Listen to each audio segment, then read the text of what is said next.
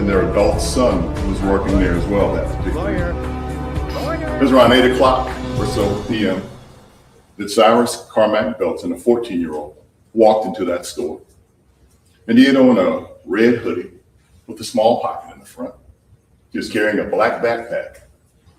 We know this to be true because the defendant in this case, Chow, had an intricate camera system that captured almost every interaction within that store and multiple camera angles.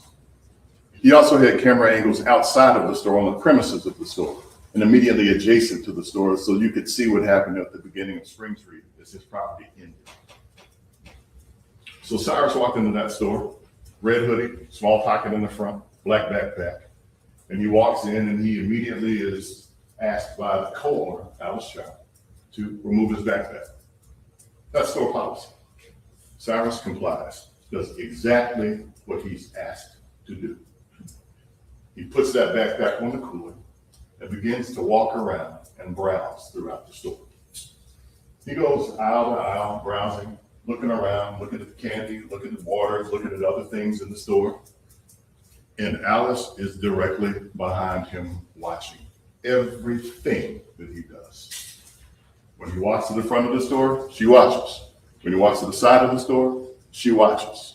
She leans against post and watches everything that he's doing as he walks through that store.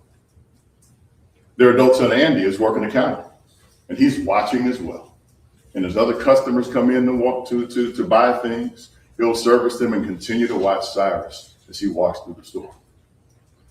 Finally, Cyrus walks to that back right corner of the store. And again, we know this to be true because of that intricate camera system that Mr. Chow installed. He walks to the back. He opens a water cooler, leans the water cooler against his left shoulder, and takes out 4 bottles of water. 1, 2, 3, and 4. And after a second, he pauses and methodically puts all 4 water bottles back into that cooler. 1, 2, 3, and 4. He closes the cooler and begins to walk back towards the front of the store. And it's at that point that the verbal confrontation begins. And I say confrontation because Cyrus said nothing. The co-owner of the store, Chow, asked if he needed help and eventually accused him of stealing water, told him to empty his pockets. The adult son, Andy, who was watching, said the same thing. You took some water. Give us back the water. Cyrus said, I took nothing. I didn't take anything. I didn't take anything. And they continued to verbally attack him, accusing him of stealing water. Interestingly enough, if you look at that intricate camera system, Cyrus is telling the truth. He took nothing from that store that day.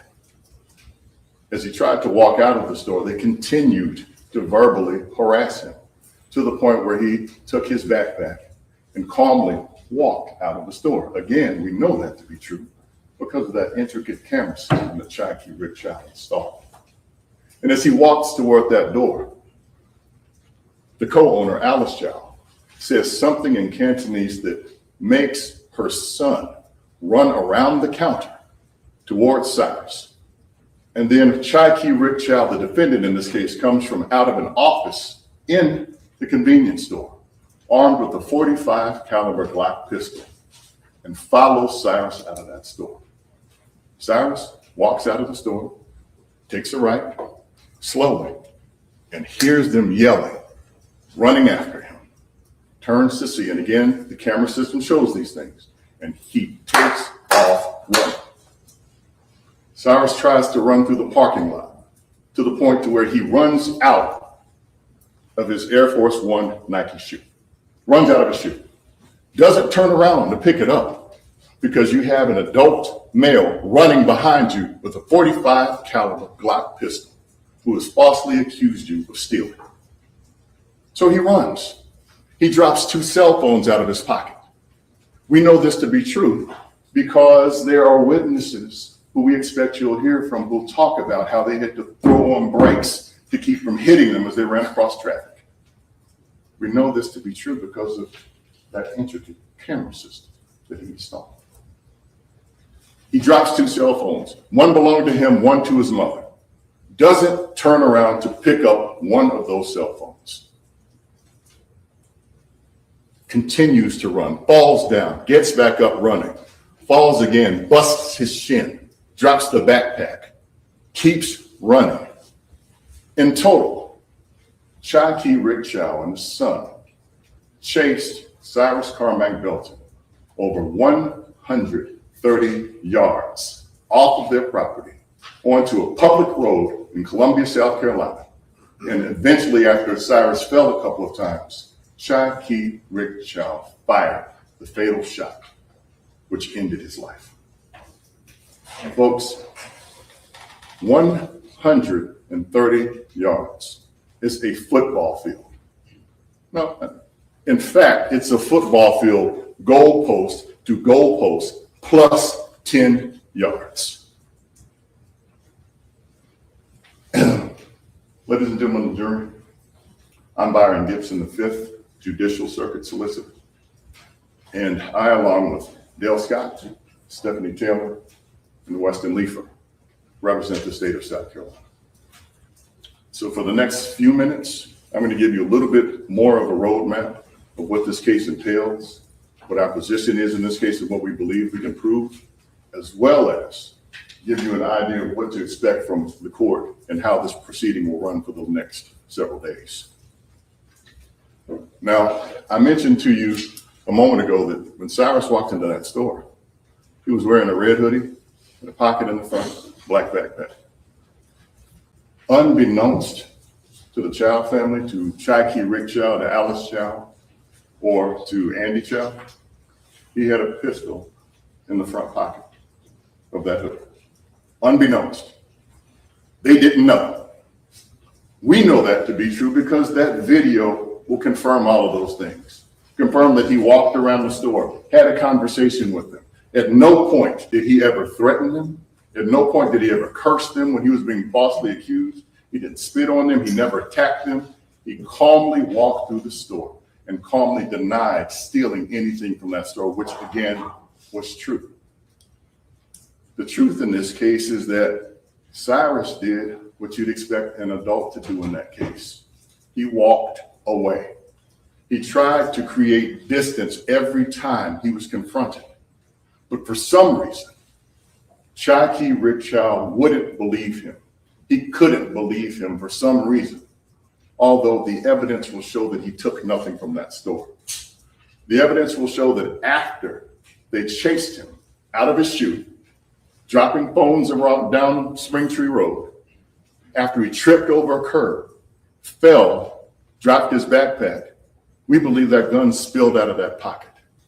And within moments after that gun spilled out of that pocket, that man shot Cyrus Carmack-Belton in the back with a .45 caliber pistol. Now, we believe evidence will show that soon after EMS and others came on the scene, Rick Chow tried to say, hey, I was defending my son. But the interesting thing about this process is that you're going to have an opportunity at the end of this case, that you've heard all of the evidence from this witness chair, to assess what you've learned and what you've heard. You get a chance to assess that. And I'll ask, as you start asking those questions that bounce around in your head, in what world do you get to falsely accuse a 14-year-old of stealing, chase a 14-year-old 130 plus yards down a road while you're armed with a pistol, shoot that person in the back, then claim you're defending your son? Folks, it's for that senseless act, for that ridiculous act, for that heinous act that Rick Chow, the defendant in this case, has been charged and indicted with the crime of murder. And it's for that crime that we, the prosecution, Dale Scott, Stephanie Taylor, and Weston Leifer, will be asking that you return a verdict of guilty at the appropriate time. Now, as prosecutors, we have something that's called the burden of proof. And what that means is we have to prove beyond a reasonable doubt that Chow murdered Cyrus Carmack-Belton. Now, reasonable doubt in South Carolina, our courts have defined it a couple ways, and I'll explain those to you. Reasonable doubt is the amount of doubt that causes a reasonable person to hesitate to act. The amount of doubt that causes a reasonable person to hesitate to act. There's an alternative definition that says that if you are firmly convinced of the defendant's guilt, then at that point they are guilty of crime. But that's for you all as the jurors to decide. Now, as was mentioned a few moments ago, Judge Taylor is the judge of the law, and you've got to take the law as he gives it to you. So at the appropriate time, he'll advise you of the definition of reasonable doubt and every other legal standard and every other thing about the law that you're going to need to know. He'll advise you of those things at the end of the case at the appropriate time. But the cool thing about this process, just as he said, is that as Judge Taylor is the judge of the law, you guys are the judges of the facts. And you get to determine based on what you hear from this witness chair and the evidence that you observe, you get to determine what actually happened in this case. So you're probably asking, all right, well, how am I supposed to do something like that? How am I judging people about, as a witness? I suggest to you that just as you are judging my credibility and believability right now, that's a skill that you've developed over all these years that you've been walking this earth. I suggest to you that when you parked your cars this morning, you didn't leave your common sense in the parking lot. That's what you're using to assess credibility and believability. And that's what you'll be doing with each of the witnesses that comes up here. You'll judge that. You'll talk. You'll have an opportunity to determine if they had motive to say what they say, if they could observe the actual things that they're saying they observed. If they have some reason to change or to try to tell a story in a way that's going to help them. You'll get a chance to make those determinations at the appropriate time. And we'll ask that you do that. A couple moments ago, each of you guys took an oath to well and truly try the facts of this case. And what that essentially means is that you got to try the facts of this case, not some stuff that you may have heard out there, not some preconceived notions, not some ideas that you may have, but from the evidence that you hear in this jury room this week in this case. That's what you got to do. Folks, I ask that you resist the urge to turn this trial into some type of commentary about youth and guns, because it's not about that. It's about a grown man who falsely accused a 14-year-old of stealing, chased him down the road while armed with a pistol, shot him in the back, and then claimed he's defending his son. That's what this case is about. And ultimately, those are the decisions that you'll have to make at the end of this case. Now, I expect that you're going to hear from several different types of witnesses this week. Some are going to be what we call lay witnesses, just people who just happened to be driving up and down Spring Tree Road that day. Folks who saw what happened, folks who watched the Chows chase Cyrus across the street and shoot and kill him. We expect they'll have different vantage points, seeing things in different ways, but you'll have an opportunity to listen to them and assess what they saw. You'll hear from law enforcement, first responders, people who saw what happened and talked to witnesses out there on the street immediately after it happened. Some body cam, meaning the body cameras that they're wearing when they're talking. You'll see some of those things. Take that information. You'll also have an opportunity to hear from a few experts. And judge will explain to you what experts are and what expert testimony is and how you weigh expert testimony. Again, take the law as he gives it to you.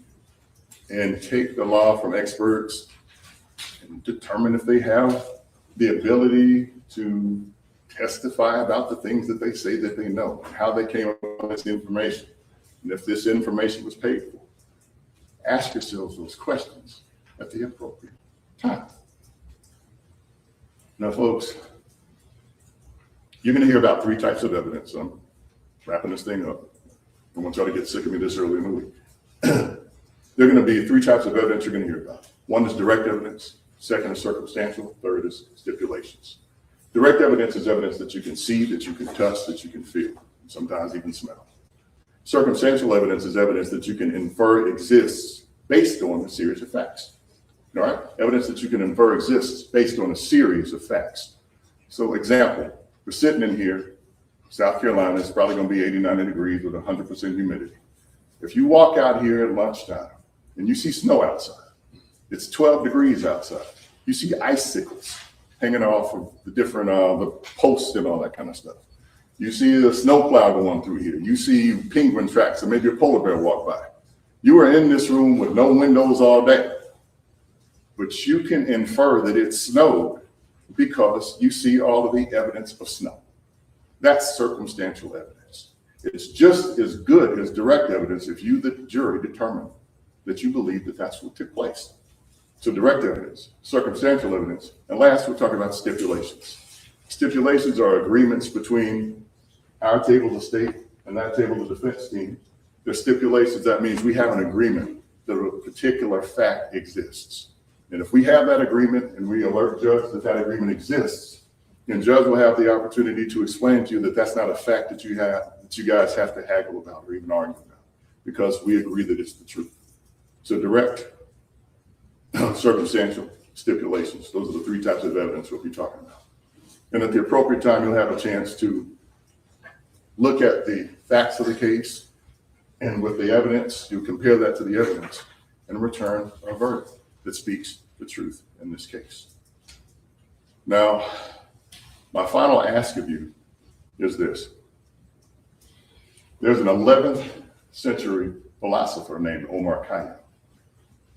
And one thing that he wrote back then was, the moving finger writes, and having writ moves on. Nor all your piety nor wit shall lure it back to cancel half a line, nor all your tears wash out a word of it. Now, I know y'all are looking at me kind of like, what is this dude quoting some 11th century philosophy for? I'll tell you that at the end of this case, I will explain to you why something written back in the 11 and 1200s rings so true today in this courtroom in 2026 about a case where that man murdered a 14-year-old in 2023. So folks, remember what we've talked about and ask yourselves one last question. What is the value of a human life? Thank you.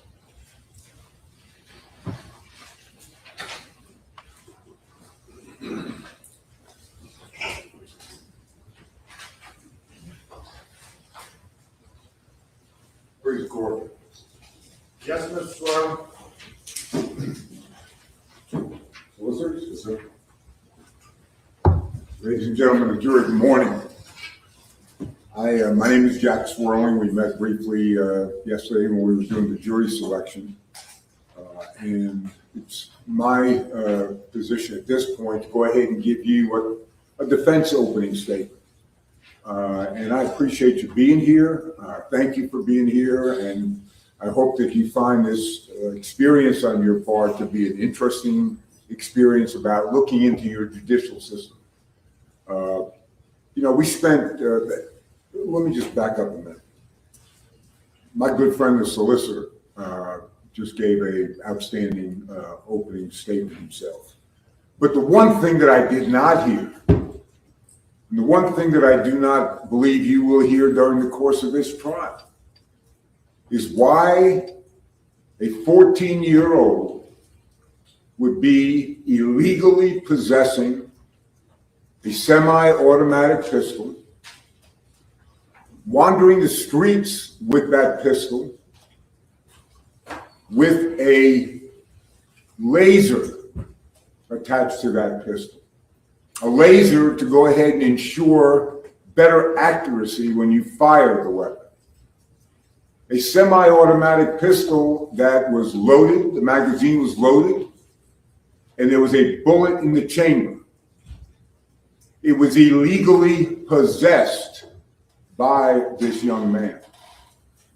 He illegally entered the store because there was a sign posted, it's illegal to go ahead and enter the store with a weapon. Versus what Mr. Chow did. Mr. Chow had a concealed weapons permit. He never drew his weapon. He was authorized to have a weapon. but he didn't draw that weapon until his son was in danger of being shot. The solicitors, in this case, want to frame this case. It was all about a bottle of water. It was all about someone wrongly accused of shoplifting in the store. But nothing else matters to the state in this situation as to why this young man had that weapon, why he carried that weapon. Because if he didn't have that weapon, he never would have had a weapon to draw on Andy Chow. He never would have had a weapon to put Andy Chow in danger. And he never would have had a weapon that would cause Mr. Chow to believe his son was going to be shot and have to make a split-second decision as to whether or not to go ahead and fire that gun and protect his son. There's going to be a lot of questions in this case, a lot of things that you're going to have to resolve. But I wanted to go ahead and tell you why this case is framed the way the state is doing it, because they don't want to explain why that young man had a semi-automatic pistol, loaded, bullet in the chamber with a laser, entering the store, wandering the streets. They don't want to explain it because you know what? They cannot. We went through a jury selection process yesterday that's carefully designed to go ahead and make sure that 12 people who will eventually decide this case, 12 people from Richland County, who are fair and impartial, who do not have any preconceived opinions, who've come in here under oath and said, I may have heard about the case, but I have not formed an opinion about it. I'm willing to listen to the evidence and the law that the judge gives me and decide this case fairly and truly and honestly. We went through a jury selection process where, as you recall, the judge excused a number of witnesses for one reason or another to make sure we had a fair and impartial jury. The state excused witnesses because the lawyers, both sides, are entitled to go ahead and make challenges to witnesses or peremptory challenges. We have challenges that we can exercise because any reason whatsoever.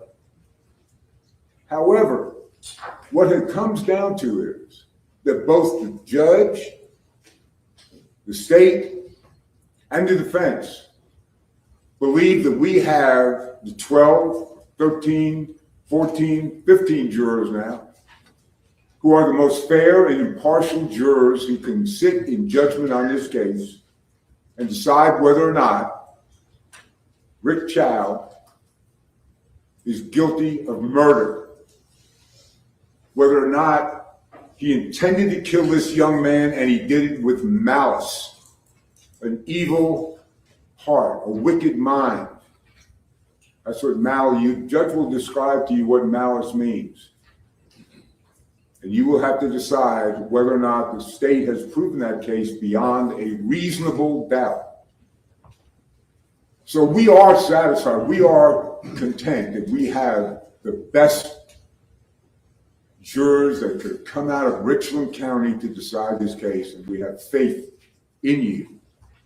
Rick Chow has pled not guilty to this offense, and that places on the state the burden to prove guilt beyond a reasonable doubt. I just want to cover a couple of legal issues, legal principles with you. One is, as he sits over there right now, and throughout the course of this trial, all the way through, he is presumed to be innocent. That's not just a legal fiction. That's not just something you hear on TV and Law and Order or some other one of the great police shows or law enforcement shows on TV. The presumption of innocence is the bedrock of our judicial system. Everybody accused of a crime is presumed innocent unless and until the state proves guilt beyond a reasonable doubt. That presumption of innocence is so strong on our law that you are to consider and presume Mr. Chow innocent unless and until, at the end of the case, after you've heard all the evidence, after you've heard the judge's instructions on the law, you go in the jury room and 12 of you agree, 12 unanimously agree that the state has proven guilt beyond a reasonable doubt. That presumption of innocence does not disappear during the course of this trial. Now you may say, well, that's kind of difficult. It is our law. It is what makes us different than everybody else on the face of the earth. The state has to prove guilt beyond a reasonable doubt, and until you go in the jury room and decide that the state has met its burden of proof, he's presumed to be innocent. Now, proof beyond a reasonable doubt doesn't just mean any doubt, but you have to prove the case beyond a reasonable doubt. In other words, I believe, or I think, maybe, any one of these words, that is not enough to go ahead and convict someone. It has to be beyond a reasonable doubt. It's not enough to say, you know, I think the state met its burden of proof. I think the state proved guilt. I mean, that's not enough. It's beyond a reasonable doubt. And the reasonable doubt can come from the evidence or the lack of evidence. Either way, you are the ones who determine whether or not the state has met its burden of proof, proving the case beyond a reasonable doubt. You're the ones that apply the presumption of innocence, not the judge, not the lawyers, not the parties, but you. The state also has a burden of disproving self-defense. And this is a case of, it's a side or it's a collateral issue to self-defense, whether or not someone has a right to exercise self-defense and take another human life. Self-defense is probably the oldest principle we have as man. All the way back. You have a right to defend yourself. You do not have to wait and someone goes ahead and shoots you, kills you, or stabs you, or no matter what it may be. It is elementary, it's fundamental that a person has a right to exercise self-defense, the law of self-defense, to defend himself or herself. And it also applies to defense of others. Same principles. You are entitled to go ahead and defend other people in a similar situation. For example, your son, which is exactly what we have here. Because if the state doesn't prove beyond a reasonable doubt that Rick Chow did not act in self-defense or defense of others, then they failed. They have failed to prove the case. There's no burden on any defendant to prove anything in the case.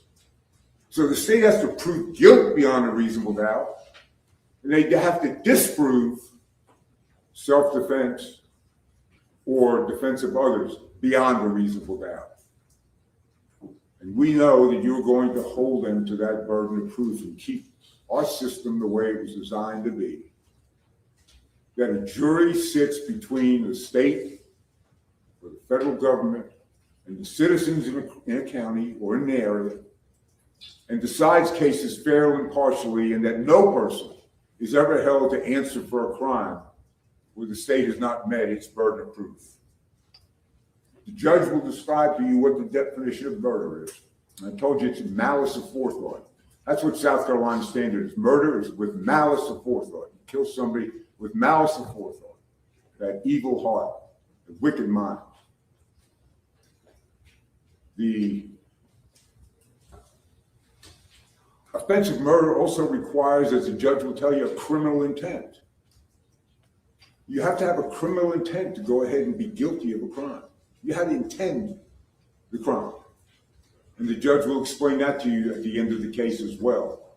And I'm not going to go into the details of it, but I just want to turn these principles over to you so you know what we're talking about. Self-defense, defense of others. Was there a reasonable belief or an imminent danger? Was the imminent danger, and you believed it was reasonable, and it was reasonable, that someone's life was in danger, your own life or the life of a loved one, like Andy Chow? Under those circumstances, you are entitled to go ahead and exercise that self-defense or defense of others. And the judge will explain to you, as I just said, that it is up to the state to disprove that. You will hear evidence of that. You will hear in detail exactly what happened out there on that street and what happened when Rick Chow went ahead and fired the shot. The young man was pointing a gun at his son.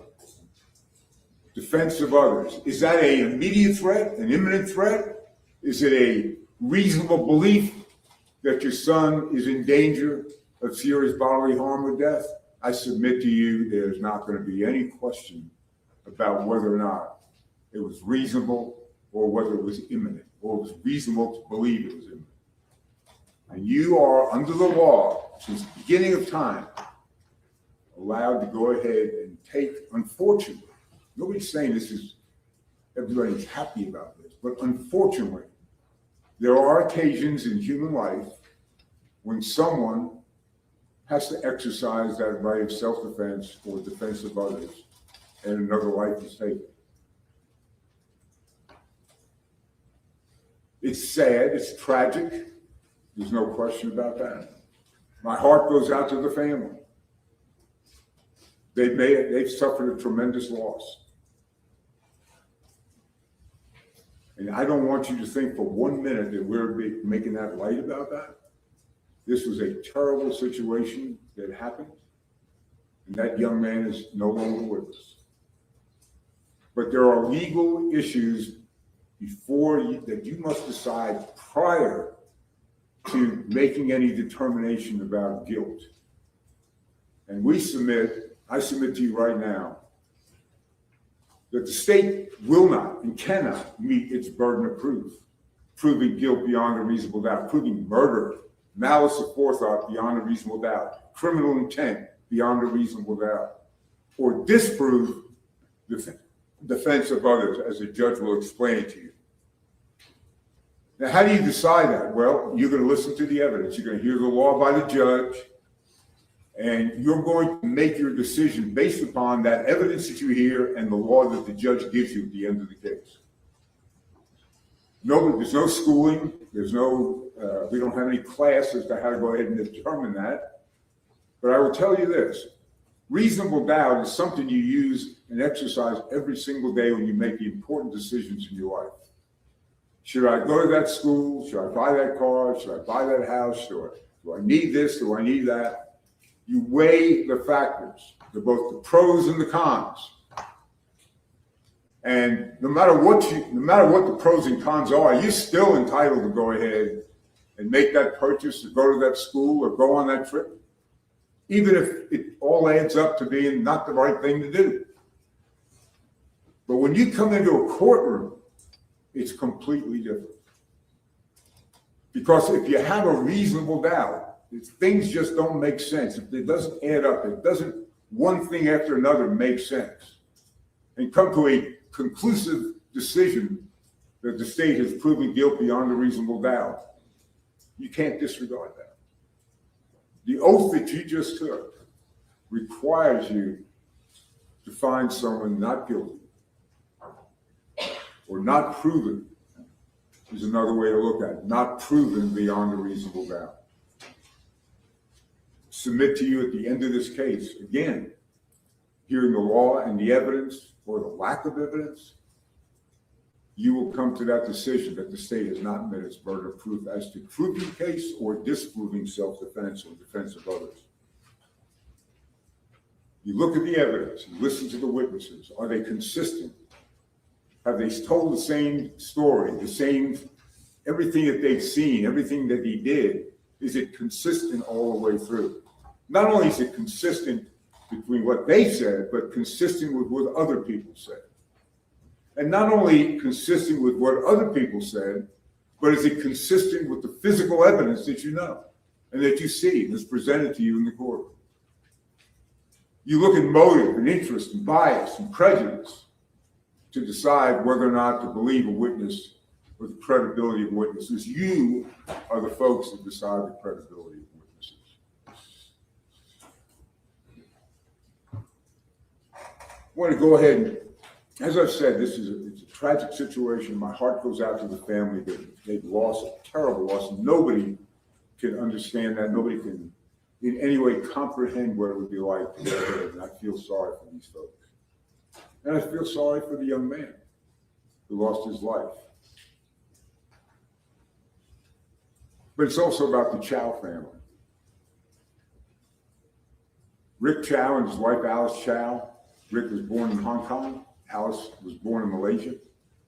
They came here early on in life as students. They went to Louisiana, University of Louisiana. Rick Chow and Alice Chow became citizens of the United States, as proud American citizens as anybody could possibly be. They married. They had 2 children, Andy and Kenny, who've both gone to the University of South Carolina. Alice was a CPA, earned her CPA degree and a license. Rick Chow was a professor at Upper State Carolina for a number of years in computer science. These are motivated, energetic people who wanted to pursue the American dream, and they did.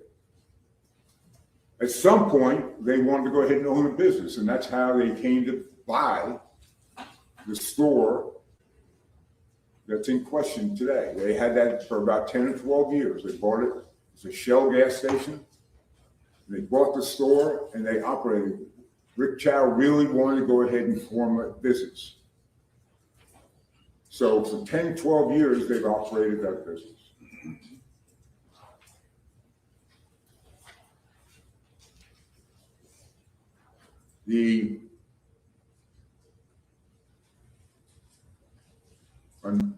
In May, as the solicitor has told you, the situation that's before you today, young man, Carmack-Belton, entered their store.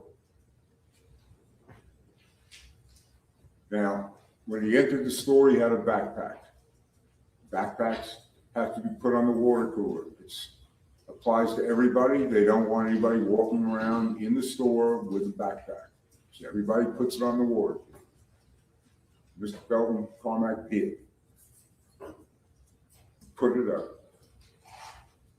You will find out, we'll talk about what's in that book bag later on, but the young man entered the store, walked around, all around the store, not buying anything, looking at different merchandise, not buying anything, going to the water cooler, strangely removing 4 bottles one at a time, then strangely putting them back one at a time,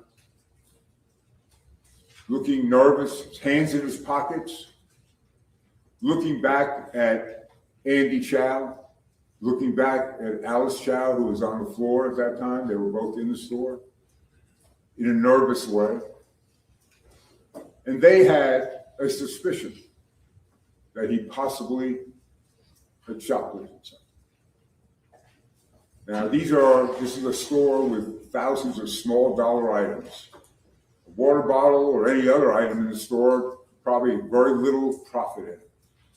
So it's not about whether or not one item was ever taken. It's the cumulative effect and the losses that a store owner can feel from that.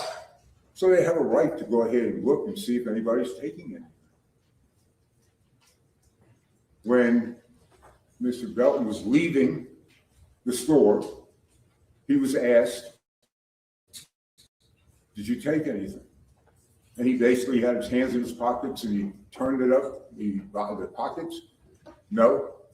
Do I look like I have anything? He was asked again. And at that point, he went to the water cooler, picked up the book bag, and at that point exited the store. There was no physical confrontation. There was no yelling at him, but there was a request. There was a question that he answered, but Andy Chow still felt that there was something about the way he was acting in the store, and he wanted to follow, at least to see where he was going, so they could report that to the police. He could report it to the police. But at that point, when they exited the store, Mr. Belton, Carmack-Belton, started running. Now, he saw something that he thought, Andy Chow saw something and he thought looked heavy in his hoodie, in the pockets of his hoodie. And that could have been something that he took, like the water. Well, we now know that it wasn't the water, but it was a semi-automatic loaded pistol with a laser on it in those pockets. So he was telling the truth, that he saw something heavy in the pocket. The suspicion increased when the young man took off running. Why was he running? Why did he run? He did increase the suspicion at that point by running.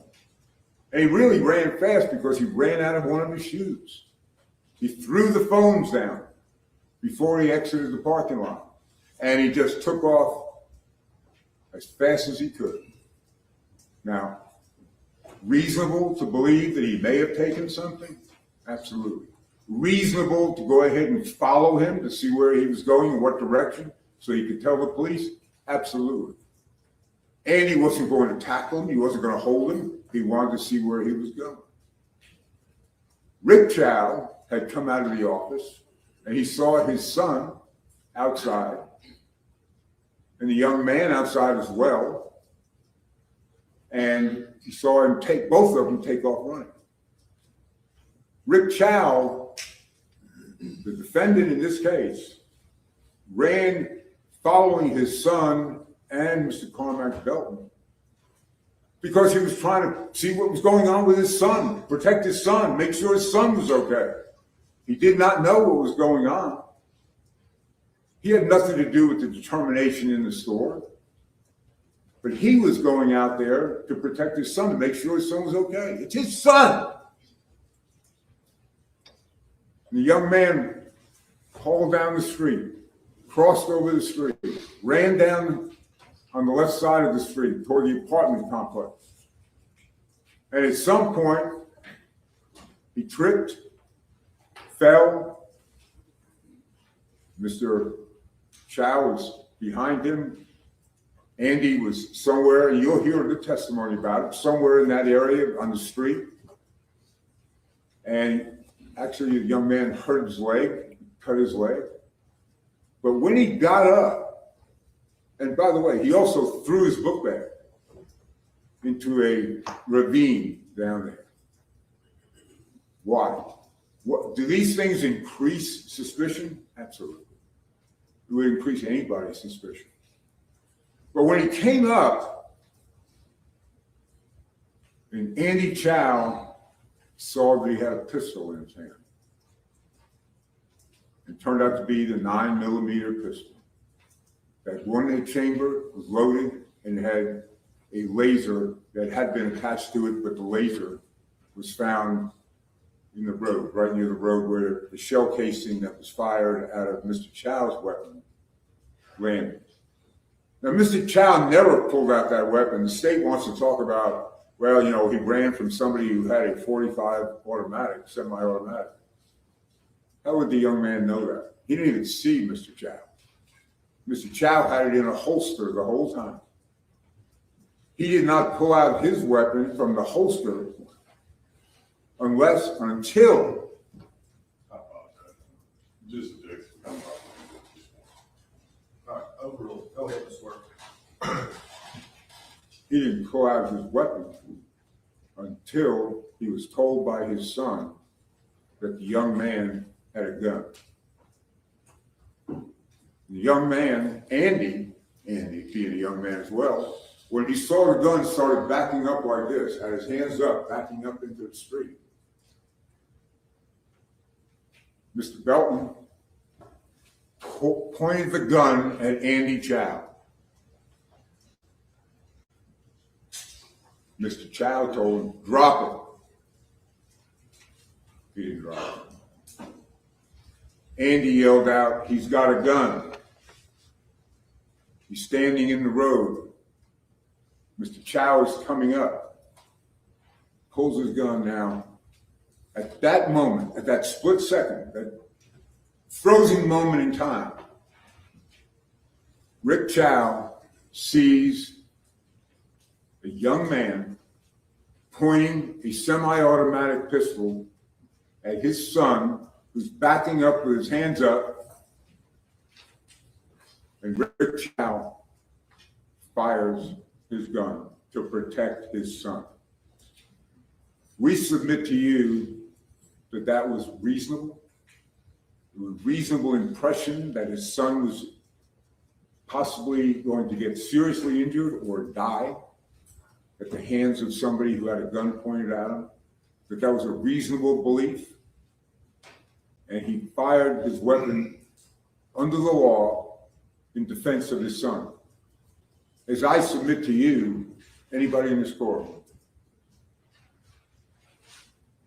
now you will hear a testimony that's consistent with that. What I'm telling you right now, it's consistent with what has been said in this case by the witnesses. And you will hear testimony from various people that you will find is consistent with that, that version of what I just told you is consistent. There's no question that that gun belonged to this young man. There's no question that that young man had that laser on that gun. As a matter of fact, you will see evidence, we submit that we'll be able to lay foundation in our defense, that he was on social media the night before, wearing the same clothes, holding the same gun with a laser. There's no question about it. You'll be satisfied at the end of this case as about the direction everybody was, where everybody was placed, and direction where Mr. Chow was when he fired the weapon, where his son was, and where Mr. Carmack-Belton was. All of that, I submit to you, will be consistent. Mr. Chow did not take any joy in what happened. It was chaos. Adrenaline's pumping. Can you imagine what you're thinking about when you had to go ahead and take that action to go ahead and, first of all, see your son with a gun being pointed at him by a 14-year-old, and then having to fire the weapon to protect your son? What was going through his mind, what was going through his heart, what was going through his head, wasn't something he did because he wanted to. He did it because he was trying to protect his son. But the state doesn't talk about the gun. The state doesn't offer any explanation or rationalization as to why that young man pulled that gun and was walking around with that gun in the streets of Columbia, South Carolina. Mr. Chow didn't just run away at that point. He rendered aid. He stayed right there at the scene. He started doing chest compressions. You'll hear that. The young man was regurgitating. Terrible things, terrible scenes.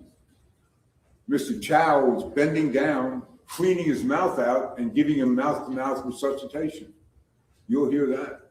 This is a man who acted with malice. This is a man who acted with criminal intent. I submit to you not.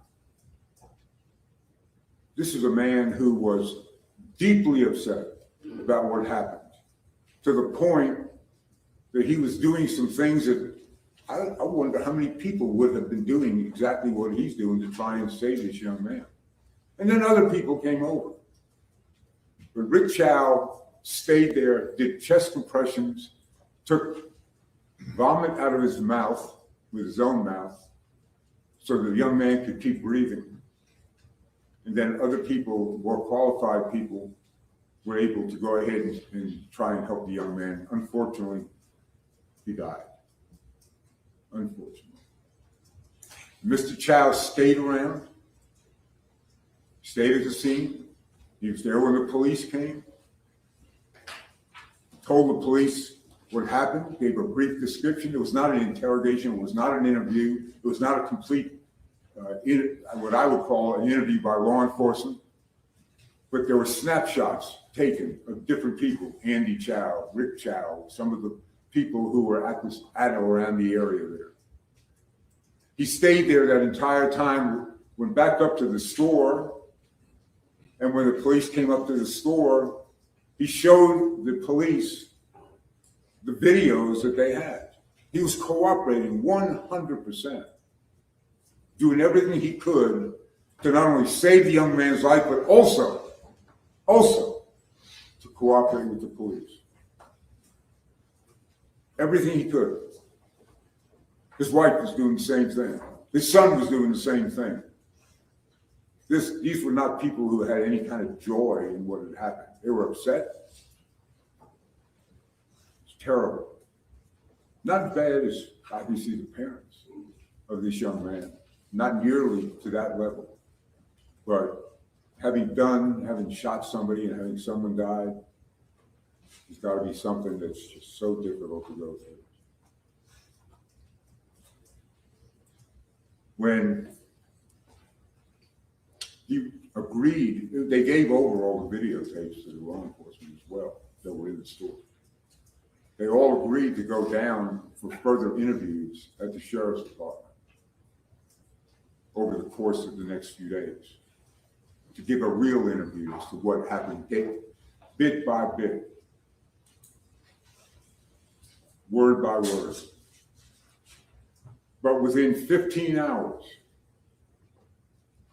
before any of the investigation really had focused with detailed interviews, with forensics things from the labs as to whatever ballistics, DNA, whatever the issues were, within 15 hours, when Mr. Chow was called down, he was told to report to the sheriff's department and be placed under arrest for murder. That's how long it took, 15 hours.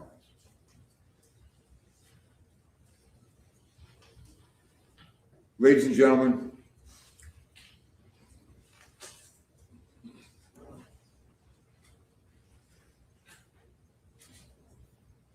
I again say this to you.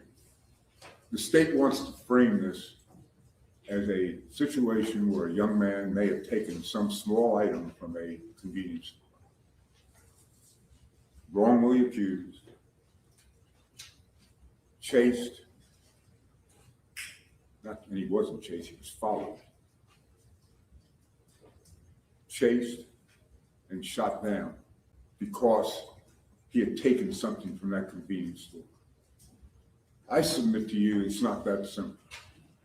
You can't frame it like the state wants to frame it. Andy Chow had a reasonable belief that something took place in the store. He followed the young man out.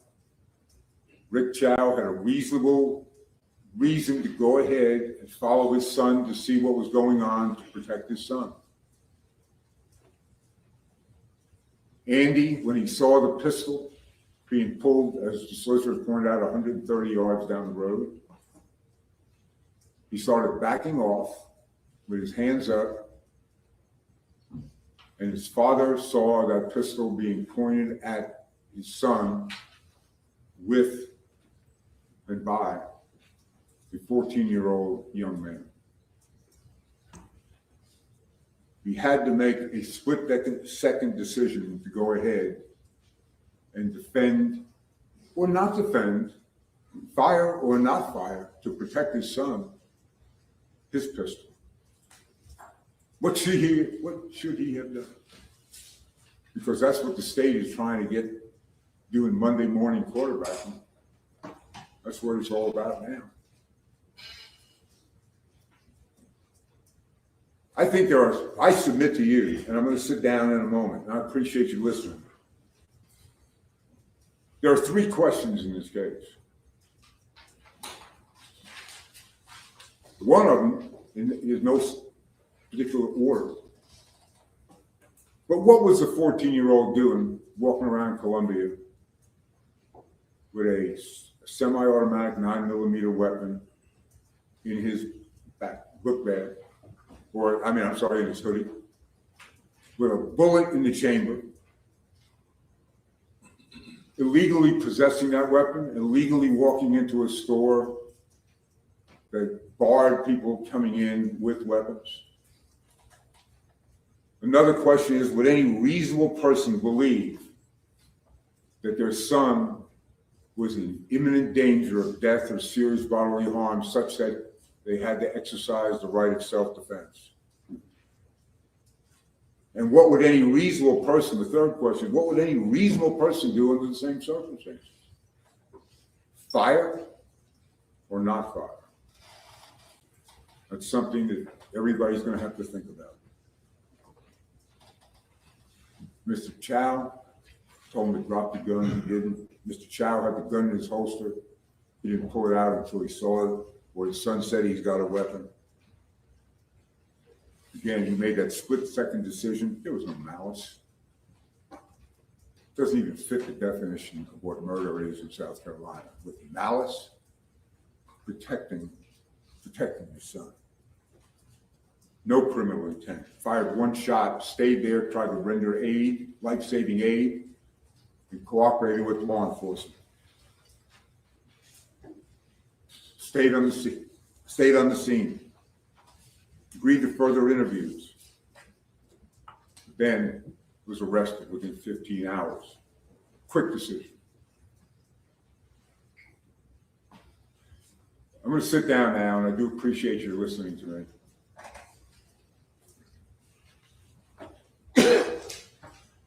I submit to you there's one scenario more frightening than a man walking around the streets of Columbia with a pistol, semi-automatic pistol, one in the chamber, just walking around town with a laser on his gun. There's one scenario more dangerous than that, more frightening than that. Is a 14-year-old walking around town with a semi-automatic pistol, loaded, chambered, with a laser on his gun. How frightening is that? A 14-year-old does not have the education, the training, the experience of making good decisions, sound judgment decisions. That is more frightening than anybody in that same situation. And that's what Rick Chow and Andy Chow were faced with that day. I challenge the state at this time to offer some justification or rationalization as to why this young man illegally possessed a semi-automatic pistol with a laser and entered a store with that. Whether the merchants knew it or not, that is not the issue at this point. But why? You're entitled to know why. At the end of the case, we hope that you will find that they have not met their burden of proof in proving guilt beyond a reasonable doubt, for the evidence or the lack of evidence, and that they have not disproved beyond a reasonable doubt that Rick Chow acted to defend his son's life, and it was reasonable because it was an imminent danger to his son of death or serious bodily harm, or he reasonably believed that. Thank you. Thank you, Mr. All right, ladies and gentlemen, we've been going just over an hour, and we told the first witness may be rather lengthy, so I'm gonna take our morning break right now. Give everybody about 15 minutes to refresh themselves, stretch their legs. And also have to begin the process of sequestering the witnesses. I don't want you to infer anything from the fact that certain folks aren't in the courtroom. Much like the selection process where I segregated you from one another to make sure your opinions didn't influence your neighbors. You have with the witnesses as well. So don't infer that anyone doesn't care about the case, has done anything wrong, or anything of that nature. They're just excused from the courtroom until after they testify. So if it is, we'll be in recess, let's say 11:20, and we'll be right back with you. Same as I told you yesterday, don't discuss the case amongst yourselves at all. Again, don't do any research, anything like that, and we'll see you back in here 11:20. Everyone remain seated to the jury leave, please.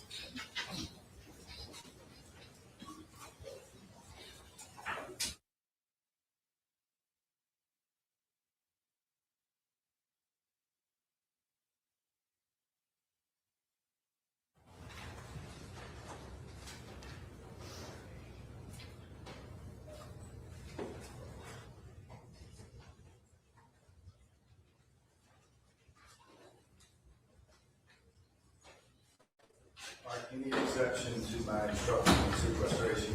None on behalf of Mr. Chow, Your Honor, pursuant to the court's ruling, we will have everyone who was on our witness list that we gave to the state experts, including, will be out of the courtroom until they're called. And none of those witnesses. Thank you. Very good. We'll be at ease till 11:20. Thank you.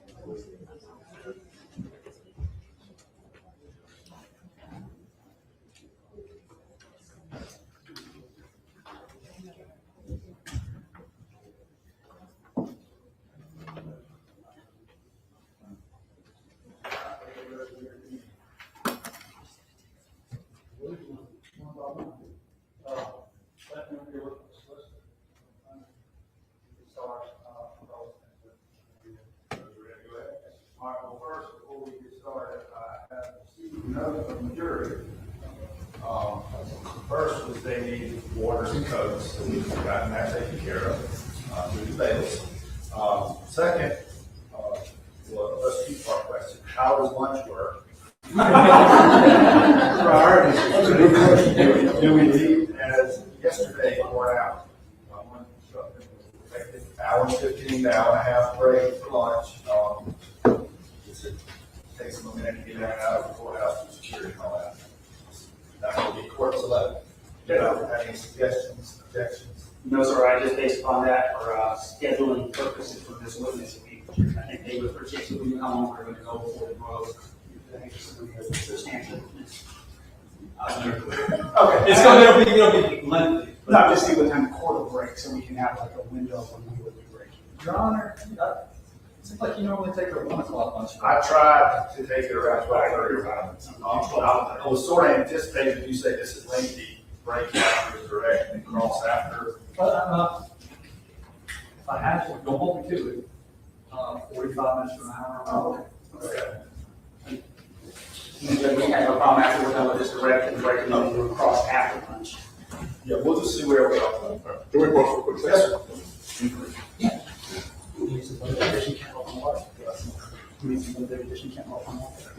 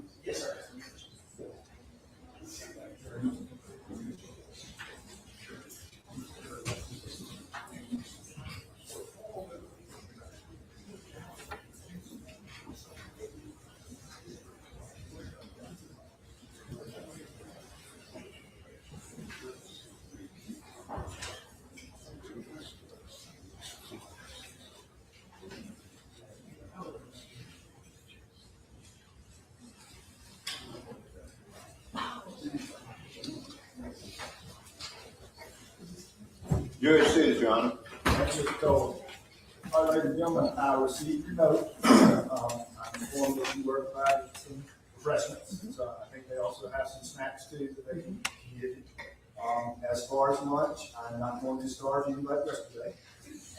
You typically try to take a break for lunch, excuse me, depending on the witness schedules, around 12:30 to 1. We'll take about an hour, 15 an hour, 30 minutes, because I know we all have the process of getting parked and getting in through the metal detectors and all that good stuff. But we're looking to try to break today for lunch around 12:30 to 1, sometime that day.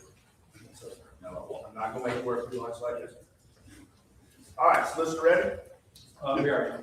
State calls Derek English.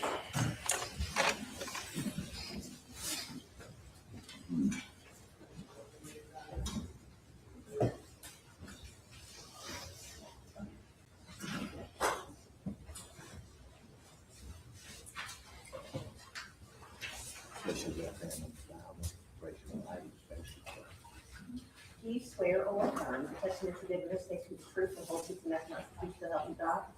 Take this up, seat the witness stand and state your full name for the record.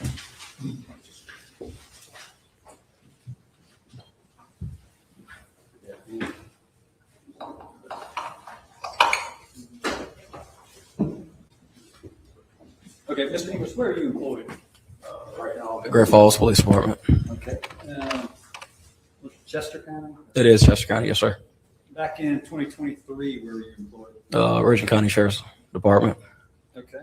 And what were you, a deputy, road deputy back then? I was on patrol, yes, sir. Okay. Do you recall the night of May or the late afternoon of May 28, 2023? I do. I was working on shift that night. Okay. What were you up to around 8 o'clock? We were dealing with a few individuals who broke into an apartment off of Ranch Road, and then I was dispatched to 7441 Parkland Road. Okay, so you're dealing with, what'd you say, a break-in of some sort on one part of town, and then you said you're dispatched to 7441 Parkland. Yes, sir. Okay, and what was that in reference to? The Parkland call, Yes, sir. in reference to a shooting hit, so someone had got shot. Okay, what is that 7441 Parkland Road? That is the Shell gas station. Okay, is that Richland County? It is, sir. Okay, is that where you initially responded? I did, yes, sir. Okay. Let me ask you, sort of generally, to orient the jury, that location, that Shell gas station, 7441 Park Lane, it sort of sits at the corner of two roads. Is that right? Yes, sir. Okay, we obviously Park Lane Road, Yes, sir. and then what is the road that cuts up beside it? The secondary road is Spring Tree Drive. Okay. And Spring Tree Drive, does that dead end at some point? It does. It goes into an apartment complex called Willow Oak, if I'm not mistaken. Okay. Let me show you a number of pictures that sort of show that area. This is states 14 through 31.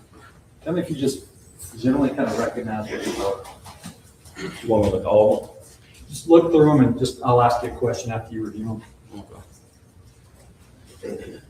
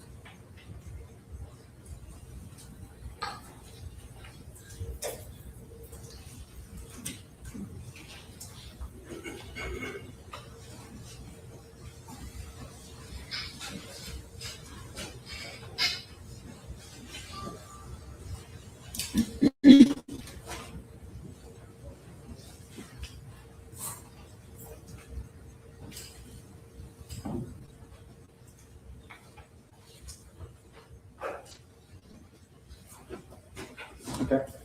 Do you recognize those? I do. Those generally depict that area we were discussing, 7441 Parkland and then Spring Tree Drive right beside it. Yes, sir.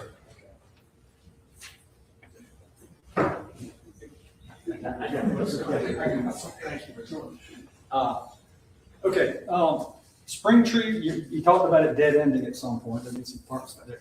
How would you describe Spring Tree Road?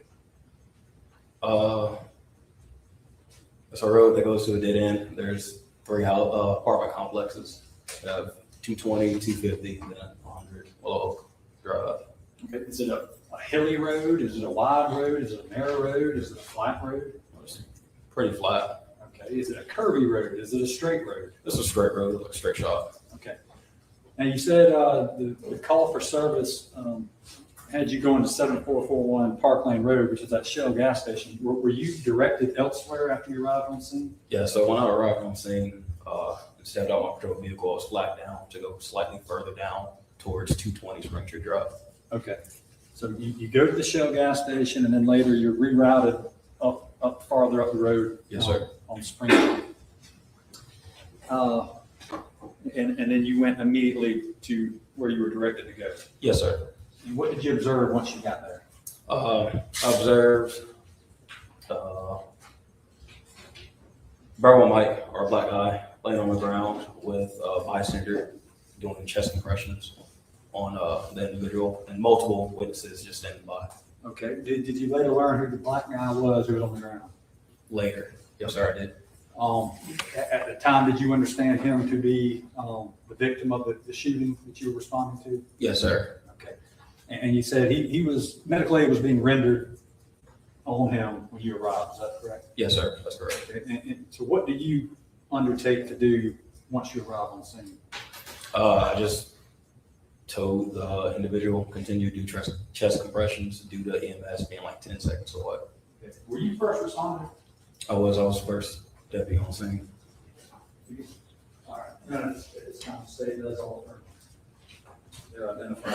It's going to be states 14 through 31 for admission and evidence. Any objection? All right, I think it is state 14 through 31 without objection. And permission to go ahead and start publishing. Yes, sir. I just want to orient the jury. Do you mind just kind of explaining some of these things if I put them on the screen? Yes, sir. Okay. Stephanie, can you have states 15?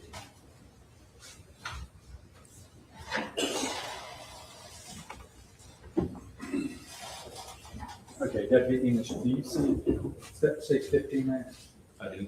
All right, if we're looking at states 15, we're looking at the right side of this photograph. What road is that we're looking at? The one that goes up and down, correct? All right, that's going to be Park Lane. All right, and that red roof structure is what? That's going to be Shell gas station. Okay, the road that cuts between from Park Lane and then goes to the left of the picture is what road? Springtree Drive. Okay, and that's what you were describing earlier. Yes, sir. And these are the apartments we see the roofs of. If we're looking at stage 15 and we're looking from right to left, on the left side, you see some swimming pools and whatnot. Those are the apartment complexes you're talking about. Yes, sir. That'd be 220 Springtree, and then a little further down would be 250 Springtree. Okay. And so your testimony is you arrive at 744 on Park Lane and you're directed farther down Spring Street. Yes, sir.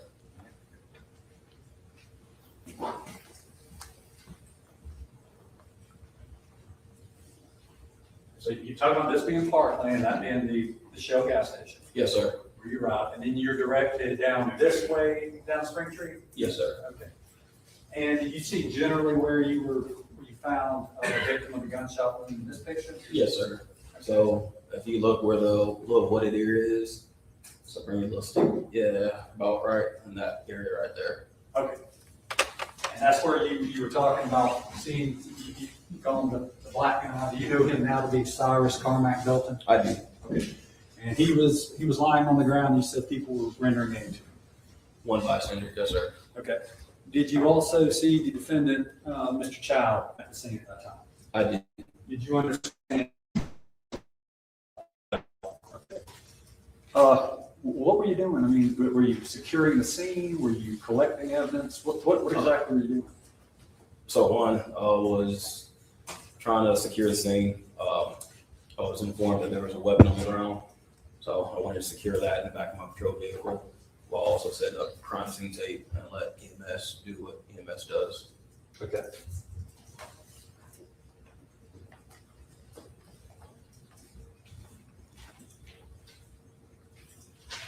When you left the 7441 Park Lane to go to where the victim was, did you walk up the street or did you drive your car up the street? I drove my patrol vehicle.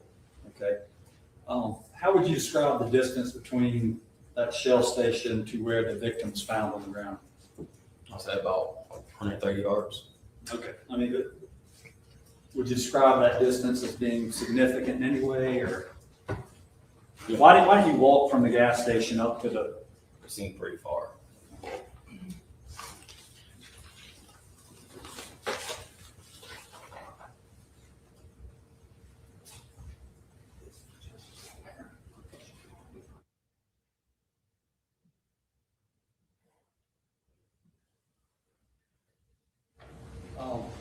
remember me showing you, some drone footage that sort of shows a video going from the gas station up the street to where the victim was? Yes, sir, I do. And did that fairly and accurately depict what you yourself witnessed whenever you drove from the gas station up to where Mr. Belton was found? Yes, sir, This is state's number 2. Do you recognize that in the drone video? I do. Now, the state does offer state's number 2 for admission of evidence. Any objections? Come on, hang on.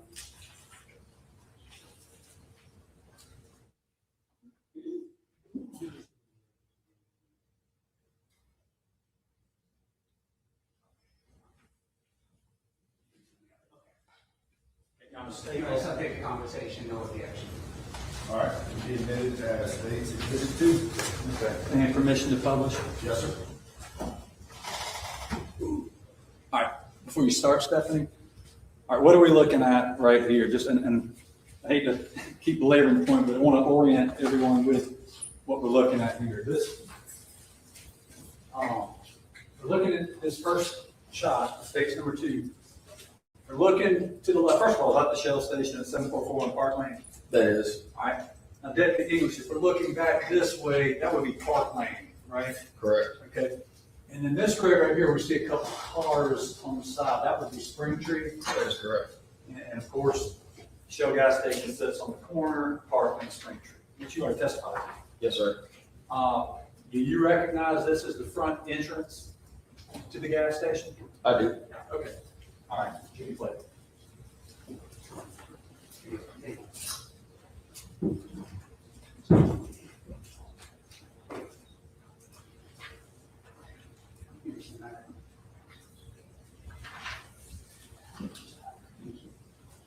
Okay. Press play.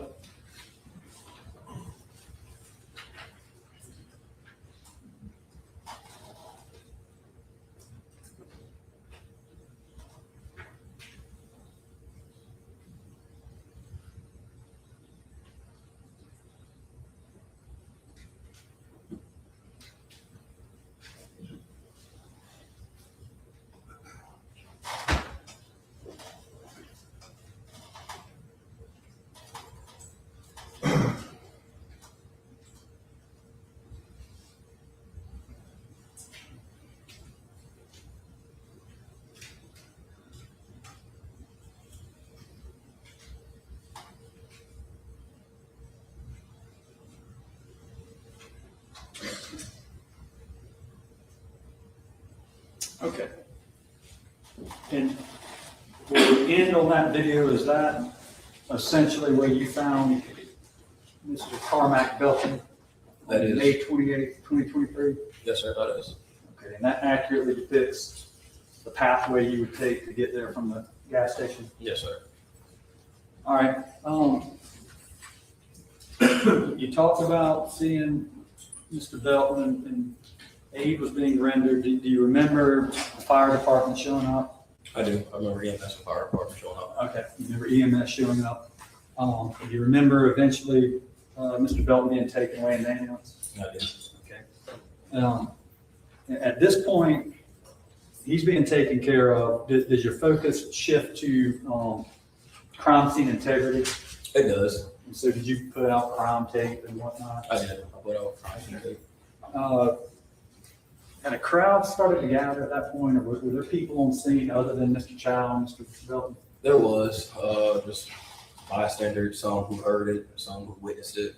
Okay. And did you at some point try to speak with some of them? I did.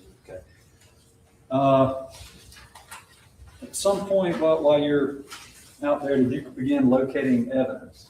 I did. Okay. You remember a backpack? I do. A black backpack. Okay. And where was that? Like in you can't see it from the picture, We'll go back to the number 2. Let me see if we can. but it was located in a drainage ditch. And I'm gonna get to it in a minute, but Yeah, you see, all right, this is this is state's number 26 that's been admitted into evidence. Here, so you can see. 26. All right, do you recognize these two poles right here? I do. Okay. And do you recognize this stand of Bradford Pick, these trees right here? I do. Okay, would you agree that where I'm pointing this pointer is essentially where Mr. Belton was found? That is correct. Yes, sir. Okay. And the drainage that you're talking, or the drainage, I guess, how did you describe it? I call it drainage ditch. Okay. Is that what you're talking about right here? I am. Say again? Yes, sir. Okay. And what did you say you found down that drainage ditch? Black backpack. Okay. And did you come to understand who that belonged to? At the time, we didn't, but we later found out who it became. Mr. Belton? Yes, sir. Or was associated with him somehow? Yes, sir. I mean, you collected? I did. Okay. What else in this general area that we're looking at, state number 26, did you locate? Shell casing, Okay. and then a tactical light. Okay. Were you wearing a body worn camera at the time? I was. Okay.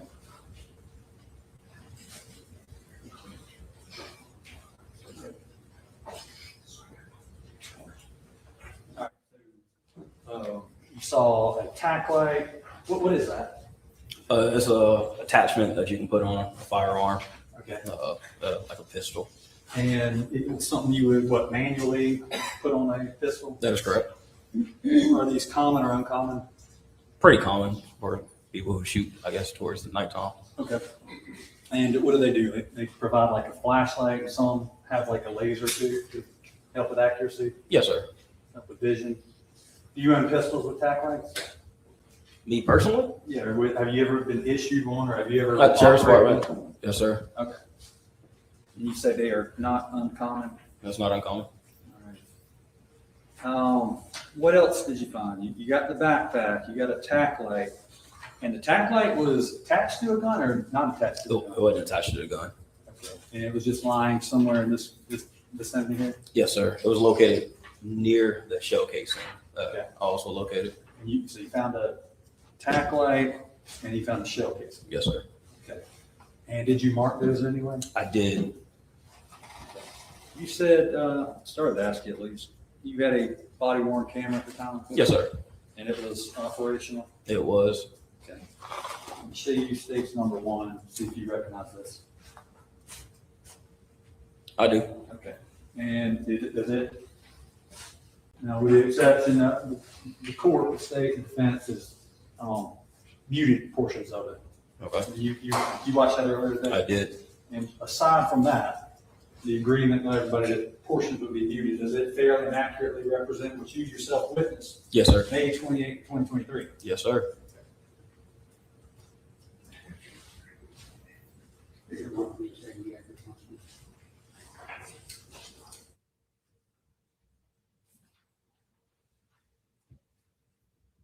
Now, the subject of yesterday's ruling is objection to states number 1.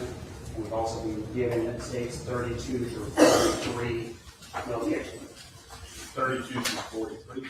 Yes, Your Honor, 32 through 43, which are still from state 1. Can you move that up there? I'm sorry. All right. Now, state at this time offers states number 1, permission to evidence, permission to publish. Subject to yesterday's pre-trial motion, and it'll be admitted as state 1 without objection.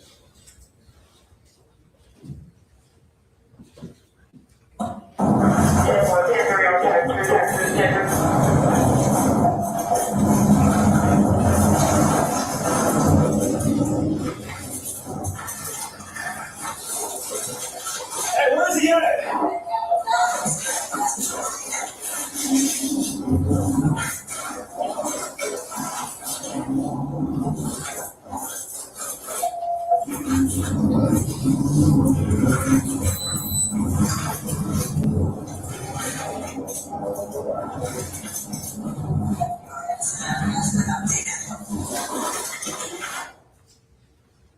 Hey, the MS is right here. I can't compressions. Keep doing compressions. Right here.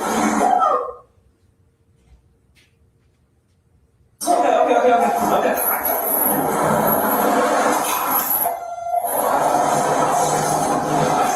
Still doing compressions. I'm not sure, but, Okay, yes, sir, I see that. Okay. Keep doing compressions now. The MS is right there.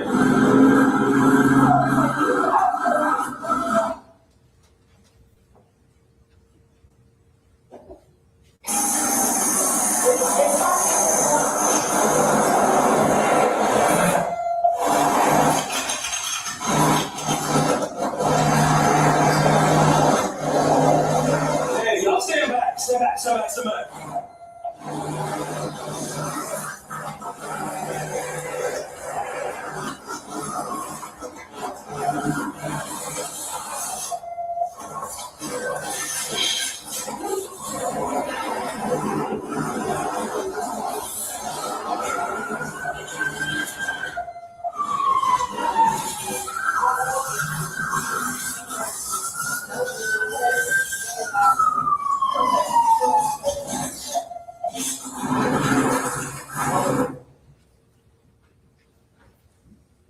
I'm gonna need your information since you were doing compressions. How long were you doing compressions for? like, 30 minutes? Alright, cool.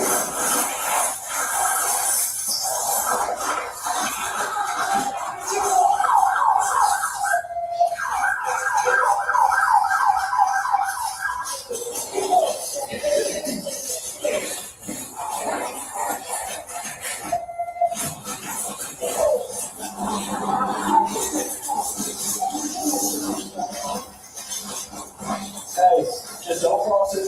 Good. Thank you.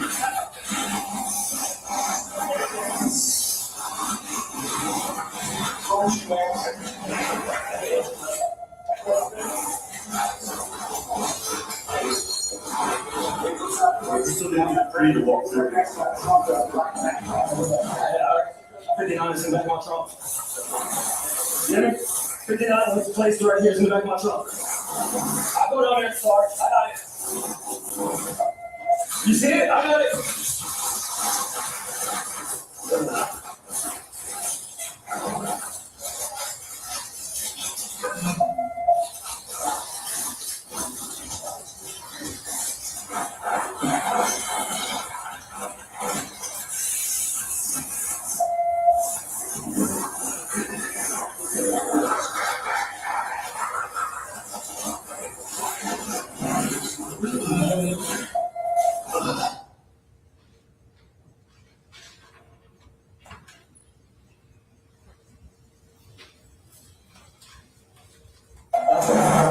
Don't say nothing. So far. No.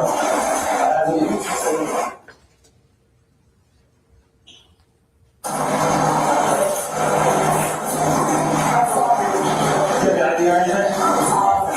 You wanna go get that one?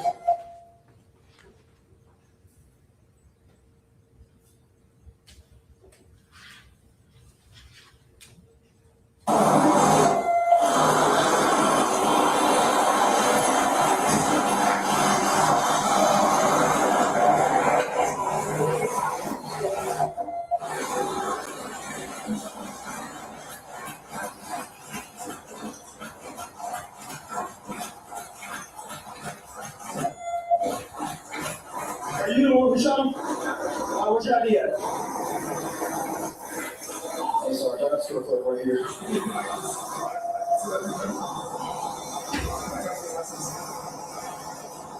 Come back to my vehicle.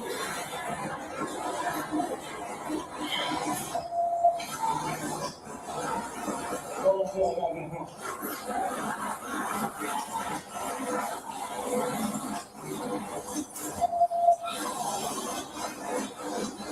Right now, he's talking to me. He's not talking to y'all. It's at the back of my car. Stay right there. Okay? Stay right here. Stay right here.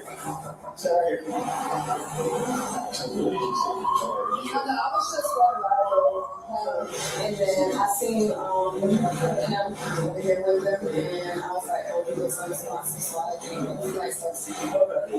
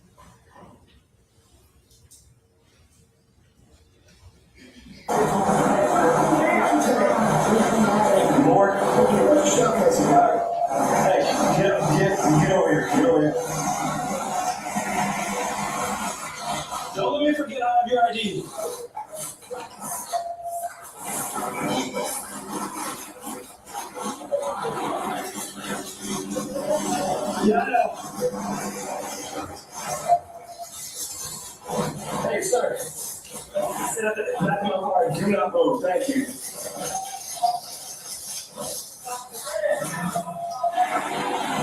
Hey, Mel. Anyways, I need y'all to get in the street this way.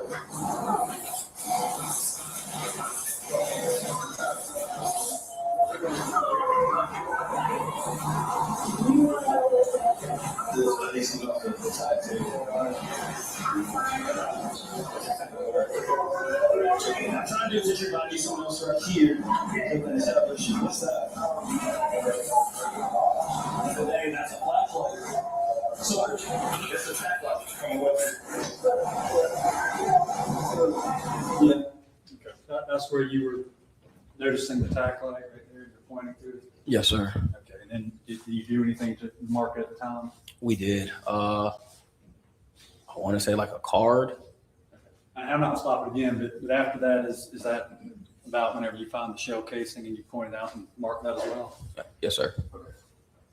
Even though he's okay.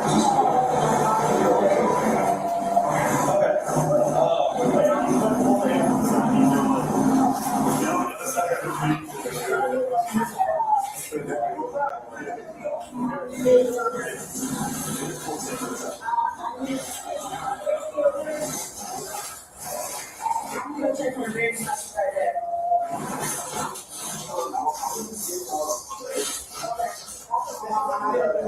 You got any idea? Thank you.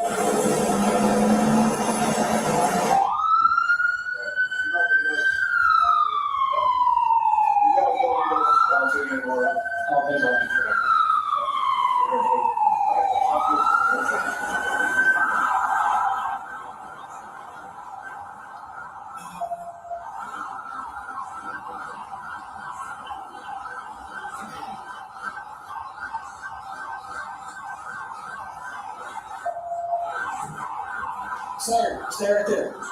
Stop moving. Just stay right there. Stay right there. You got Sarge, come on. Keep going, keep going. Keep going. Keep going. Keep going. Keep going. Keep going. Keep going. Keep going. Right there.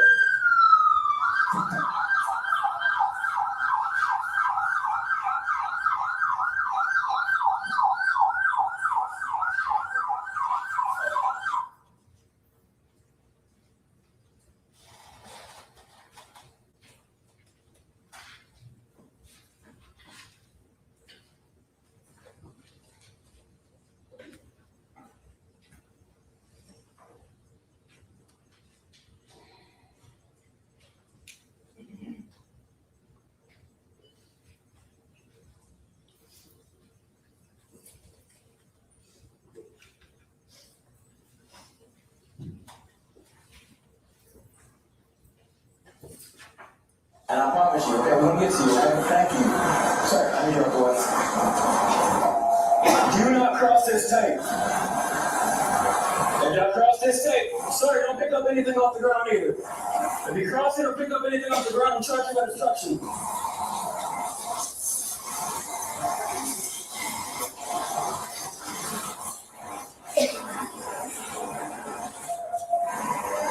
That should be good for now. Did you get my guy name on one thing? No, watch out for a shell casing. Yeah.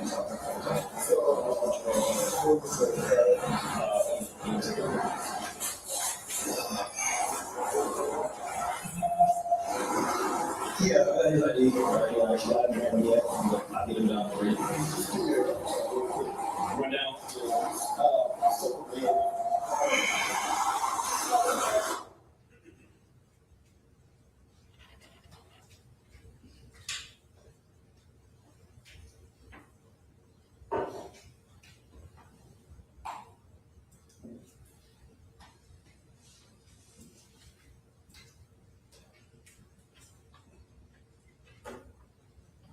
he went down there to do something and he came back. I didn't know if he was a suspect or what. But he's been there.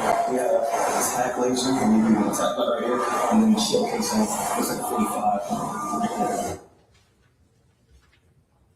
No, the non-secure actually. So I can't, But it is weird because it's like, that's the one did compressions. That's how we did that. Apparently this is getting their information. Did you ever get your information to the deputy? Your ID? Okay.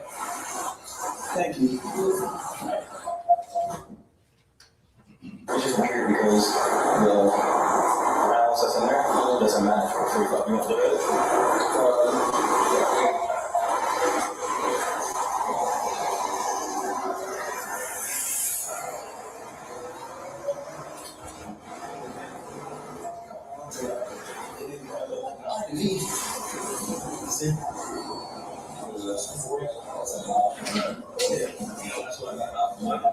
I think that just might check me.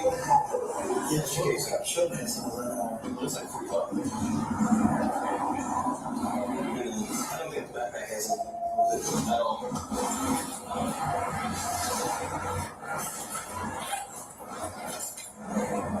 What's all around with the case?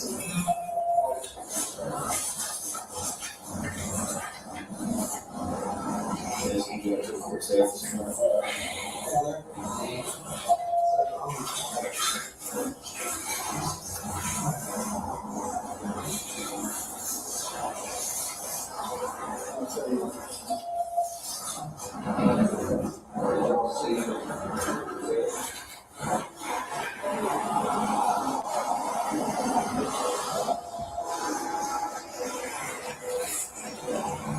Hey, sorry.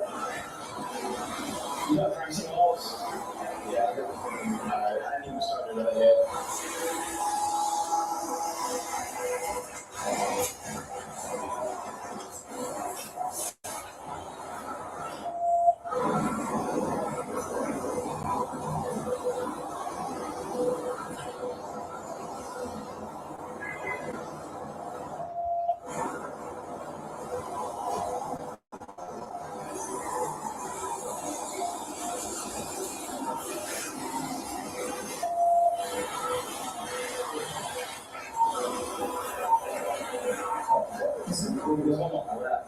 You want my statement? I can tell you what happened. He shoplifted in my store. I said, before him out, I followed. On the way down here, we tell him to drop. I think it's a train something. I think he probably did. He checked the ground. Not there.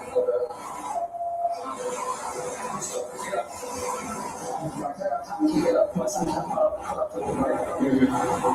And then right above, my son. So I got him, he's got a gun. So I told my wife, he can tell me the one with the gun. And my son, he's come out, I was behind that door, in my face. So I fired one shot. He fired 45 shots. Yeah, I fired one shot. So that's true. It's my gun. It's not concealed. He's like, why'd you fire a shot? He's not assault. I didn't say it. So when I called,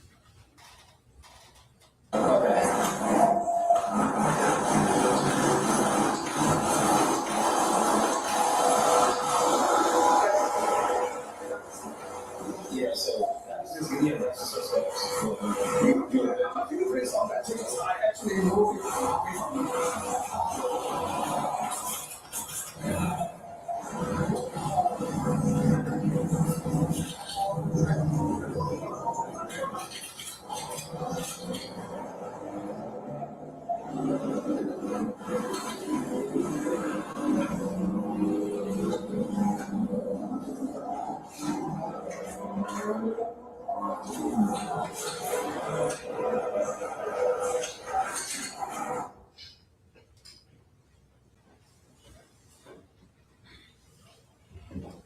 far as you know, were you the first one to speak with Rick Chow as far as law enforcement is concerned? Yes, sir.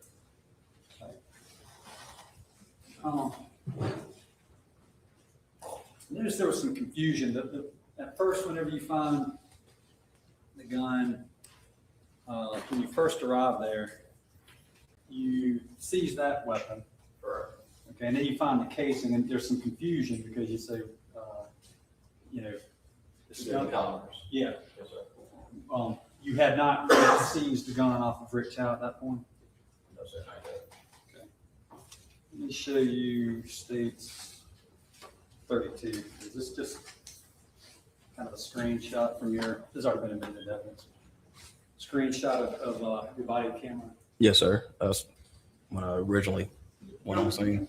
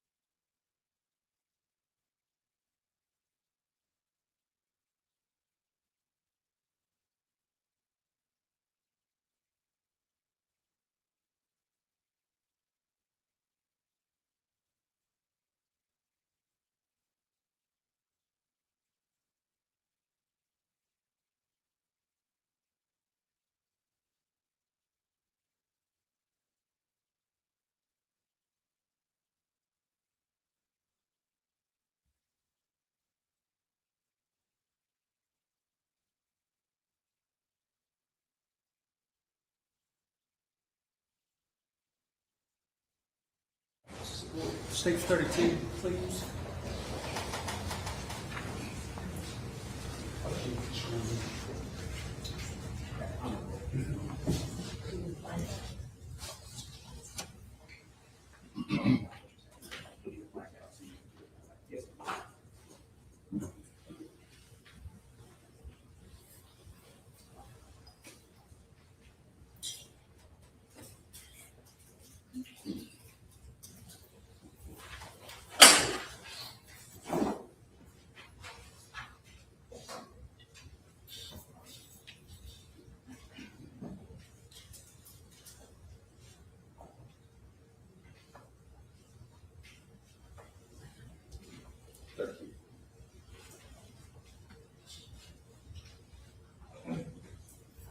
All right, this is a screenshot right from your body cam that we've already introduced. Yes, sir.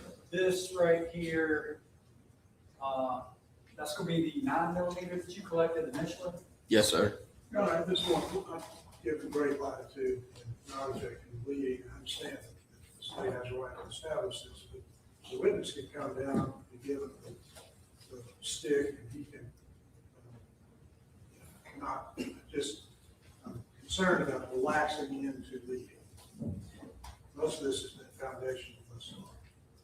We're just trying to move it along. You already. Yeah, I'll overrule the objection. I understand, the rule 611 does allow limited reading to develop witnesses testimony. Okay. We watched the body cam earlier, right? We did. And we saw you collect everything. And let me just ask you, what is this black item here? A firearms pistol. Okay. When did we see that and when did it go on your body cam? When I first arrived on scene, Okay, and what did you do with that black object? cleared it, rendered it safe, Okay. placed it in the back of my trunk. This is states number 11. You recognize this?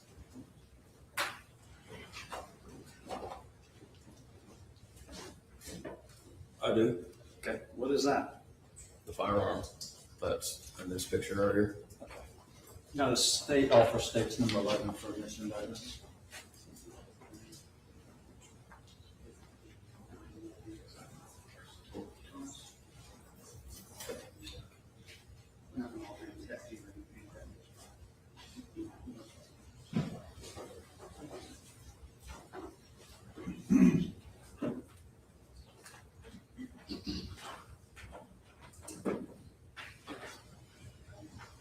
trying to have these states. No objection on it, there's just not a gun law or anything on it yet, so before it's submitted. Just for safety. Be admitted as state's eleven. And if I may ask, who do I address with the defense for this witness? That, okay.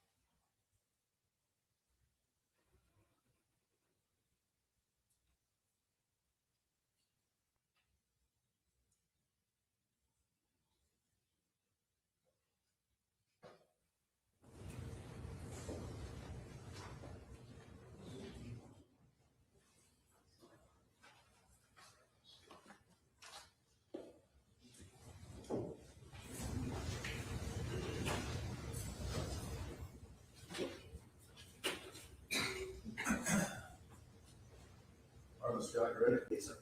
Okay, we talked about the 9mm, and that was number 11. You took it back to the car and secured it. Yes, sir. Saw in the video a tack light.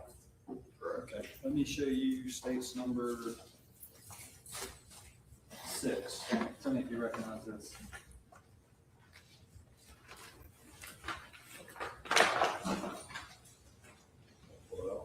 Yes, just look at it and see if you recognize it. I do. This is what I found on the ground. Okay. Stephanie, you put up states 35.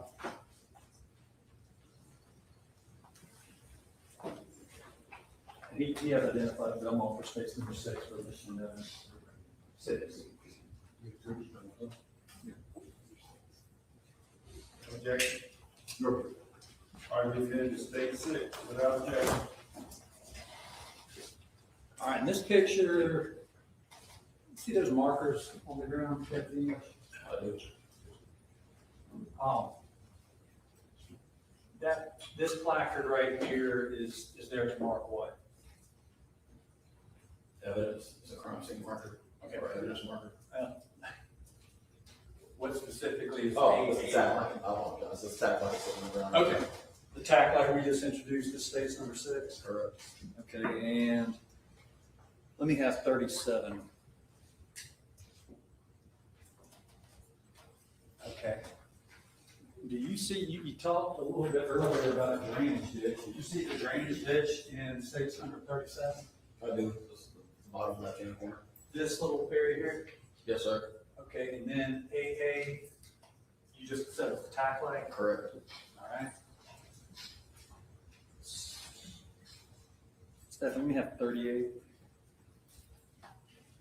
All right, what is this? Do you see the tack light in this picture? I do. This is before the markers were placed. Okay. Well, in the body cam, it showed you throwing some pads and stuff down. What were you doing there? So just due to me not having anything in physical possession, I just threw down my notebook. Who puts those placards down later? The yellow ones? Yeah. Crime scene. You recognize this item here in state's number 38? I do. And what is it? That's a tack light. What is state's number, let's see, go back, Stephanie, to 35. What is, in state's 35, what is that placard AB? What is that marking? The shell casing. Okay. And do you remember on your body cam when you located it on that video? I do. Okay. Let me show you state's number 7.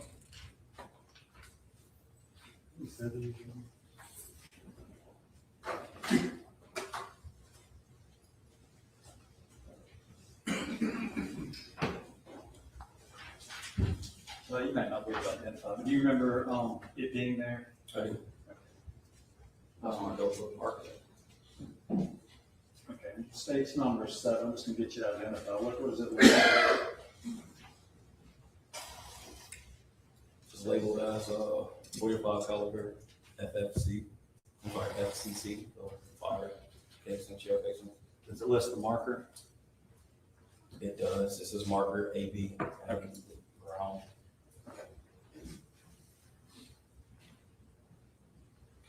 So, but you yourself didn't collect that casing, you just identified it and let crime scene pick it up later? Correct. Noticed on there, were you present whenever the firearm was finally located on Mr. Chow? Once I walked up, yes, sir, and they were taking it off. This is state's number 10. Just look at it, see if you can recognize it.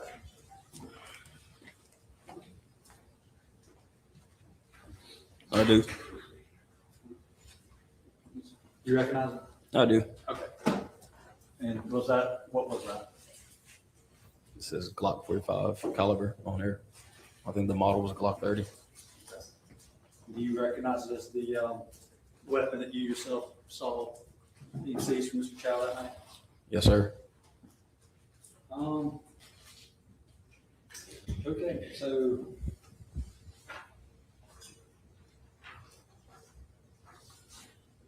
after the scene was cleared, Mr. Belton's taken away. What did you do next? Ran the firearms, created a crime scene log, and just waited by for a crime scene. Informed the desk sergeant of what happened for the incident. Did you ever have a chance to go back to 7441 Park Lane? Yes, sir. Myself, along with other investigators, walked over or drove over on the two to look at the surveillance footage. Okay. Did you go with Investigator Jordan? I did. All right, and was your body worn camera on at that time? It was. Okay. And was it recording? It was. Okay. Thank you, First of all.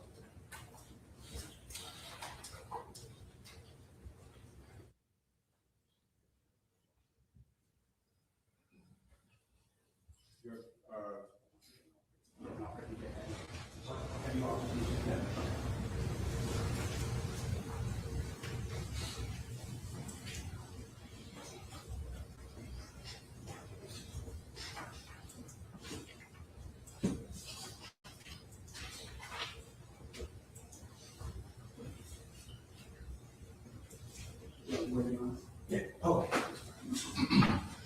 Let me show you stage 49 through 52. Where we left off, and I know we're trying to get through a bunch of pictures, and I'm skipping around, but after you cleared the scene, we talked about the evidence at the scene, crime log and everything. Then you go back up to 7441 Park Lane. Correct. Body camera's still on. Correct. Did you go in the store? I did. Okay. Were you able to further talk with Rick Chow? I was. Okay. And was Alice Chow there? She was. Okay. Who else was there? Andy Chow, if I'm not mistaken. Okay.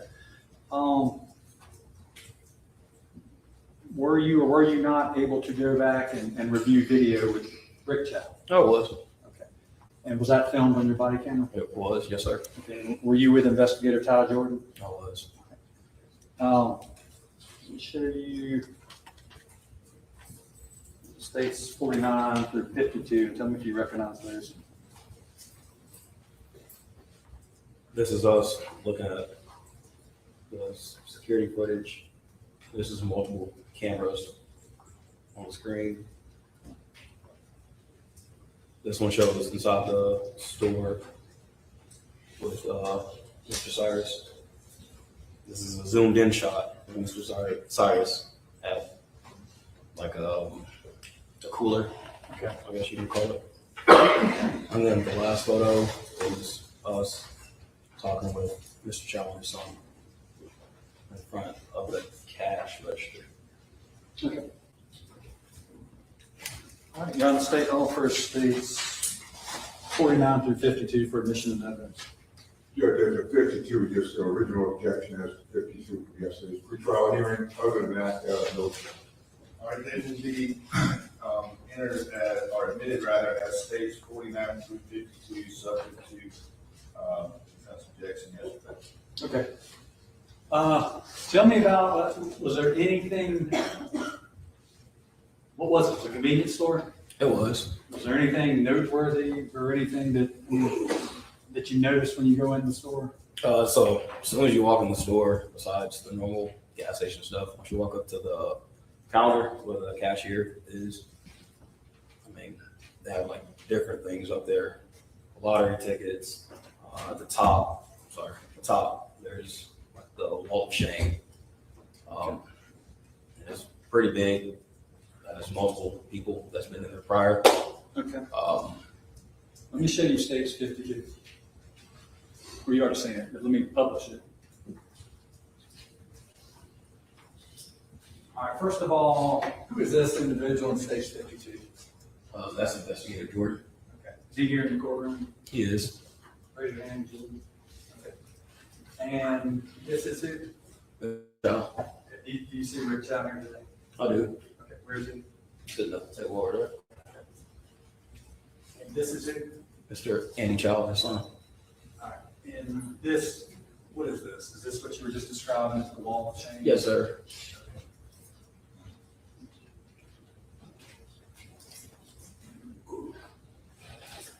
So you're there and you clearly, this is your body cam. Yes, sir. At some point while your body cam's running, you go back, you said it could be, where is the surveillance room? I guess with the cameras and all that. Like behind the counter is like a little office space back over there. Okay. Show you states number 49. All right, where are we looking in states 49? We're inside that office space, looking at the surveillance footage. All right, and whose head is that we see? Mr. Rick Chow. Okay. Do you know, all right, what are we looking at on his laptop directly in front of him? Multiple cameras, surveillance footages. Okay. And there were a number of different camera angles, is that fair to say? Yes, sir. Okay. And is that what y'all are reviewing here? Yes, sir. Let me show you states 50. All right, what are we looking at here? One of the actual cameras, and then in the far right, top right side of that camera is Mr. Cyrus. Okay. Liz, tell me about Mr. Chow. Was he able to demonstrate different capabilities with this surveillance system while you were there watching? Yes, sir. All right, such as? He was able to find what area go backwards on when the individual walked inside, when he was walking around, when he walked outside. Okay. Any camera angle we needed to look at. So he was able to access these different camera angles while you were there watching? Yes, sir. Was he able to reverse, Yes, sir. fast forward, Yes, sir. blow it up, make it bigger? Yes, sir. He was able to do all that? Yes, sir. Okay. States 51. What do we see here? The photo, the photo from before, but zoomed in. Okay, so he's actually taken angle we saw before, but zoomed in on it. Correct. And then you were able to watch this particular video play out in front of you. Yes, sir. Yeah, as far as states 51 and what it's depicting here, that video, that angle, what did you all discover when you watched it? Mr. Cyrus, I think, grabs several waters from that cooler and then places them all back Okay, as if he decided he didn't want them anymore. okay. Well, is it safe to say that this is kind of the moment that y'all realized he never took anything? Yes, sir.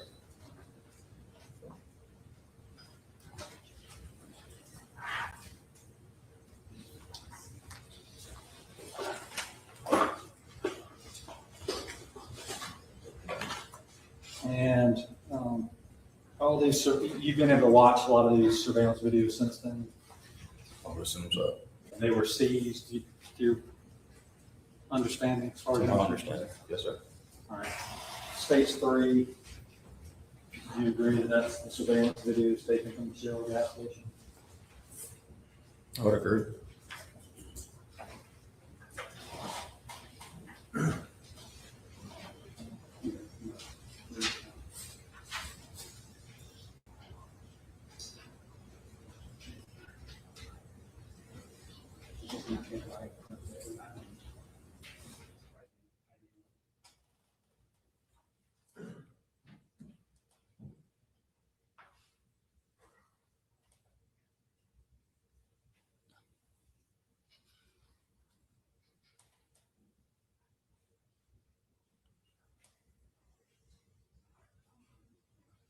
No, the state offers at this time, state's number 3 for admission of evidence.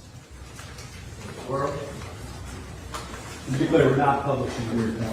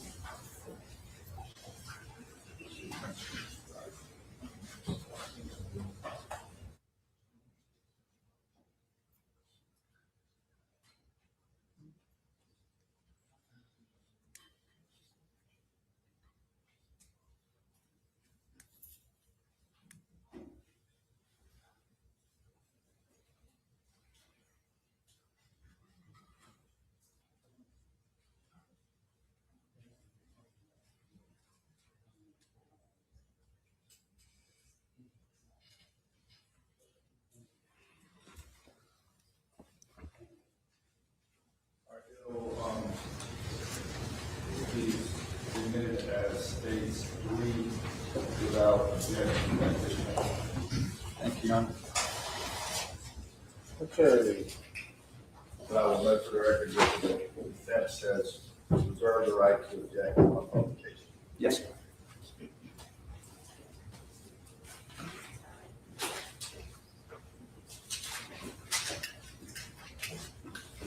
Deputy. Who at the scene on the night of May 28th, 2023, who ever said anything about Cyrus pointing a gun? Nobody. Nobody.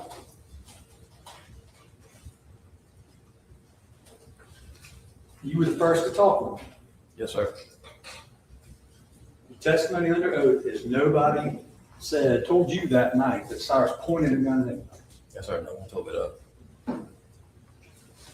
And in your body cam, when you talk to Rick Chow, what does he say? Does he say he ever saw a gun? No, he said his son seen a gun. Okay. What, if anything, did he say about Cyrus trying to run away? He just said that he failed, kept running. Okay. And then what did Mr. Rick Chow do as Cyrus was running away? In his own words. He told him to drop the weapon, then proceeded to shoot one shot or fire one round. Okay. And I noticed at some point he left the scene. Do you know where he went? I don't know where he went. I can assume he probably went. Well, don't do that. All right. He left the scene. He did. And we see on your body cam when he's coming back up to to where Cyrus is and you speak with him? Yes, sir. Speak a little louder. All right, let me ask again. On your body cam, we see you approach him as he's coming back towards the scene. We know he's there when you get there. Mhm. But at some point, you're able to meet him as he's coming back from Park Lane towards the scene. Correct. Okay. And at that point, it looks like you're telling him to stay put. You want to speak with him when you get a chance. Checking on reading. Let me rephrase it. Explain, if any, difficulties you had as far as having witnesses stand still and stay put. Do you remember anything about that in your body cam? Yeah, I remember telling Mr. Chow to stay by my vehicle. Okay. How many times? Multiple. He kept moving around, so I kept instructing him to stay where he was.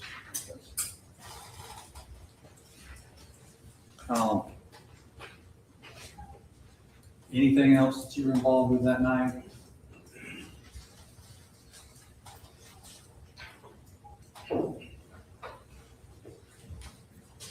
Evidence, at the scene, and then going back to Park Lane and operating the body worn camera. Anything else you remember? That's it. All right, I'll just remind you, we talked earlier about the backpack, recovering it. This is states 12. Stephanie, can we put 33 up?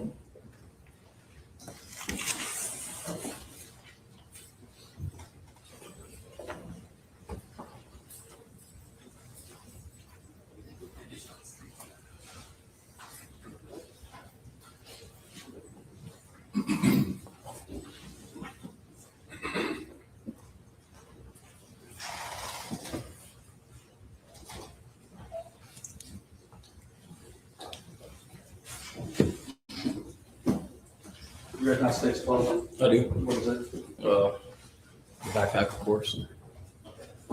And is that the same backpack we see in states number 33 Yes, sir. that you recovered from that drainage ditch? Yes, sir. You're on the state offer states 12 permission. No objection. Be admitted to stage 12 without objection. I just want to make sure I haven't forgotten anything. Let me ask real quick, but I think I'm winding down.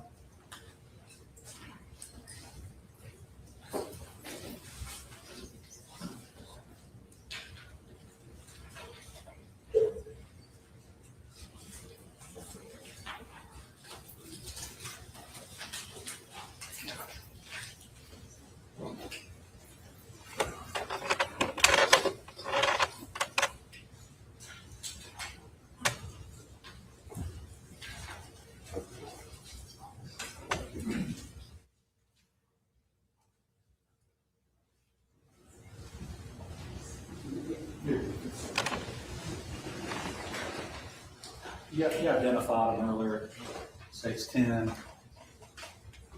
states 7. Yes, sir. State 7 was what? The shell casing. From the marker AB. Yes, sir. 10, Firearm from Mr. Chow. the state, this time offer states 10, 7 for mission. Our state 7 and 10 will be admitted without objection. Only other thing that I think I just sort of left out, do you remember? Oh, wait a minute.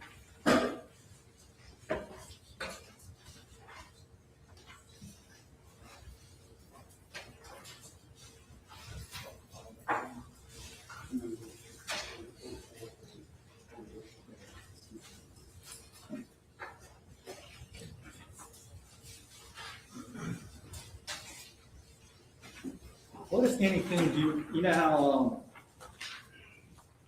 the timestamp on your body worn camera video? Mm-hmm.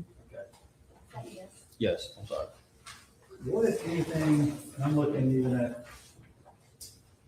states 52, did you notice anything about the timing when you were viewing the different cameras and camera angles within the gas station as far as times associated with those videos? Yes, sir.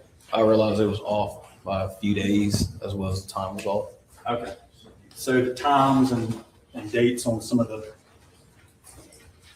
cameras from within the gas station didn't quite match up. Yes, sir. I had another stack of pictures I meant to talk to you about earlier, but they hid from me my podium. This is 44 through 48, just quickly. Look at those, you just tell me if you recognize them.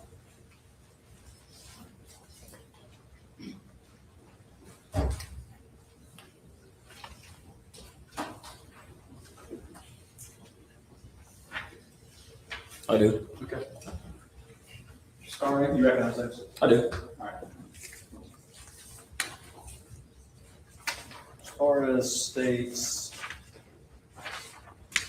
48 and 47, what are we seeing in those pictures? 2 cell phones. Okay, where are those located? Right now, in Where that were they picture, in this picture? no, on the counter. Where? Where was the counter? Oh, inside the store. Okay, gotcha. What, just a white and black cell phone? Yes, sir. You want to stay off, how about these in evidence? States 47 and 48 for Michigan governments. 47, 48. No objection. All right, stage 48, 47 and 48 will be admitted without objection. States 45 and 46, what do we see here? You see a white shoe, almost like an Air Force One, Okay, located within the store as well, next to the counter where the phones are located. okay. States 45 and 46 for Michigan governments. No objection. All right, so the amended stage 45 and 46 without objection. States 44? Oh, that's inside the store. Okay, and that just, does that? Judge, you do have an objection to that. Publishing it either. Pre-trial motion. Oh, okay, yes, sir. What number was that, Mr. Scott? 44. All right. Go ahead.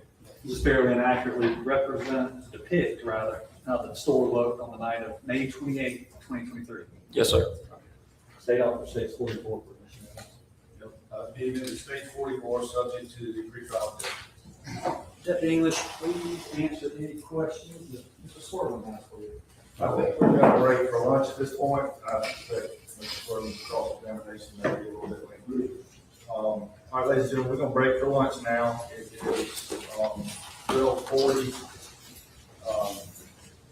Let's be back here at 2 o'clock, and, we'll try to get started soon thereafter. Again, don't stress the case, don't do any research, or anything of that nature, and we'll enjoy lunch. We'll see you back at 2 o'clock.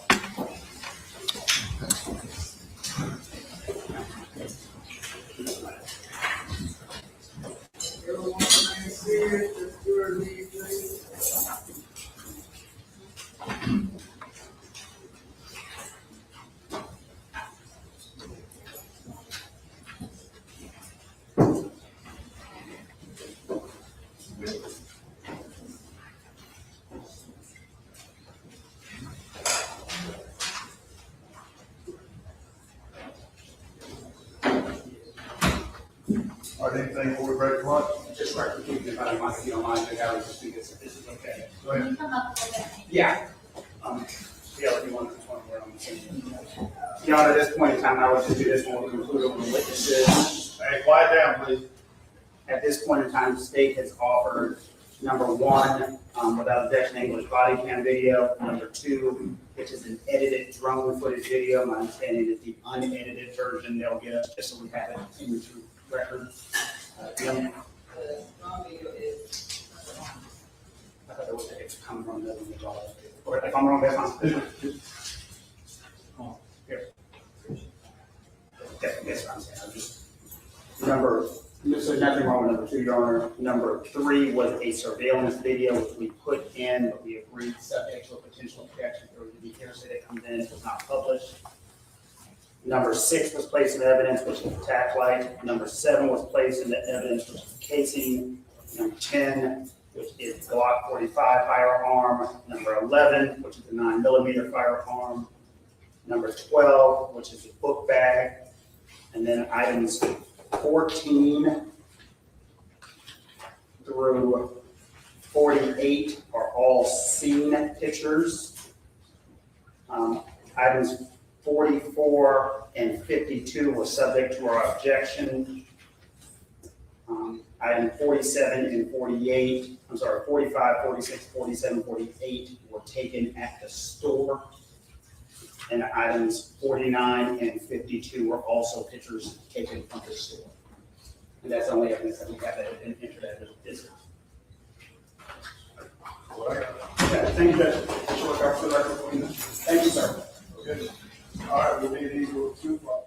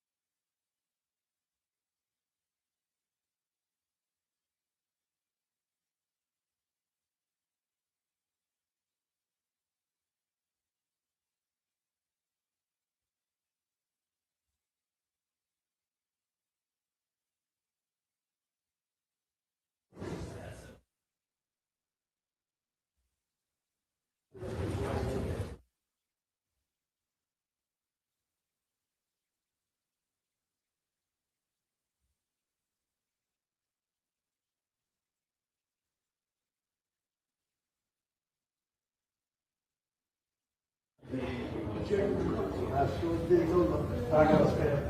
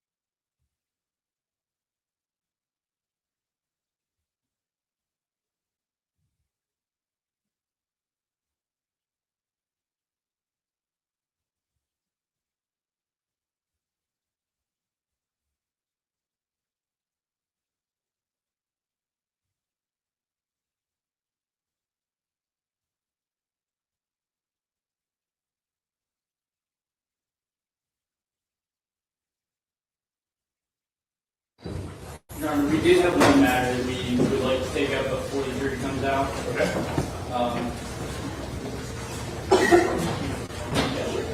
So we would just ask the witness to be excused for just the duration of this brief argument. Okay. How about that?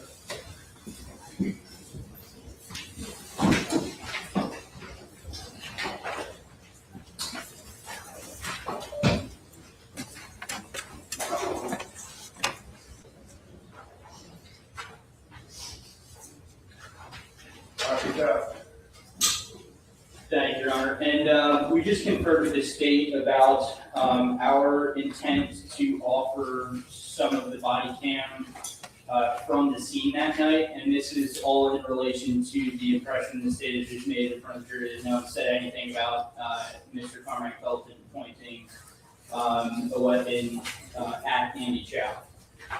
So obviously in cross-examination to combat that, we would like to play the statements of Greg Chow made to both Deputy English as well as Deputy Carter on scene, as we just saw as Mr. Chow starts getting into the substance of what happened. Deputy English just walked away, actually at the very moment that he starts describing, what's going on with his gun.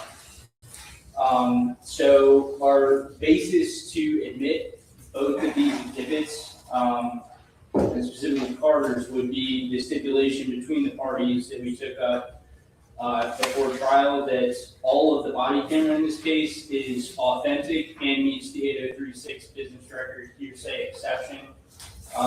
During the conference that we just had with the state, brought up that we had some objections to the content of some of the video. I just would reiterate that those objections we had to some of the content were based on the confrontation clause, not any hearsay argument, which we've already stipulated around.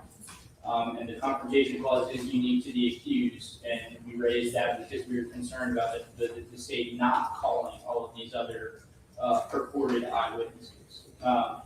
So that being said, we would also supplement the basis for admission under 106, the rule of completeness. We just heard a segment of Mr. Chow's statement that the state wants into evidence, and we would like for the jury to hear the entirety of that statement must be considered in its totality to further understand the context and obviously cross-examine this witness about the impression we just made in front of the jury.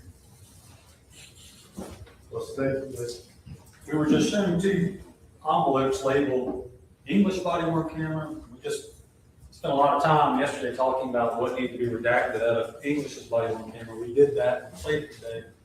I'm unclear what they want to introduce as far as English body cam because we just played it today. And all I've seen is an envelope labeled English body camera. The other one's Carter. I believe they have Carter on their witness list. There has been no stipulation as far as hearsay exception. The statute is 19-5-520. And again, that is why we spend a lot of time muting several parts of our body-worn camera belonging to English, because there was a general objection to things that were spoken about in those body cameras. And what they're seeking to do is introduce through English, the next witness who's on the stand now, something he didn't hear, something he wasn't privy to. It was a statement made to another officer. They can call him to the stand. So then I got a problem because what is the exception they're offering? It couldn't be a party opponent. If they're trying to offer something Mr. Chow said to another officer who's not in the courtroom today. I don't know what the exception is, but they certainly can call him to the stand and talk about any statements he made to law enforcement that night. I'm sorry? No, they can certainly call Chick Chow to the stand to say anything that he remembers saying to law enforcement at the time. So just to be clear, I know this is confusing. I have not dealt with the case that we have. They are seeking to introduce a body-worn camera that contains a statement made by Chick Chow to an officer. And they're seeking to do it through English. He wasn't there to hear any of these statements. I don't understand how he can, testify to this conversation. all they gotta do is call Deputy Carter to authenticate the video, to talk about what he's saying, what the defendant's saying, but then they still have the hearsay permit. So they can certainly call him to the stand, and if he says something different, then we can impeach him with a prior statement. I don't know if I know it's a confusing situation. They're trying to introduce something that this officer wouldn't be privy to. Something that's picked up by a completely different officer's camera. Your Honor, the facts of what he did not hear are just as proper to ask this witness about in the context of what he is now saying, that, you know, there was no statement made on the scene that night that Mr. Carmack-Belton pointed a gun at Andy Chow. That was very much communicated to officers on scene that night. And the state is really... English body worn camera is already an exhibit. English is body worn camera, so what we're really talking about is Carter's body worn camera. When English is asking Mr. Chow, you know, what happened, and he starts getting into the substance of it, and the very line that he starts referencing the gun that Mr. Carmack-Belton had, he walks away to go talk to Andy Chow. Okay, well, I think everybody saw that already. Right, and so the rest of the statements that Mr. Chow is making about the gun to Deputy Carter, there is no objection the state can have at this point in time, regardless of whether this witness has knowledge. We have stipulated to the foundation, we have stipulated to the hearsay exception. I think it's still got to properly come in through the appropriate witness. That would be for the purpose of establishing a foundation, if I'm not mistaken. We've already stipulated that. I don't see how English establishes an appropriate foundation for Carter's body camera. Well, we've stipulated that it need not be authenticated. No additional foundation needs to be laid for any of the 911, any of the body cam, or any of the surveillance. I don't think anybody has done that. Then I'm, I did the business record affidavit motion, can I? Yes, ma'am. Okay, so in the notice that we sent, and even on the record, we said that pursuant to section 19.5.520. So I'm not sure what this 803 keeps talking about. That's not the ground that we got those business record affidavits under. We got it under the statute. And what we talked about on Friday was that the business record affidavit, the purpose for the body worn cameras is that the videos themselves are authentic, meaning we didn't have to call English to say, yes, this is my body camera. But their main objection, I believe Mr. McCullough was the one who said it, was that, yes, we will say that these videos are authentic, but we may have objections to the hearsay that are in the business record, which is typical with any business record. If it was a medical record and there was hearsay in it, you couldn't just put the medical records in. And that was the whole thing yesterday with English's body worn camera and the statements of Lori and Kennedy and the other witnesses. They want all that muted because it was hearsay. It's the same thing in Carter's.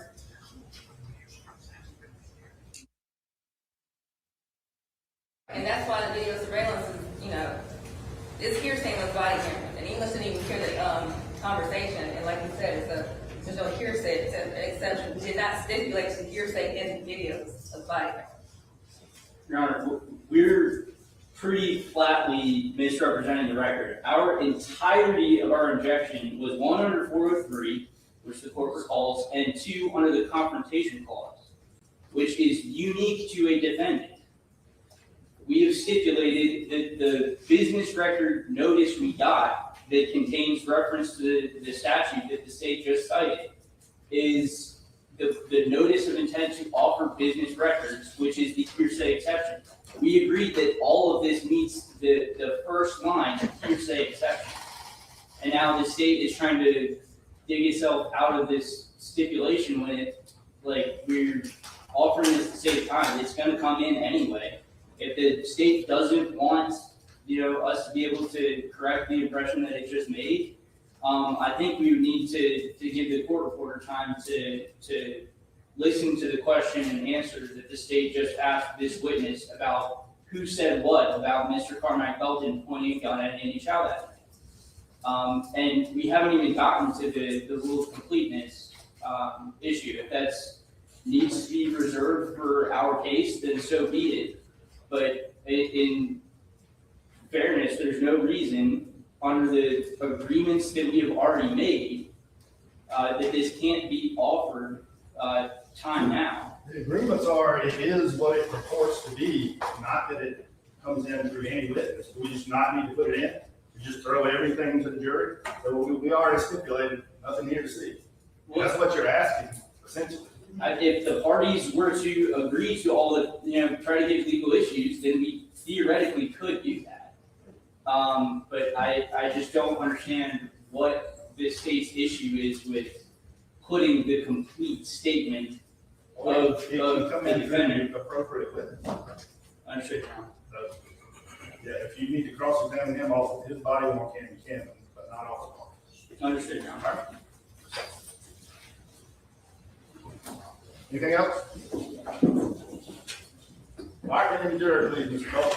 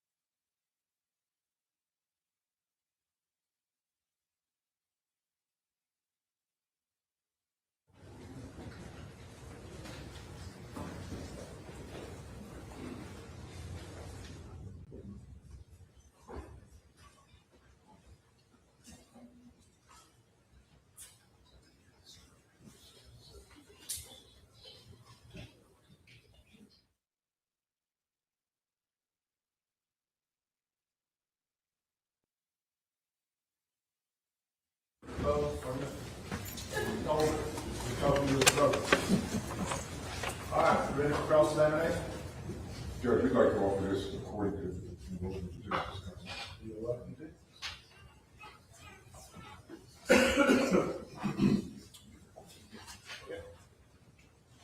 Ladies and gentlemen, I apologize for the delay. We got a matter of all that state. Ready to go?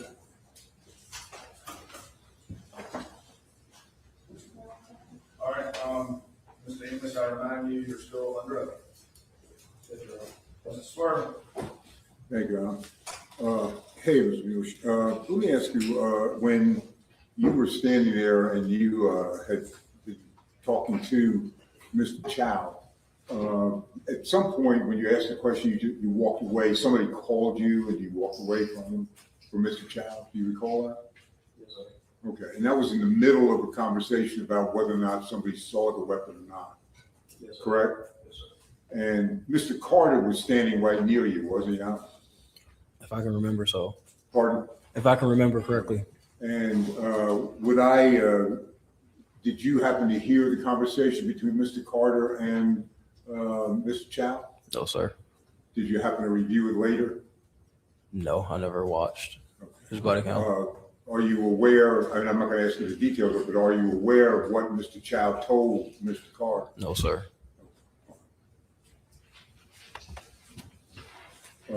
But you do agree that at the time you were asking that question, you got interrupted and walked away, and Mr. Chow was standing there. You didn't follow up, correct? Correct. All right. Got a few questions I'd like to ask you. When you arrived on the scene, Mr. Chow was still there, correct? Correct. And his son was still there, is that correct? I don't recall it. You don't remember whether, okay. All right. And did you observe what Mr. Chow was doing when you arrived? I know when I arrived, he told me that there was a firearm on the ground. Did you see him giving any kind of life-saving measures to Mr. Carmack-Belton? No. You did not see him? I observed the other female Okay. giving chest But compressions. he was standing there at the Closely. time you saw him? Yes, sir. Okay. And he stayed there and he spoke with you when you asked him some questions, correct? Briefly. Yes, sir. Yeah. And we've already established that at some point you didn't follow up with the question, but Mr. Carter was standing right there, correct? Correct. All right. Now, you went ahead and you found the book bag in, I don't know what you call it, ditch or whatever. The drainage ditch. Yes, sir. And you picked up the book bag, and at the point that you picked it up, you did not realize it had anything to do with the case. Is that correct? I was unsure. Pardon? I was unsure if it had anything to do with it. Yes, sir. But you did take it into your possession. Correct. And did you open the bag? I looked inside briefly. All right. And do you recall whether or not what was in the bag? Some papers? Miscellaneous You didn't see any documents. money in the bag, did you? Not that I can recall. No, miscellaneous items, a few documents. That's it. Okay. And what did you do with the bag at that point? Put it back in my trunk. And that's where you put the other items as well. Correct. When you found the Taurus 9mm semi-automatic weapon in the area, you went ahead and you picked that up. Is that correct? Correct. And you took it over to your vehicle as well? Correct. I think that's on the video. Yes, sir. And you went ahead and cleared what we call clear the gun, did you not? Yes, sir. I did. And when you cleared the gun, you realized the gun was loaded, correct? Did you pull the Correct. magazine out as well? I did. And the magazine had a full clip, correct? I had rounds in the magazine. Yes. And there was when you pulled back the slide on the Taurus 9, there was a bullet in the chamber. Is that It was correct? around in the chamber. Correct. Yes, sir. And you removed that bullet from the chamber, and then you safely put it in your vehicle, correct? Yes, sir. So at that point, the pistol was ready to fire, correct? If there was one in the chamber? Yes. Pardon? Yes. Now, also, with respect to this, I guess you call it a laser, a light, this was something that you put on a pistol, correct? The tack light was an attachment. In this particular situation, this is a combination of the laser and a light, correct? Yes. That you put on the pistol. That you can And it attach has to a it. certain groove on top of the pistol and bottom to go ahead and attach it to it. Yes. Okay, and I believe you said it was common, but I mean, law enforcement doesn't carry those, as part of your normal duty, do you? Law enforcement carry tack lights. That is correct. They carry a tack light? Yes, sir. With a laser? No, with the laser. Okay, well, that's what I'm Light. asking. What's the point of having a laser on a tack light? I don't know. I'm not sure. Accuracy? It could be. Sure. You can put the laser on a target and it's dead center, correct? You can hit that target because the laser hits that target, does it not? I'm not an armorer, so I'm not sure. All right. But you agree that the laser itself is not standard equipment, it's not something that's common, correct? Yes. Tack light is, Yes. but not something with a laser. Yes, sir. You wouldn't go that far to say that's a common, some common instrument on a pistol, correct? That's not common. No. All right, and this was a semi-automatic, Were they hollow points or full jacket bullets? I can't remember. So you cleared it, you put it in your vehicle, and then you found the laser tack light, correct? Correct. And you took that to your vehicle and you stored it in your vehicle as well, correct? No, I didn't pick up. What did you do with that? Stayed there until crime scene came. It was marked. Okay, so, but it was taken into evidence. It was, yes, I You guess you could say didn't, but that. somebody else took it. Yes. And as far as you were concerned, I believe you put it in your report that tack light laser went with the 9mm Taurus pistol. It could have been Correct? attached to it, yes. That was your conclusion. Yes, In fact, you wrote a report about that, that is correct? correct. Okay. So again, let me just ask one, you cannot explain to the jury why someone would have a laser on a pistol or what the purpose of it is? No, just because I'm not an armorer, but I noticed it had a flashlight on it. Pardon? I realized it had a flashlight on it, which Well, is flashlight, a yeah, tactical we're talking attachment. about a laser with a red dot. Yes, Can I'm not you tell the jury, you're law enforcement, how long you been in law enforcement? 4 years. You cannot tell the jury why you would have a red dot, a laser on a vehicle? You can use it for accuracy. Law enforcement doesn't carry it unless it's on a rifle.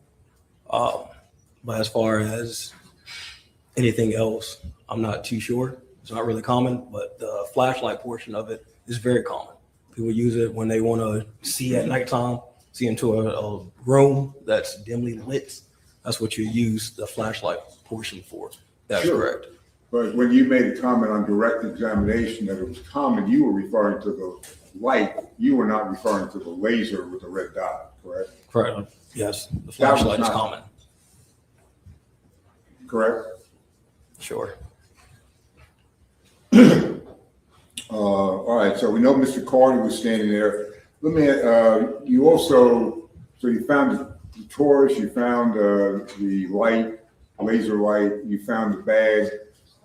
Did you, you knew that the folks had come down from the gas station down to that area, correct? Can you ask the question street? again? The people had come from the gas station down to the area where Mr. Carmack-Belton was, correct? From the gas station down. The bystanders? the street. Pardon? Bystanders? I'm sorry?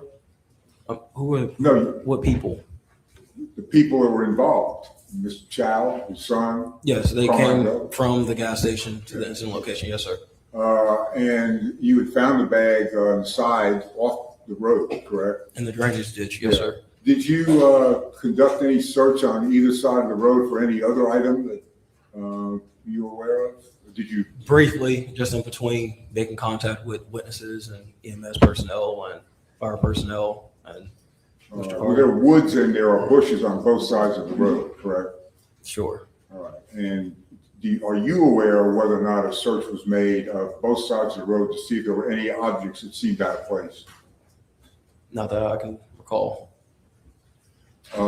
There were some people that came to the scene that were in one way or another were witnesses, supposedly witnesses, correct? Correct. And did you interview any of them to find out exactly where they were standing to determine whether or not they could observe what they were saying? I talked to them briefly, but investigations were there. And Okay. investigators. And that's what I'm trying to decide who's doing what, but that's not something you do.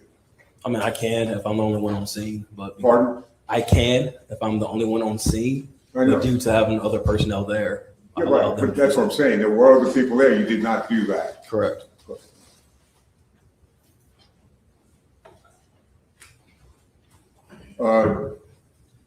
Let me ask you, this young man, Mr. Carmack-Belton, was 14 years of age. Is it legal for him to have a pistol? It's not legal for him, for Pardon? any juvenile, no.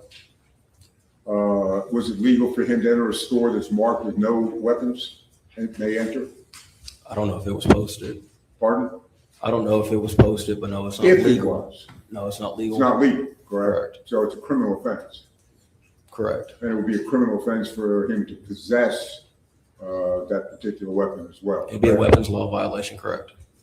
But turning on the other side, you were able to determine that Mr. Chow had a concealed weapon permit, correct? When he showed me, that is correct. And that, he had it, when you saw him, we're talking, he had it in his holster, correct? Correct. Okay. So we talked about the collection of evidence. And did you collect any other items of evidence at that point? No, besides what we marked with a AA marker and AB marker, the backpack and the firearm. And you marked those with those markers, and I think one of the Crime scene markers did. was a notebook that you put down. Yes, Just sir. to make sure you knew exactly where it was. Yes, sir. Is that right? Yes, sir. So, I'm just gonna go through, I'm just gonna hit some points that I like to make, and just to permit me one time to read it a little bit.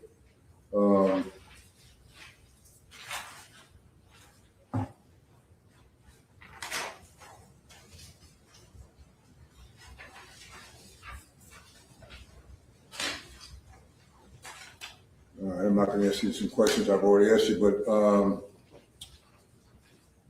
the backpack, do you remember anything that was in the backpack? Did you make an inventory of anything in the backpack? Like I said, miscellaneous documents, like two brushes. Okay. But you didn't find any money in the backpack? Not that I can recall, no.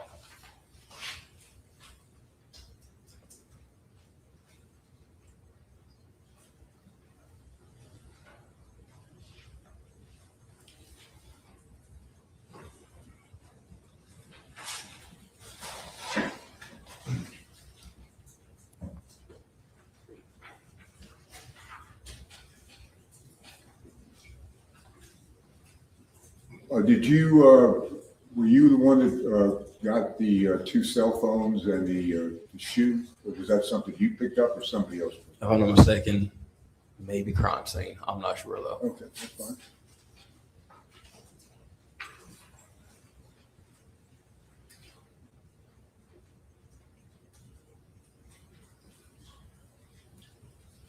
You would agree that you did not you didn't conduct a full interview yet like you would want to of Mr. Chow, correct?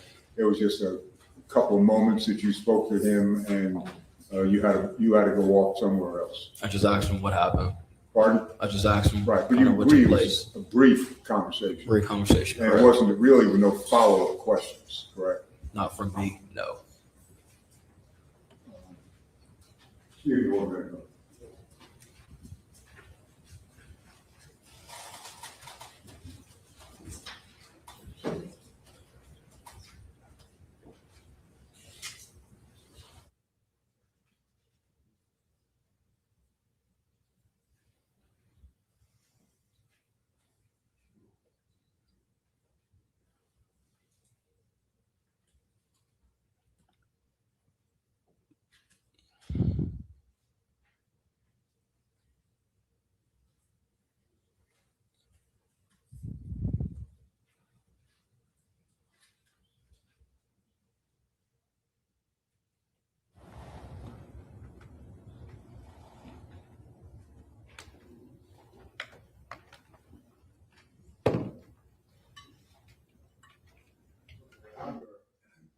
Belabor, appreciate you being here. So let's ask you one more question. Is that, as I understand it, you were in the middle of it or talking to Mr. Chow when you got called away and were not able to finish it, correct? Correct. That was where Mr. Carter took over. Thank you. Okay, that's about these laser sights help in accuracy. Is that what you said? It could help with accuracy. You see it more on a rifle than you do a pistol. Did you have any reason to believe Cyrus used the laser inside of the shell station? No. Did you have any reason to believe he brandished the gun inside the shell station? No. Did you have any reason to believe? That's not proper either, right? I didn't ask anything about that. He was asking about the laser and what they're used for and aiming weapons, right? Wasn't that the question you were asked earlier? Okay. Yes, sir. Did you have any reason to believe, while you're on scene, that he brandished the weapon and used the laser in the parking lot of the Shell gas station? No, sir. I have no reason to believe that. Okay. Is any of that calling that you're aware of? That he brandished a weapon? Yeah, I object because that's not redirect. Or flashed a laser at any point? I know that I'm it's, gonna sustain that. All right. You were asked about 14-year-olds can't legally carry guns, and you said, that's correct, they cannot. yeah, that's correct. It legally cannot. And then it's a criminal offense. It is. Concealed weapons permit users have to follow the laws too, do they not? If I'm not mistaken, yes, sir. Okay. I mean, laws still apply to concealed weapons. That is correct. You were asked about money. Did you have reason to believe, or to your knowledge, did people move some evidence around before you guys got there? Yes. Okay. I think in your body camera, Mr. Chow even says he moved The firearm, the correct. firearm. Okay. How did the shoe, Cyrus Carmack-Belton's shoe, and how did those two cell phones get inside the convenience store? Someone had to move them. Somebody moved them there? Oh, yes. Okay. So you didn't find anybody, but you were told by the Chows that they had moved evidence around. Yes. Okay. That's all I have. All right, you can step down, Deputy. Thank you. John. Can I ask what this not, please, excuse me?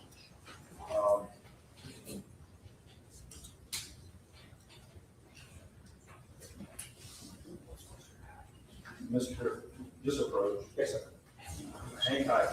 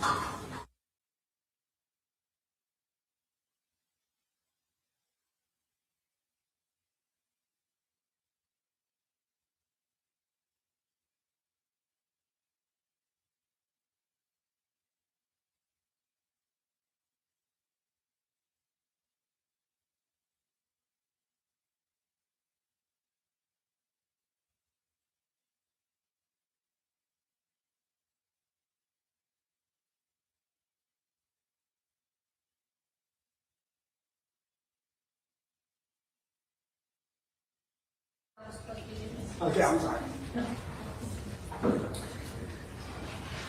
It was like one of the last questions. It would have been towards the end of, Deputy English's directive.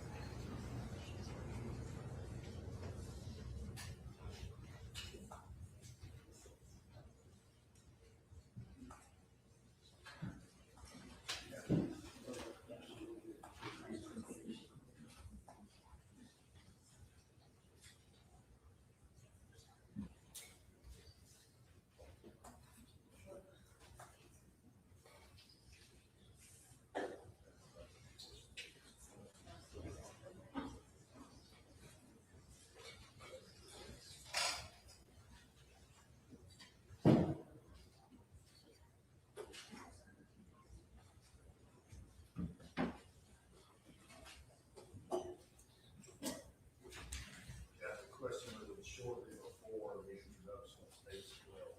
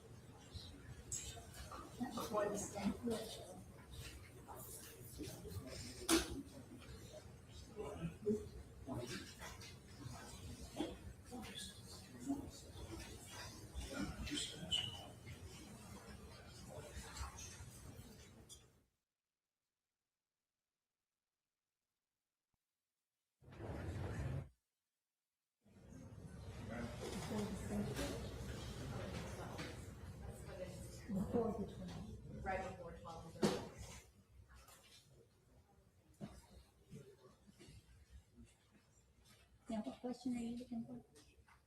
And it was Mr. Scott, and I helped you better. There was a question that Mr. Scott asked of Deputy Investigator. Call me Mr. English. Mr. English, when he was on the stand, that one, about who did he tell, or was anyone told, or did Mr. Chow someone or something? Point. Yeah, I'm trying to use keywords.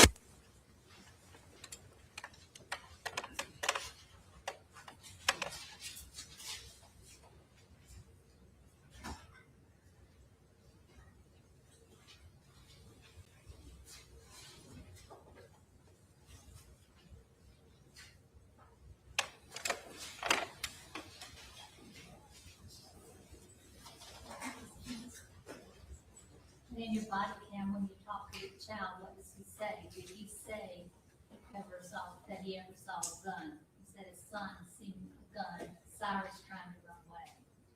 He said he just said he fell and kept running. And then what did Mr. Rick Chow do as Cyrus was running away in his own words? He told him to drop the weapon and proceeded to shoot one shot.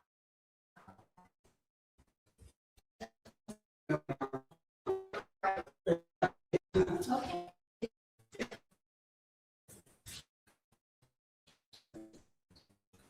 And others, nobody said, told you that night that Cyrus pointed a gun that night.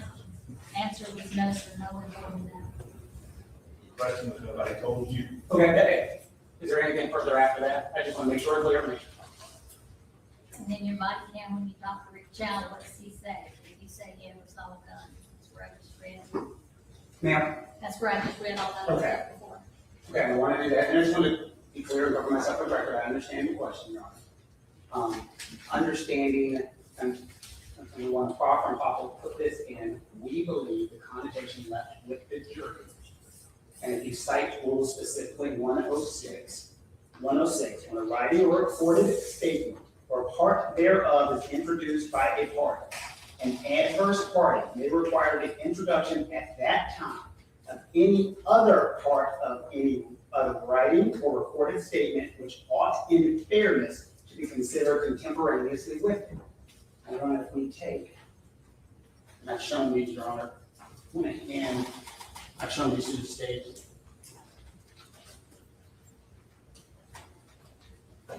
These are part of the transcripts of the video that you have already seen. The first one at the top of it says English number 1. That is what you watched and what the jury watched on the video screen. If you notice, it is highlighted yellow. At the last yellow line, it shows when this officer walked away. If you then go to the second page, which says Carter number 1, it shows where the question that was being asked of Mr. Chow, in which he was continuously answering the question that started from Mr. English and allowed him to finish the question that he was asking. So I'm showing you this is a continuous, contemporaneous statement in which it goes against the solicitors making the suggestion that Mr. Chow never said on the side. And of course, when they said it, never said on the side that a gun was pointed at Andy and that we his son. And if we go to number 3 of that, that is when he pointed at his son. We are just offering that, Your Honor, as the reason I've given you those 3 pages is to show that this is not a portion of a statement. It is one continuous matter. It is not, and I know it seems like it's 2 separate body cams, but it's one statement is why this is important. So I know it makes it seem as though Mr. English is doing one interview and Mr. Carter is doing one. It is one interview and Mr. Chow is giving one consistent statement. And then to stop it where they have stopped it and say, well, that's all we want to utilize, and then to be able to ask this officer, well, he didn't say anything to you about pointing his son, or firearm being pointed at his son. We don't know what they're going to call Carter. And of course, we have the right to do it. We also have the right if we want to, and that's why I didn't want this officer to leave until I heard the question, to possibly impeach him. And I'm saying now that I've heard the question, of course, they're not allowed me to do it. But specifically under Rule 106, and if you read the case law that discusses under the rule under 106, it talks about this situation in which it's a continuous statement. So that would just be our position that we should have the right at this point in time, and not to wait until our own case or wait until the next officer, to be able to put in the entirety of what happened on the scene at that point in time, so we don't leave the jury with the impression, the incorrect impression, that this was not said. Because we know it actually was said at that point in time. I understand the court is saying, well, you guys can go ahead and call them. Well, that goes against what the rule of completeness means. That we should be able to do it right now because it's fresh in the jury's mind. Making us wait a week and a half or however long this case would take is why the rule is actually clear. Thank you, Your Honor. Thank you. And I apologize for making the jury go out, but I think I need to do it. And I can happily, if the court wants, I think we already put the body on camera. I know I gave you the clips, but you could actually put it directly over his court. All right, well, I think I've already ruled, allow you to make your record. Thank you, sir. All right, Mr. Cole. And, you still want, Mr. English still under subpoena? We do, Your Honor, but I do not mind him leaving the courtroom. We will contact him. I think we'll be easier because I don't want him sitting around. It's okay if we contact him when you do your testify. Is that how it work? No. Okay, then he's under subpoena. You're still subject to the subpoena, but you can leave today. I think he said yes. Okay, I thought he said that wouldn't work. I was Let y'all clear it up. Can I just talk to the witness, Your Honor? Yes, sir. I'll just call him.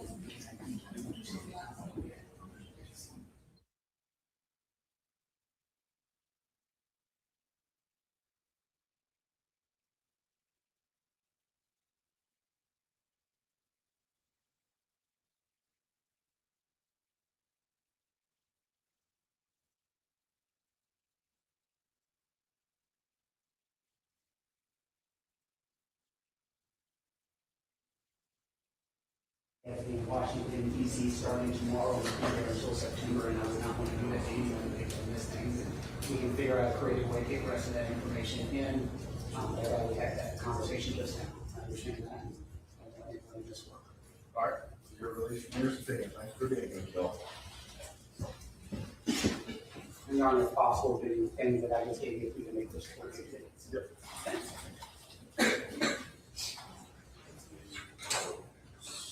12, 13, 14.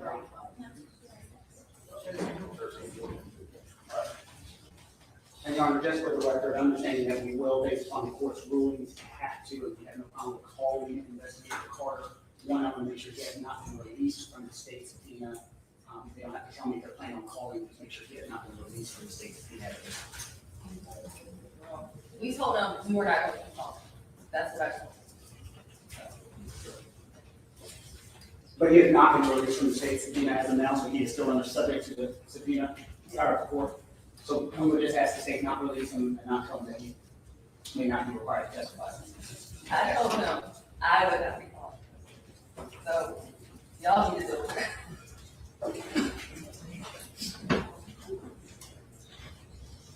Yeah, if the court in fairness, now that we're hearing and seeing what is put on, you understand my concern for making a court's witness, so he is not able to just avoid, I think that is the rule. My concern, Your Honor, is, and I understand you, nefarious purpose, but to put that testimony in and to realize that they were never going to put in the second part and now put that question in front of the jury. This is why the rule of completeness exists and say, and they knew they weren't going to call this witness. That's why. They knew they weren't going to call this witness. They asked that question specifically. They knew they were never going to put this witness on. And then to say that we don't have a right to put the rest of the statement in unless we do something else, not. I just asked, we have no problem calling this witness, but it's very wild that the statement saying, well, I told them I wasn't going to call him. I thought they were going to subpoena him. They have the same subpoena powers we do. They gave us a witness list and he was not. Absolutely, Your Honor, I have no problem with that. I'm just making sure that they have had contact with him. He is a deputy, law enforcement. Always much easier for the state to have someone show up than it is. That's all I'm asking. They've had contact with him. Make sure he's not released for the subpoena. The defense will be calling him, or he can be told that he is a court witness and cannot be released. I'm very concerned now, especially getting the impression that they just gave to this jury that there's a reason that they don't want this witness to show up.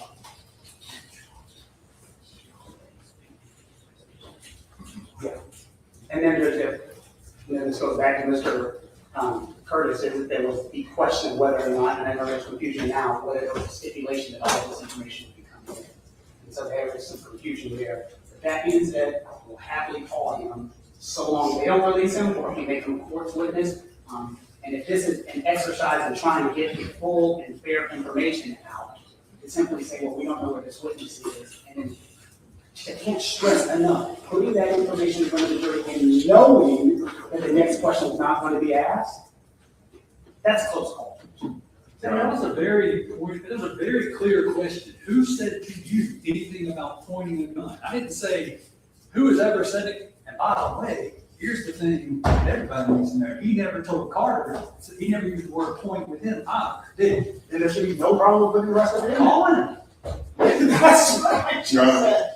just want to make sure for the record, I know the jury's not in here, but I mean, these words like nefarious keep getting used, and I've kind of reached my. I have too. You You got an ethical, you got an ethical issue, go down the street and stop accusing people of ethical problems in this courtroom. I haven't seen one yet. I see two very excellent and capable teams advocating for their positions, but I haven't seen anything unethical, and I'm tired of hearing about it. I understand. I'm getting impatient. We went with one witness, and we keep arguing about how many angels we can put on the head of a needle. I've ruled on the issue. You are all great lawyers. You know how to send a subpoena. If you need Carter, you can send him a subpoena. Yes, sir. Thank you. Are we ready for the next witness? I've been ready. Get the jury.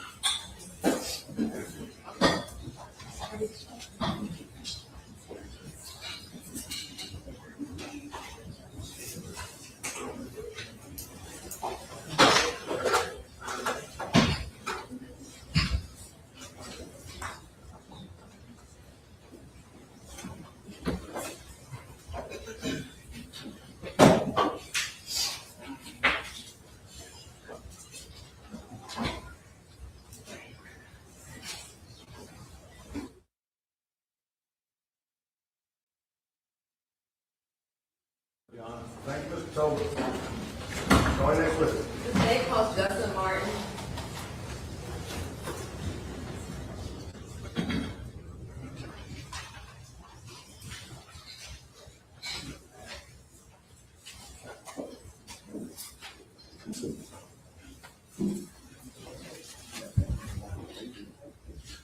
Do you swear or affirm the testimony you give in this case to be the truth, the whole truth, and nothing but the truth, so help you God? I do. Thank you. Please have a seat in the witness stand and state your full name for the record. Justin Martin, Mr. Martin, where do you work? the Fifth Circuit Solicitor's Office. And what is your job there? I am a body cam and video analyst, How long have you done that job? almost 10 years. What are some of the duties that you have as your role as a body camera and video analyst? I help gather and distribute digital evidence for our office to receive from law enforcement and then to distribute to defense attorneys. I assist with technical issues that might occur with that digital evidence, specifically with video, surveillance video, body-worn camera videos that might have compatibility issues, and I help the court in achieving redactions to evidence and creating demonstrative pieces of evidence to be entered into court for court proceedings. In fact, did you do that in some of the videos in this trial? That is correct. So in your role, do solicitors and sometimes I guess defense attorneys come to you and commonly ask you for your help in troubleshooting or accessing evidence? Yes, that is correct. Okay. And is it common for solicitors to ask you to put together PowerPoints and other presentations of digital evidence associated with the case? Yes, ma'am. And sometimes it's one of the purposes of your PowerPoint presentations to condense hours of video footage into shorter, more easily viewable clips. Yes, we very commonly receive a large amount of video as part of cases. Some of the video that we might receive may be only a very small portion of what we actually receive would be pertaining to the case. And in this case, were you asked to create a PowerPoint containing shorter video clips derived from some of the video surveillance from the Shell gas station? Yes, ma'am. Okay. And what is the entity that digital evidence in cases typically come from? Our largest law enforcement agency that we prosecute cases for would be Richland County Sheriff's Department. Okay. And is that the agency investigating this case? Yes, ma'am. Okay. And is there some type of database that law enforcement uses to share that evidence with the solicitor's office and you share with the defense attorneys? That is correct. We, most of our law enforcement agencies utilize evidence.com. It's a cloud-based storage and delivery system that they can upload not only their body-worn camera or dash video or interviews up to, but also other elements of items of evidence that might be associated with the case, like surveillance or phone dumps, documents, or whatever other material that might be necessary. Okay. And were the videos that you used to create the video clips in your PowerPoint slides, the store surveillance, came from the store surveillance videos in this case? Yes, that's correct. Okay. And regarding the store surveillance in this case, were there about 22 store surveillance videos associated with this case? Yes, ma'am. And was the duration of some of that footage on those videos up to about 2 hours long? Yes, every video file had a different duration. Some of them were very long, some of them were 30 minutes, some of them were over 2 hours. Okay. Do some of the videos have audio Yes, and some of them don't? that's correct. And as part of your role as a video analyst, do you commonly come across digital evidence, especially like videos, that require unique and specific players to access it? Yes, it's not uncommon for surveillance video systems to use proprietary video codecs that are required in which to review those videos after the fact.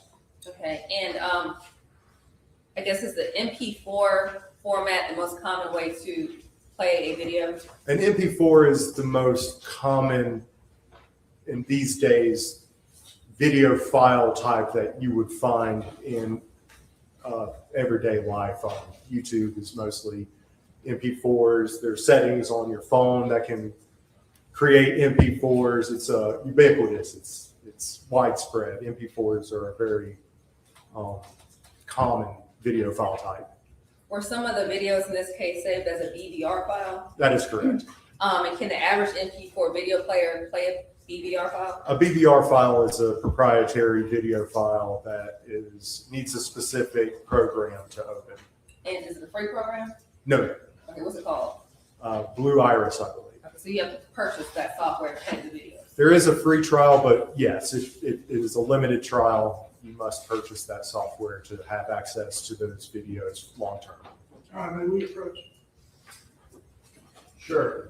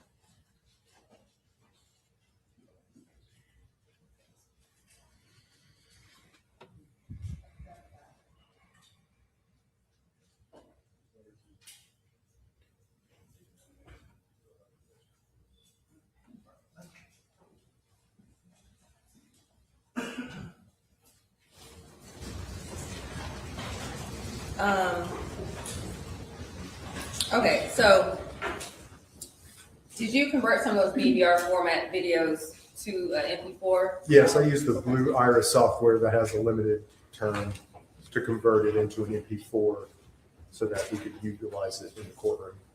Okay.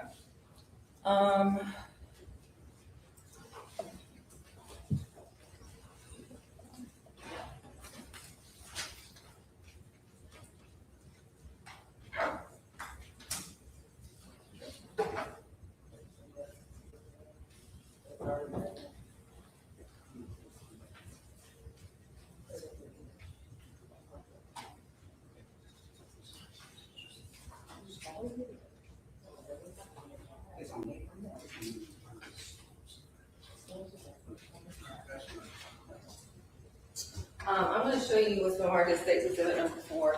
Do you recognize what's on the CD? Yes. Did you make that CD? Yes, ma'am. Okay. And what is on this? It is a PowerPoint presentation that has video clips of the videos from the video system within the store, more or less clips that just show the action of what occurred in the store as the victim walks in and as the victim leaves, the actions that occurred within the store there. Clips that were removed from the full files of the videos that were received from Richland County Sheriff's Department. At this point, the state requests to enter number 4 into evidence. Your Honor, I think it is admitted, we certainly conceded that surveillance obtained from our business was admissible insofar as with the reservations. Can you speak up for me? Yes, I'm sorry, I'm a little hoarse. We earlier agreed, Your Honor, to the admissibility, at least business record admissibility, subject to any further objections. I am not yet clear what this gentleman means by PowerPoint, whether there is editorializing. He is not an expert, as I understand it. He is an investigator who was asked to put video surveillance obtained from our store together.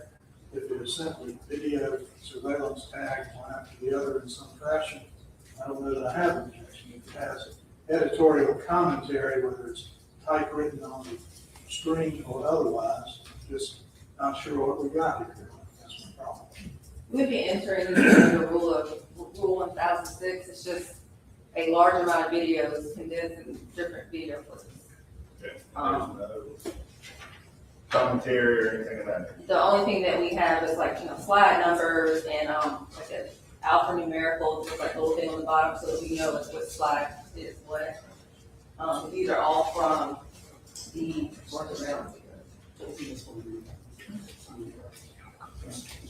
they all come from stage 3, that's already in the evidence. Stage 3. One second.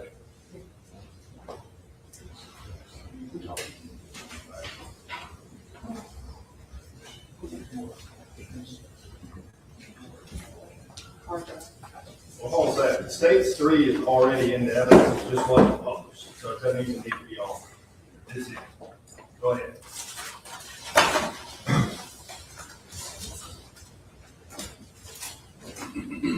Now, in some instances, are you asked to edit videos? Yes, ma'am. And when we say edit, you didn't change or alter any of the people's actions or the contents or anything, any audio of these videos, did you?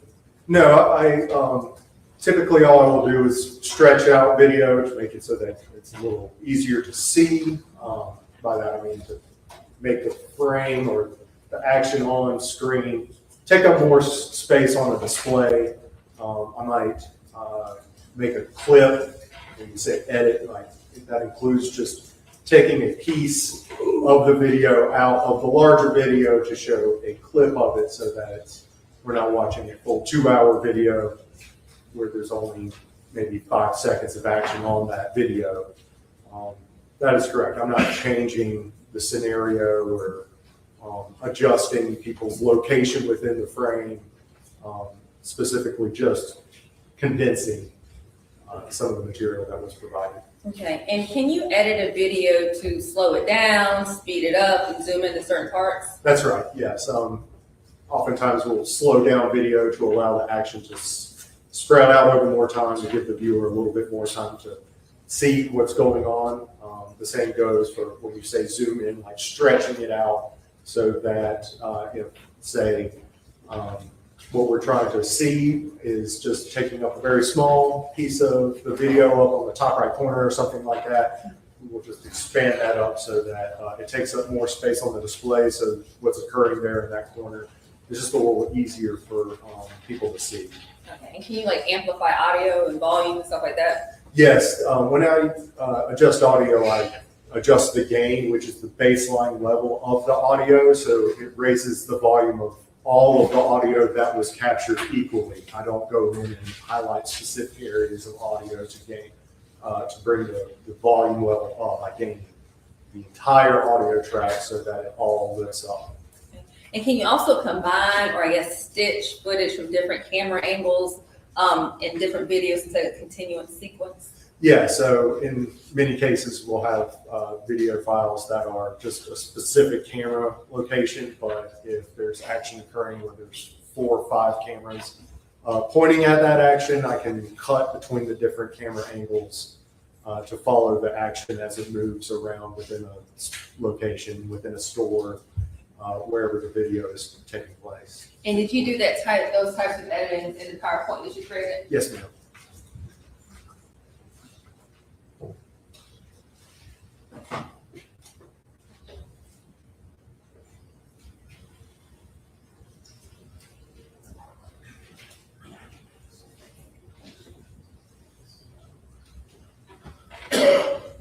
And so you said your presentation is in a PowerPoint format, so you can actually like play the video on each slide in the PowerPoint? Yes, each slide is a different clip of video that was lifted from the material provided from the surveillance systems within the Shell store. And did you add like slide numbers to the top right just to kind of so you can see what slide is what? Yes, to keep track of.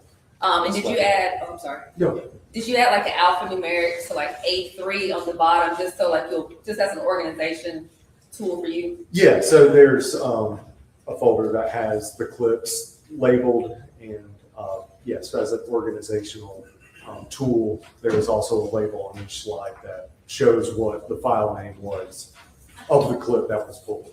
Okay, and when you're creating PowerPoints for a case, sometimes do the solicitors provide you with like some basic background information on the case, like time certain things happen or like who certain people in video are? Yes. Okay, and does that help you kind of understand what you're looking for when you're making these videos? Yes, especially in cases that have a voluminous amount of video, having a time frame of when the action occurs or an idea of what a suspect or a victim or somebody that is pertinent to the case can be extremely helpful.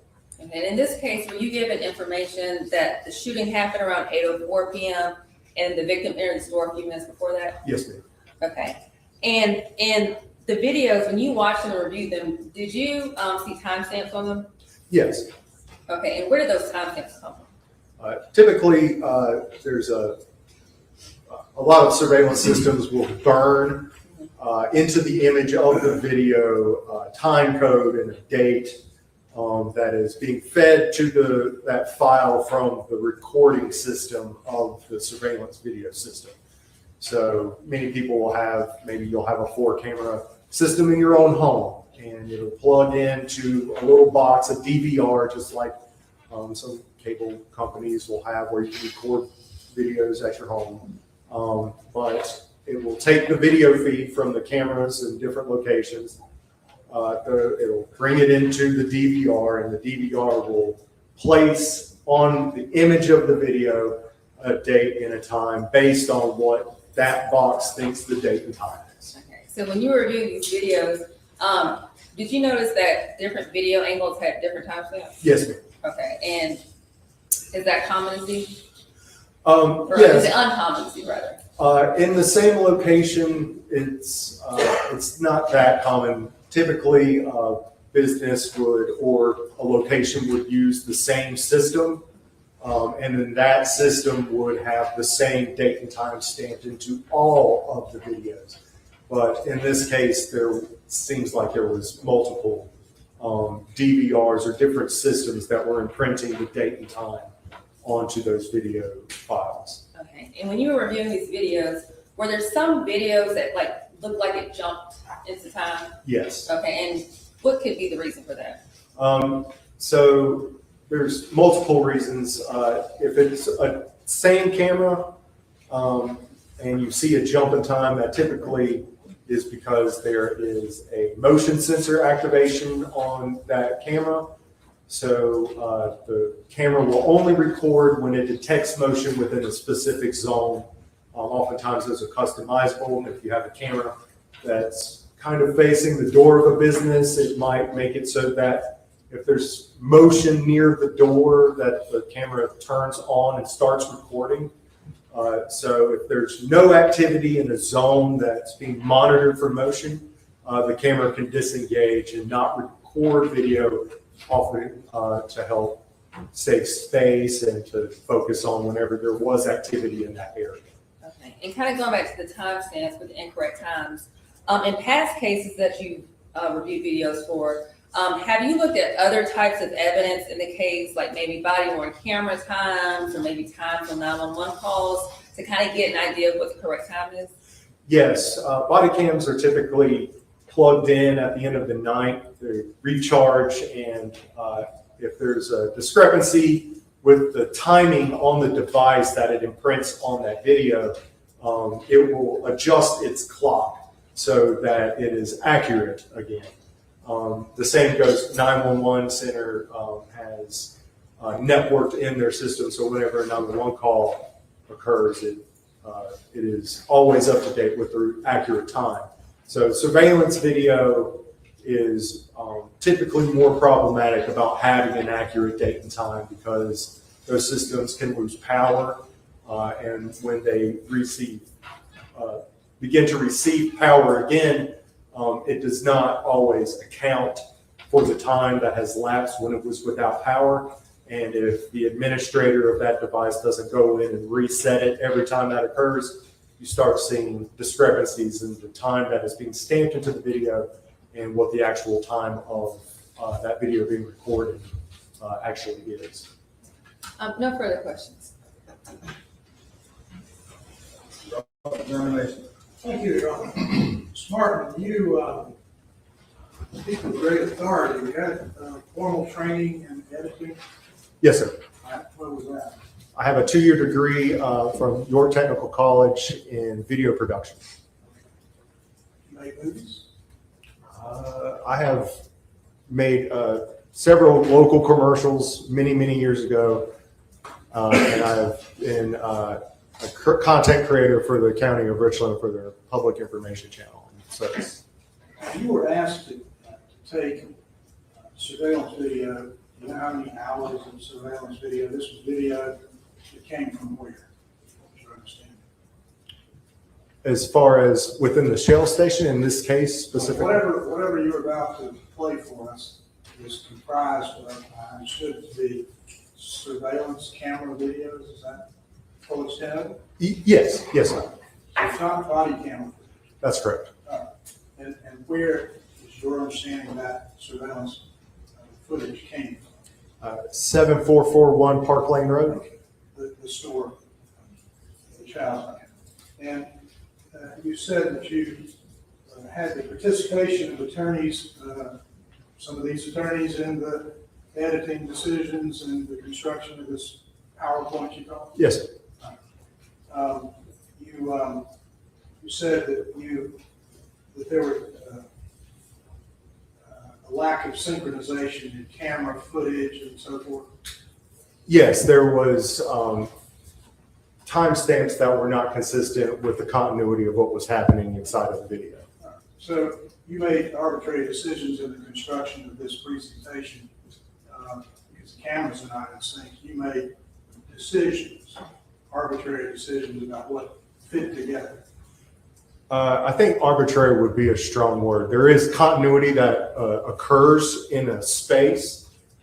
If somebody walks in and they're wearing a red shirt or a yellow jacket and they come in from a door, even if there is a discrepancy in the time, from another angle, if that same person is coming in wearing the same clothes, even if the time is different, they perform the same actions and then 30 seconds later, another person comes in. You start to build continuity in between the files because those actions and those people and those specific circumstances don't present again in any other time. But, your decisions and the advice you got from the prosecutors, you and the prosecutors chose what to emphasize in this PowerPoint, which is a distillation of the whole, correct? That is correct. Now, as a Gamecock fan, I guess you would be able to take the films from the game we lose on Saturday night and make the Gamecocks look like winners on Sunday morning? I don't think that's possible. I don't have anything else, Your Honor. Clearly not a Gamecock. No, Your Honor. You step down. Our next witness. Speak on Lori Parsons.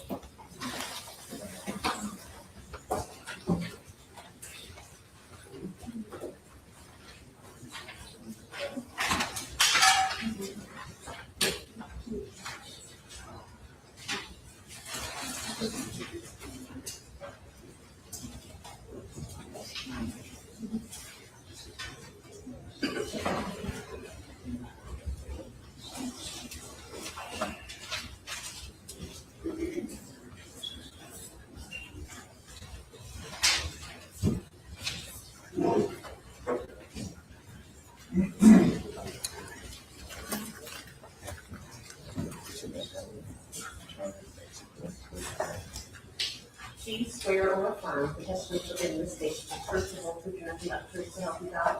Thank you for accepting the witness stand and state your full name for the record.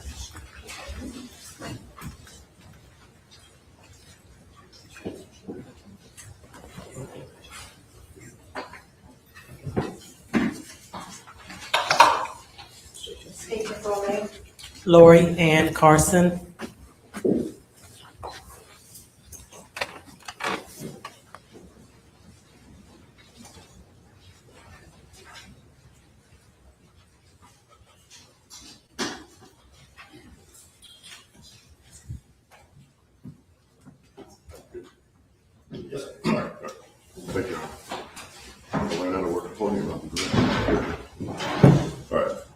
Good afternoon, Ms. Carson. Good afternoon.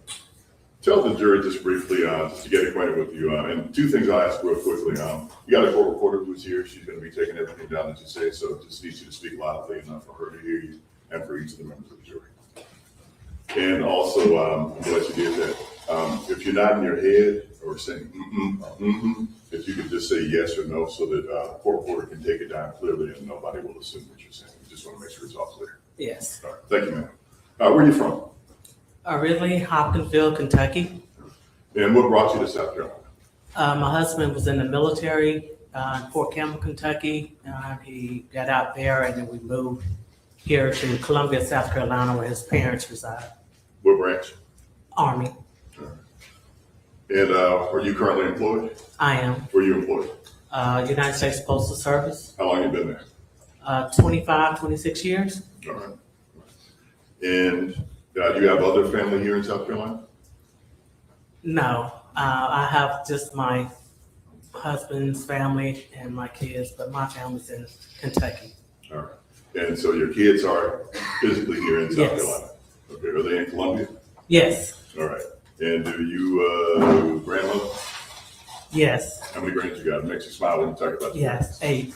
You got 8? 8. All right. So let me ask you this. We're going to focus a little bit more specifically on 2023. So May 2023, you said you have 3 children who are here? I do. All right. Do you mind naming them? I do mind. Okay. You do mind? Do you have a daughter named Kim? I do. All right. And was she living in Columbia back in 2023? She was. What side of town was she living on?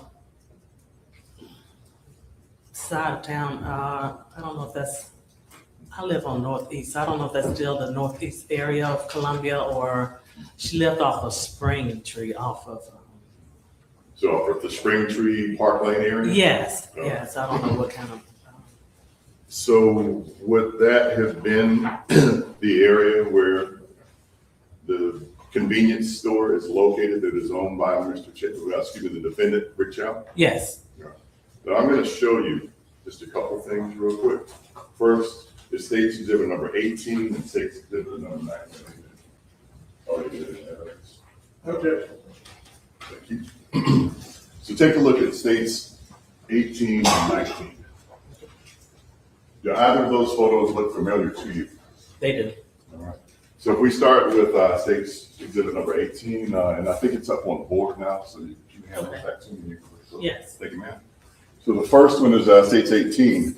Tell me what that is. A convenience store? Okay. Which convenience store is that? Shell station? All right.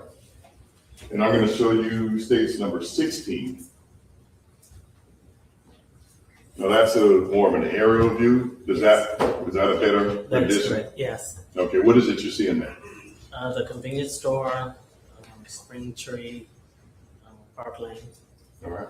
On the corners of Spring Tree and Park Lane? Yes. And that's the area where your daughter was living back in 2023? Yes. All right.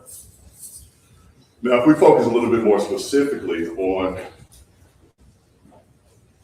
that particular day, can you tell me a little bit about what was going on, what you were doing that day? We was going, my daughter and grandkids was going to see a movie that they chose. And we just thought Sunday, day before the holiday, we'll just go out and enjoy ourselves. So you indeed went to see a movie that day? We did. All right. And after the movie, what is it that you decided to do? Take Kennedy back home, but she needed to stop in the store to get something to drink. Okay. And so the store that we are looking at, is that the store that you stopped at to get something to drink? Yes, Had you been in that store before? twice. All right. Can you tell me why you've gone into that store? Yes, my grandkids had been looking for some candy slime liquors. So I was on the hunt trying to find the candy that they wanted. So I stopped in there once and they was like, come back in probably a couple of weeks. They should have it then. So the second time I stopped back in there and I don't believe I purchased it then. They were still stocking up. But having gone into that store at least 2 times, you were familiar with the layout of the store? Yes, A little bit familiar with the where decoration? candy was at, yes, I Where knew the where to go to find it, Yes, ma'am. And you're a little bit familiar with the decorations in the store? yes. All right. I'm going to show you something, State's Exhibit number 52. Same objections as before, Your Honor, but it's been, It's in there. Okay. I'm showing you what's been listed as State's Exhibit 52. Can you tell me if you recognize that picture? I did. All right. And in recognizing that picture, you said, were there anything like photos or decorations that stood out to you when you were in that store? Yeah, a lot of photos. Okay.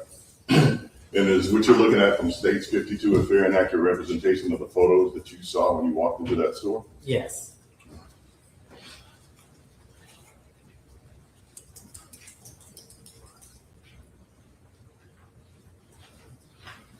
Now, as we focus a little bit more on that particular day, you drove into the gas station to, or the Shell station, the convenience store side of this, Yes. to pick up maybe some slime liquor or a drink for your daughter, Candy. or some candy.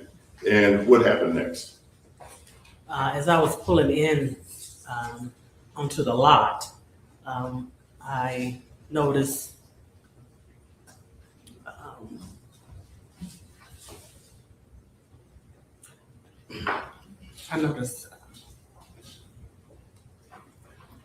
I noticed Cyrus coming out and taking off running with the 2 other gentlemen behind him following suit.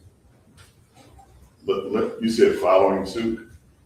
Let me ask you this. Yes.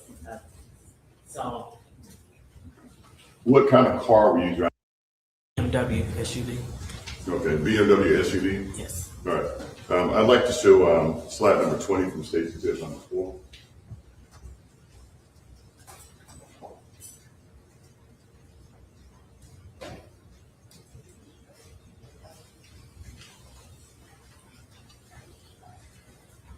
Now, if you're looking at the top corner of that screen, can you tell me what you can see? I see my vehicle turning onto Spring Tree. So that vehicle right there, and as it's paused, that's your vehicle? That is my vehicle. And tell me again what type of vehicle that is? 2017 BMW S5.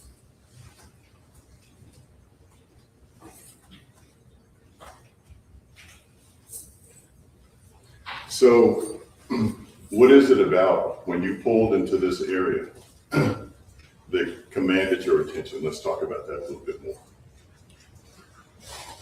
You said you saw a young man walk out of the store? I saw him walking out and then taking off running Okay. with the 2 gentlemen running behind him. Okay. You said 2 gentlemen running behind him.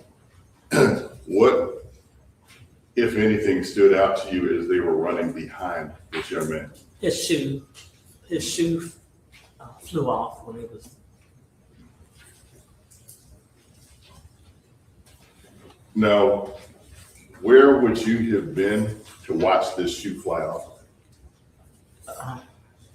I had pulled onto the lot and I stopped, Okay. so I was able to see. Now, I'm going to show you what's been marked as State's Exhibits number 21.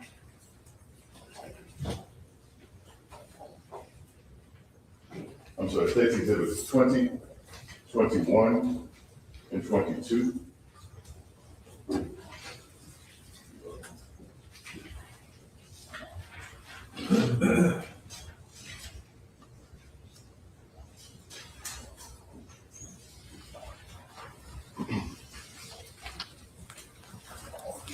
So I'm going to hand you State's 20. Can you tell me what that is a photo of? Yes, Spring Tree Drive. Okay. I'm going to show you State's 21. Can you show me what that's a photo? Just a bigger view of Spring Tree Drive. And is that also the corner of that store in the parking lot? The parking lot, yes, 7441 Parkland Road? yes, The store belonging to Rick Chow, the defendant? yes. You sure? Yeah.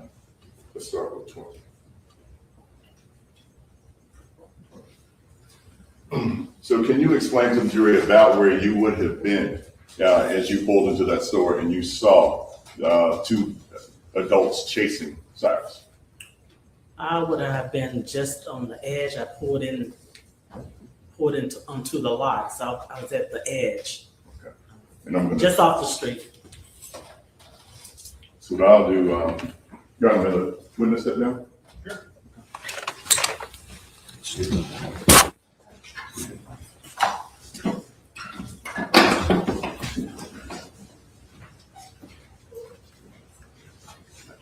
So I have you, if you don't mind, Ms. Carson, I'm gonna give this to you, and you can point out.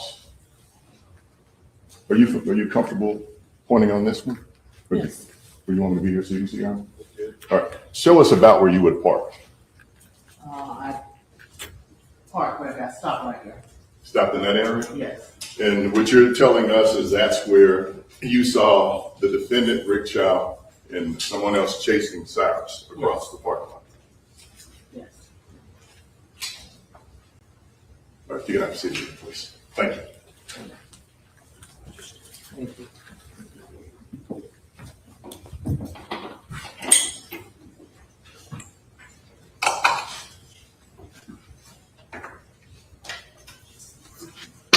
I'd like to show you what's been marked as states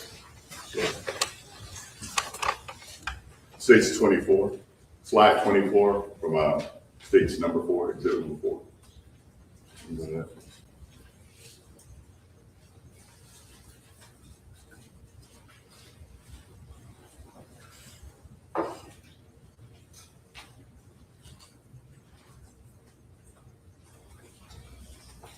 Tell me what you see in that video. My vehicle and Mr. Chow and the other gentleman running. And is that what you experienced on May 28th, 2023? Yes. And that caught your attention? Yes. What did you see next? I saw Cyrus run across the street. I saw a female, I guess, I don't know if it's his son or not. I saw her pick up his shoe. And did you continue to watch this whole incident unfold? I did. And you watched from your vantage point right there at the corner that you just pointed out to the jury? Yes. Tell us what you saw from that vantage point. At that point, I saw Cyrus run across the street, them chasing him. I saw Cyrus trip, and he got up, and I was excited because I wanted him to continue running, but he didn't get up straight up. I thought he tripped again, and he went down. Did you at any point in time see anything in Cyrus's hands? I did not. Would you be at a point where you could see things that were in his hands? Yes. What happened next? And you can take your time.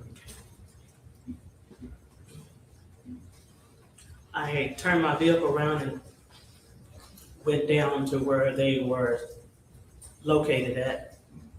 I stopped and I wrote down my window and asked, is everything okay? And he said, no, call 911. So let's stop there. Before you drove down to see what was going on, could you see, you said Cyrus fell a second time? He fell, he tripped over the curb, and then as he was getting up, he fell down again, so he didn't get upright. He didn't get upright to where he was. What were the two men who were chasing him doing? I saw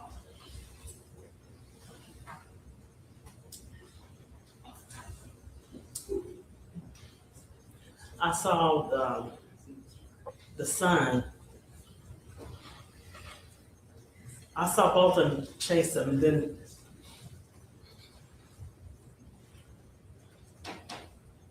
when I drove down there, I can't at this point because I had to turn my vehicle around. So I had to look left to make sure no car cut me. So then I drove down there when I stopped and asked if they needed help, was everything okay? The son, they was distance apart from Cyrus. Cyrus was in the middle of them, and Mr. Chow was in front of Cyrus. Cyrus was already laying on the ground, and the father was near the position where his head was at. So let me ask this, just to make sure I'm getting this chronologically correct.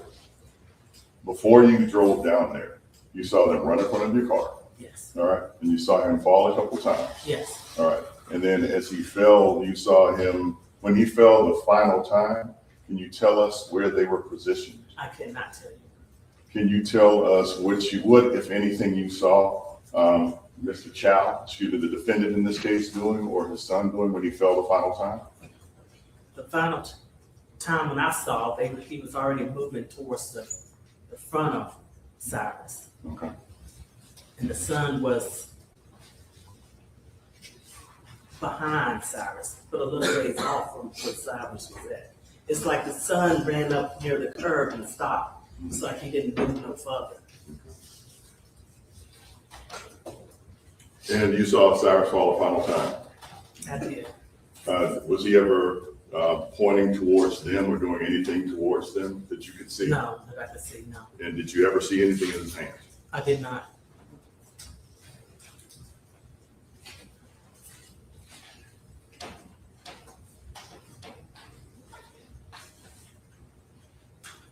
So when you actually went down to the scene, you said you drove down there.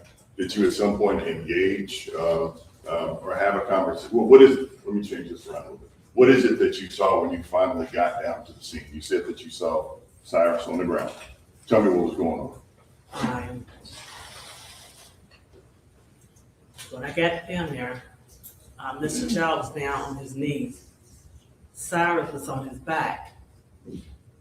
And Mr. Chow has his hand out. And I asked, where'd the blood come from? Are you bleeding? Are you hurt? I said, who's hurt? And he said, him.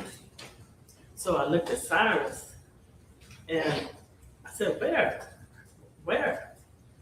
Because I didn't see no blood anywhere. And so by then there was another female, and Mr. Chow, they rolled him over and they raised his shirt up, and I saw the hole in the back. And they rolled him back over and I cleared. By then he had leaves in his mouth, and I cleared the way because he had started making gurgling. So I thought he was trying to breathe. So I was trying to clear him so he can breathe. And I told him to the female and because I didn't know what to do. So I told him to do CPR because he's trying to breathe. And I told him to do CPR. So the young lady started doing chest compression. And Mr. Chow was getting CPR mouth to mouth to her. And I just told him to keep on. And you tried to do what you could to help with the situation after Cyrus had been shot. Yes.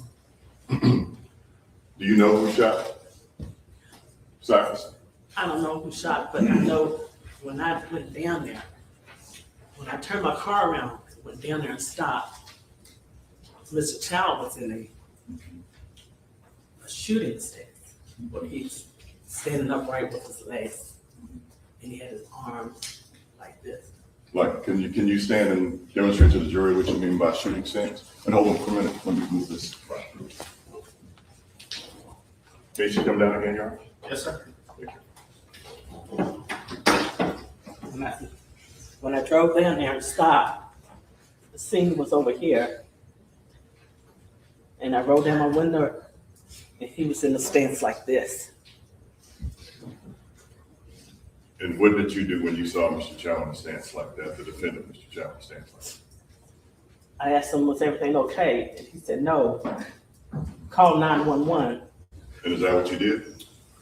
Yes, I had my family in the car, so I needed to get them out of danger and drove them up to the next apartment lot. And then I ran back down And as I was going up though, I was calling 911, but I was so nervous because I needed to get back down there and help them.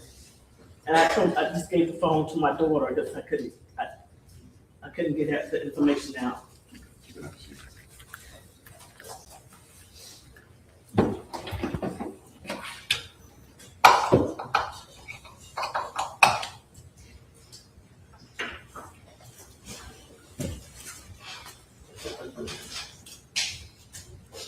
Court's indulgence, Your Honor. Yes, sir.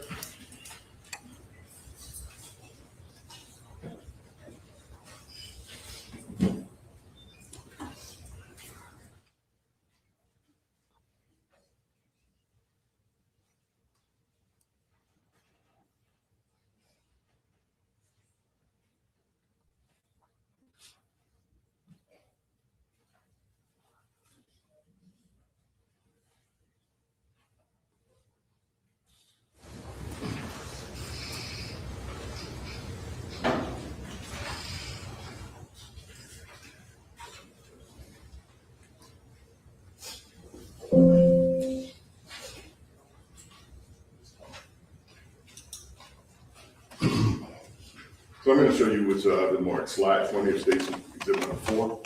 You can take a look at that, please. 21. I'm sorry, slide 21 of State's Exhibit number 4.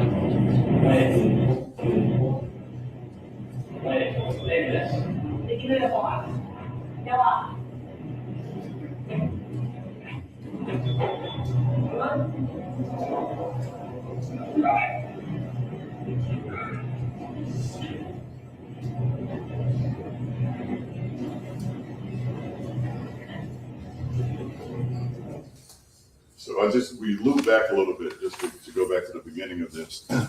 What is it that you saw? Are you talking about shoot? Shoe came on. Okay, and that's what you saw? I saw him run, on the red, bright red Could you see? sweatshirt, so I was able to see him. But I saw a shoe that's white and it just flew off as he was running. Could you see his face? I saw his face. Tell me what you saw.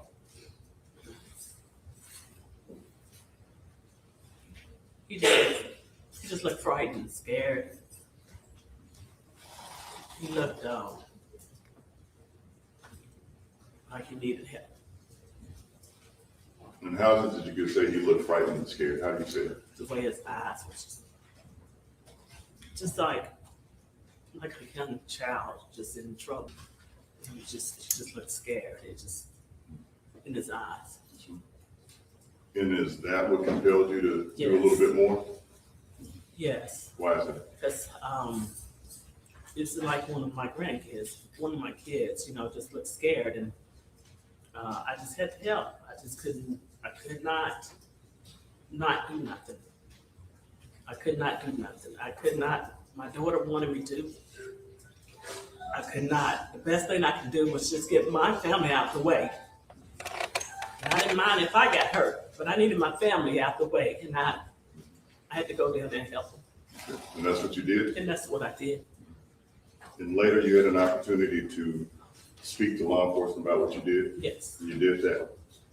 And let's just be clear, you're not any relation to anybody in this case, correct? No.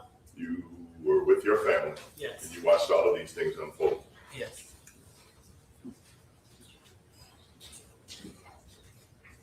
Court's indulgence.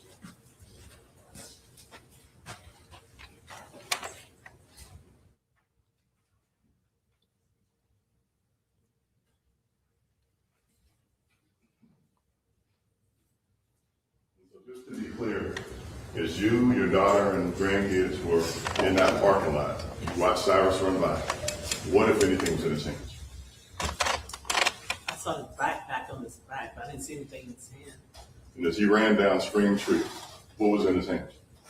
I didn't see anything in his hand. And as he fell multiple times, what was in his hands?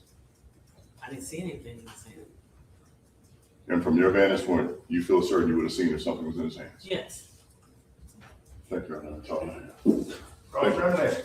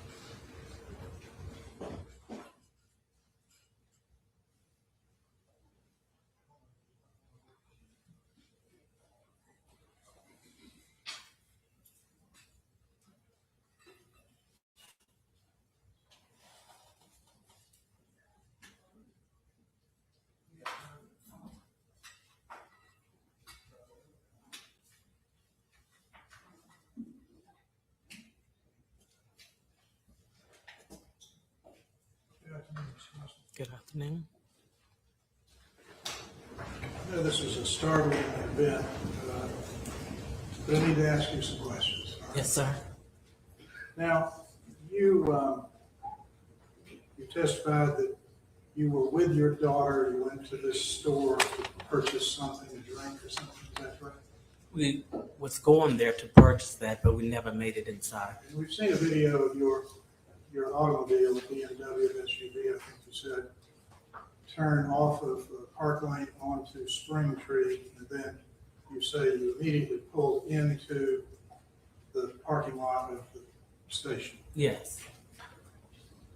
And maybe when we get this going.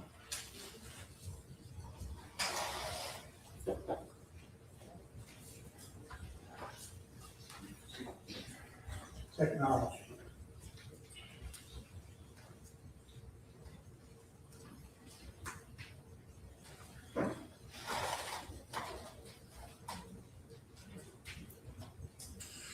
In a moment, when you get this figured out, I'll ask you some questions about this. But now, your SUV, you were riding with, where was your daughter? And your daughter's name is Kennedy? Kennedy, All right, and how old is she? 30, she's old, she's 30. Don't say that's old. She's not a baby. She's a young lady, and she was seated in the passenger seat of your automobile. Is that right? No, Kennedy was behind me. My granddaughter was on the passenger side. All right, so which side of the automobile is she sitting? She's directly behind me. And are your, the windows in your vehicle tinted? Yes, they are. And so, let me ask you to step down again. Let me get this for you. Let's see. And our solicitor has hidden the pointer. Oops, right there. So, as you did before, would you reach up there and show the jury where your vehicle was? Yes, I pulled off Spring Tree onto here. Okay. So up beyond that bush perhaps? Right there. All right. And so your view would have been down the road. And so as you testified, you watched through your window. Windows were rolled up in your vehicle, I think? Yes, they're legally intended though, they're not. Okay. And the three people you saw run past you, would you kind of give the jury an indication with your pointer there where they ran by you, past you? When I was pulling off, Cyrus was just stepping off all the steps as he started running. So Cyrus right here, the other two gentlemen was just passing my vehicle here. Okay. The shoe flew off. The lady came and picked it up. All right. I saw them go down because I had backed up. And let me ask you to stop you there. You saw the shoe come off somewhere around that red car? Or I don't recall. I don't recall. you recall? I recall the shoe flying off. I saw that. I saw the lady come and pick it up. All right. But that was sometime later that she came and picked it up? Or Yes, she was, they was already off. All right. And did you see the gentleman you're calling Cyrus, did you see him throw two cell phones away? No, Didn't see that. You see him throw anything else away? no, I did not. I didn't see anything in his hand. Okay. Now, if you'll point up on that, you have to take a step up to get there. Point about where you believe that Mr. Belton, that's the person you're calling Cyrus, where his injury would have been, where was it that you saw him being shot? Ran across the street. This is where he tripped at. Somewhere in there. Somewhere in here. I can't see it right. But he tripped and then he went down and then shot it. I got then he went down.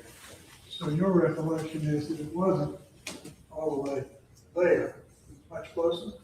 I cannot, And I understand. yes, because, All right. he ran across the street. All right, if you'll have a seat, man. Yes.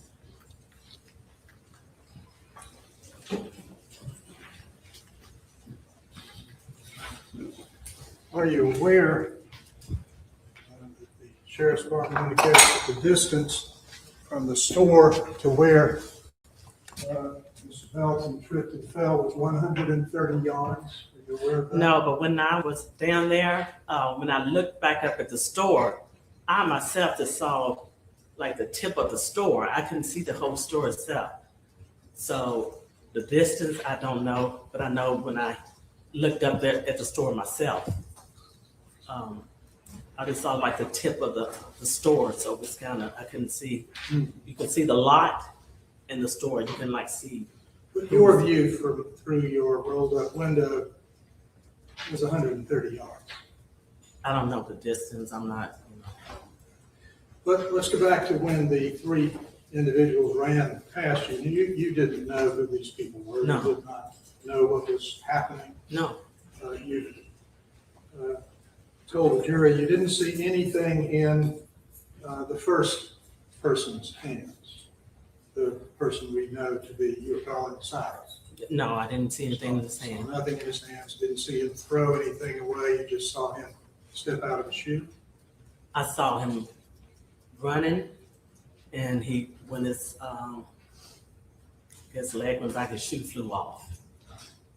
So I didn't see him throw anything. I didn't see a cell phone. And was he carrying the backpack, or did he have it looped in his arms in a backpack traditional position?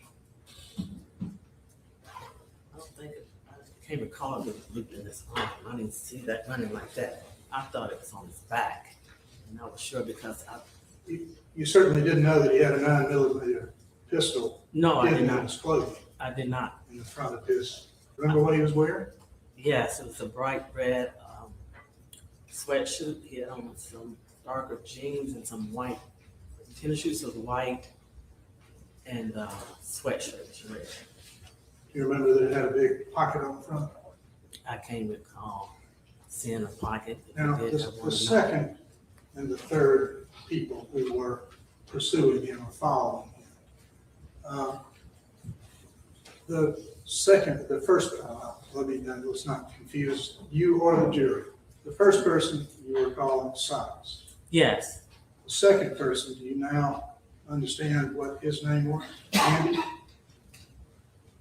The son? Yes. Okay. That second person you saw? I saw, I guess, Andy and Mr. Chow. All right. Well, you saw Andy running after Cyrus.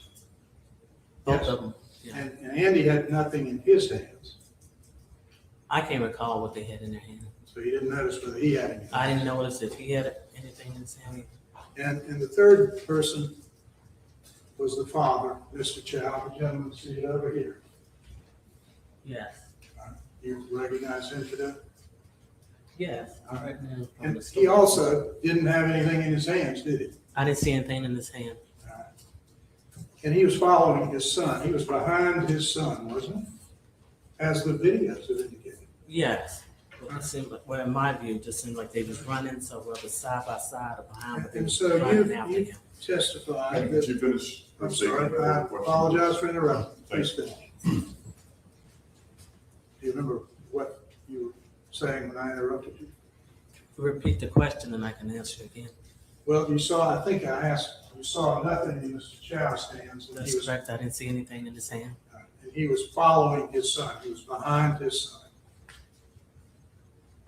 As, and I said before you answered, as indicated on videos that took place. Yes. What I saw, I just saw them running. I don't know who was in front, behind, I don't know. They was together running. That's what I saw. And so then you saw the three of them proceed down the street 130 yards, or whatever the distance was. And you Yes. say that then you saw the person you're calling Cyrus fall. He tripped over the curb. All He went down and proceeded to get back up, and then he went down. He didn't get all the way up. And you weren't able at that distance to see what he tripped on, were you? He tripped over the curb. I saw that. And when he began to get up, were you able at 130 yards to see that he had a gun in his hand? No, You couldn't see whether he had anything in his hand or not. no. The,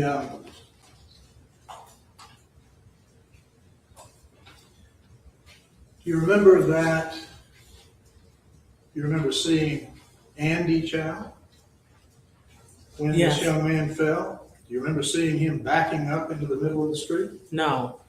When I saw him, he was just standing still. I didn't see him back up. In the middle of the street? He was just standing still near the curb. Okay.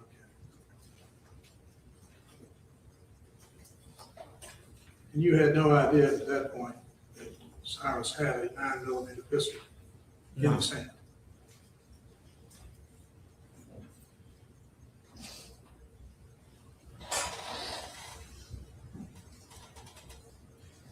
When you saw him fall, you saw everyone stop. All three of them stopped. Saw him. I don't know what they was doing. I saw my eyes was focused on him because of the red sweatshirt. I can't recall if they was backing up, whatever, but I saw him trip over the curb, get back up, and then trip again, and he went down. And that's when I went down. When he fell, neither of the Chows jumped on him, did they? I didn't see it. I didn't see him jump on him. No. Okay. They didn't touch him. They didn't jump on him.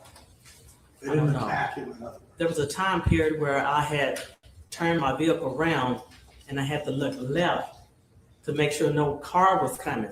So whatever happened in that short period of time for me to look left and turn it back and go, I don't know what happened. Well, that's not the time period I'm asking. I'm asking you about what you've testified about. That when you saw him fall, neither of the Chows jumped on that young man when he fell. No, I didn't see them jumping on him. No. And the second time you say he tripped or fell, you don't know whether maybe that's when he was shot. You don't know. I don't know. In fact, you never heard a gunshot, did you? I did not. And when he fell the second time, or went down the second time, you did not see either Chow advance on him, attack him, did you? I did not.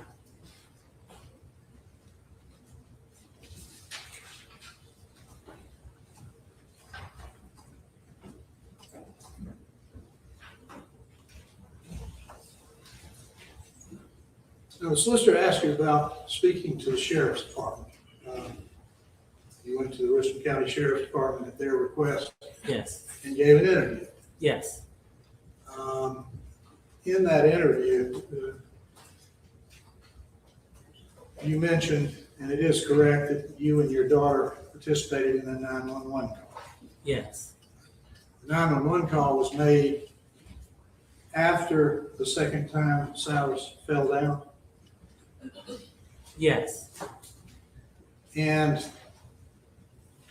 in that Sheriff's Department interview, you indicated, as you said today, you were right there. Let's see.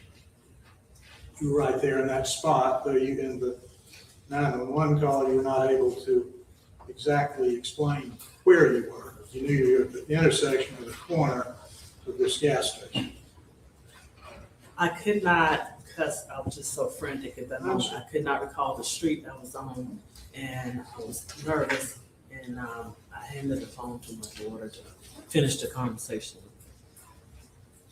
And so you never saw a gun in anybody's hands. No, And when you mentioned you turned your car around, you drove down, and you drove past where, well, you stopped where this, where the young man was, and Mr. Chow and his son, yes, and you rolled the window down, I think you said. yes.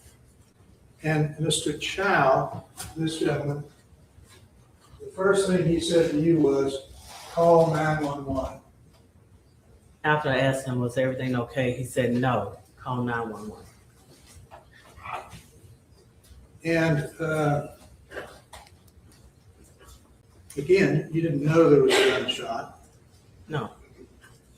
You and your daughter went up to what, one of the parking lots, Yes. turned in and pulled over and parked, Yes. and you walked back down. I ran down. Random. And your daughter was with My daughter after me. you. Okay.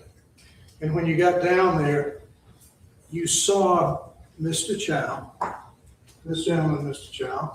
You saw him giving this young man, you saw him down on his knees, giving this young man mouth to mouth. No, sir. What, don't you recall telling the sheriff's deputy when you were interviewed on, let's see, July 25th, roughly a month after this, that you watched Rick doing mouth to mouth and saw the brown stuff came out. And then you watched him try to do mouth to mouth again. No, sir. When I went down there, he was on his knee. Mr. Chow. Mr. Chow was on his knee. By then, another young lady came down, and she was on my left-hand side. She went down on her knee. I asked him about the blood on his hand because someone was injured. I need to know who was injured. I asked him, was he okay? Are you hurt? Who's hurt? And he said, him. I looked over at Cyrus, down at Cyrus. I didn't see no blood nowhere. So I'm trying to figure out where does blood come from? Who's hurt? And that's when they both rolled him over. I saw the hole in his back and just a little blood around it. They rolled him back over. I got the leaves out of his mouth and I told him they need to do because I cannot do CPR. I asked them to do it. The young lady started doing the chest compression. He started doing mouth to mouth. Okay, so he Mr. Chow did indeed give attempted life-saving measures, including mouth-to-mouth resuscitation, right there on his knees in front of you, trying to save this young boy's life. Even to the extent. Yes. Even to the extent of that young man aspirating or vomiting. Mr. Chow cleared his mouth and then proceeded to go back to There's a no mouth. testimony about him aspirating and vomiting. Sorry? Your Honor, I believe that testimony is all right. The commentary. that was- I'll allow a question. It was not pretty. And you yourself did not, do you know how to give mouth-to-mouth? I do not know. That bothers me today. That I could not help him. And the only thing I could do was just clear his mouth with the leaves. And I couldn't do anything else but to stay there with him. Because he didn't have nobody there with him. But Mr. Chow did apparently give mouth-to-mouth resuscitative efforts to save his life. Right there in front of him.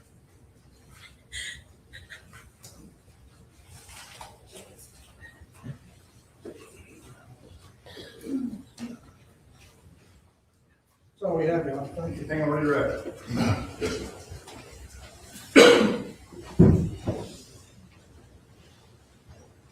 You need a moment? That's fine. I'm sorry, we gotta rehash this without. So, Mr. McCullough just mentioned that this, the defendant, Mr. Chow, was given life. He was trying to save this young man's life, is what he said, right? And that's after he shot him in the back, right? Well, Your Honor, I object to that because this is direct, redirect. She's already said she didn't see a gun, didn't see a shot fired.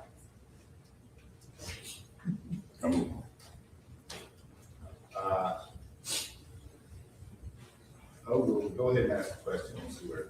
Okay.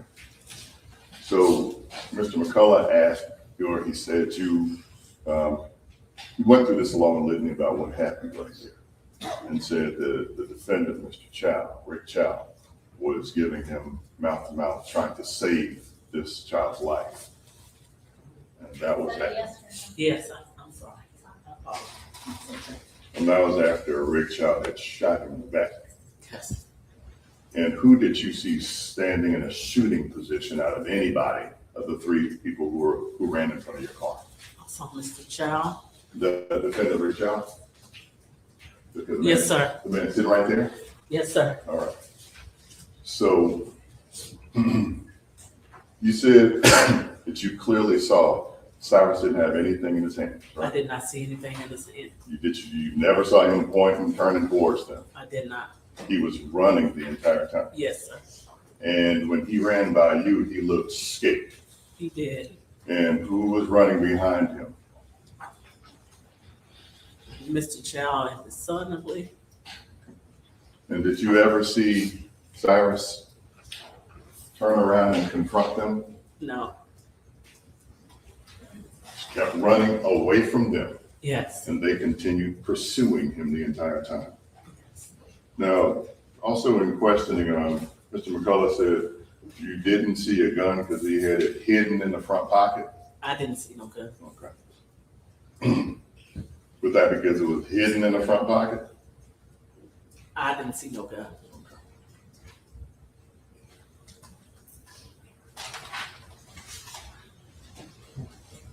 And have you seen somebody shot, killed, or dying in front of you like that before? No. And you were a little bit frantic, is the word you used? Yes. A little bit upset. Yes. Did you do the best that you could to tell the police what you saw? I did. And at the end of the day, you didn't see a gun in Cyrus's hands.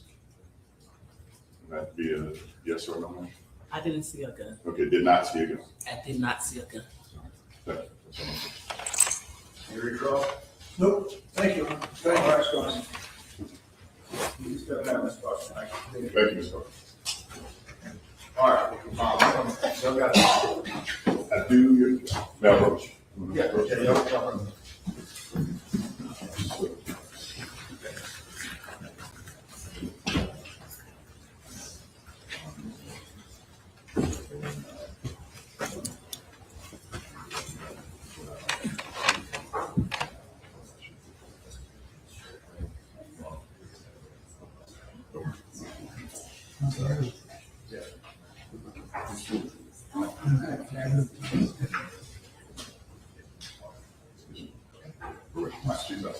All right, ladies and gentlemen, we're gonna take a short break. I know y'all had a break when we were discussing the matter. Well, none of us have had one yet. So we're gonna take our afternoon break for, let's just say 10 minutes. We'll be back out. Yeah, about around between 4:20 and 4:25 will be it. Again, don't stay okay.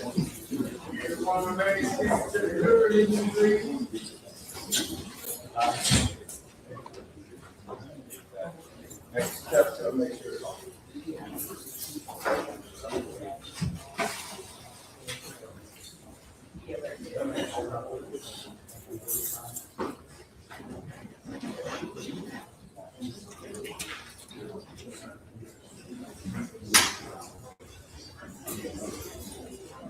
Any other questions?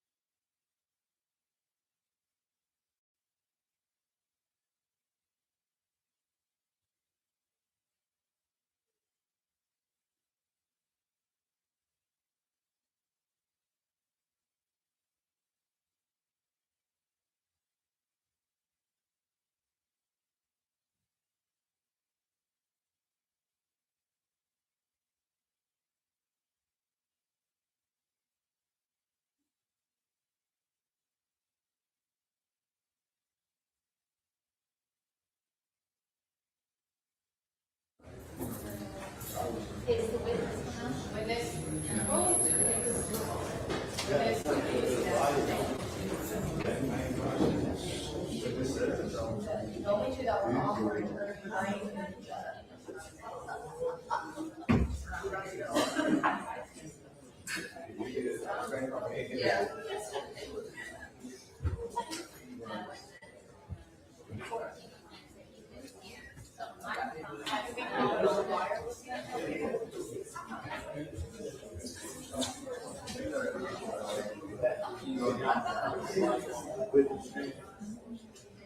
All the way up.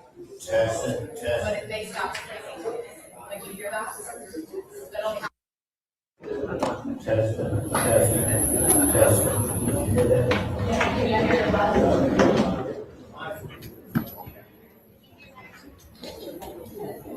I just don't think that speakers.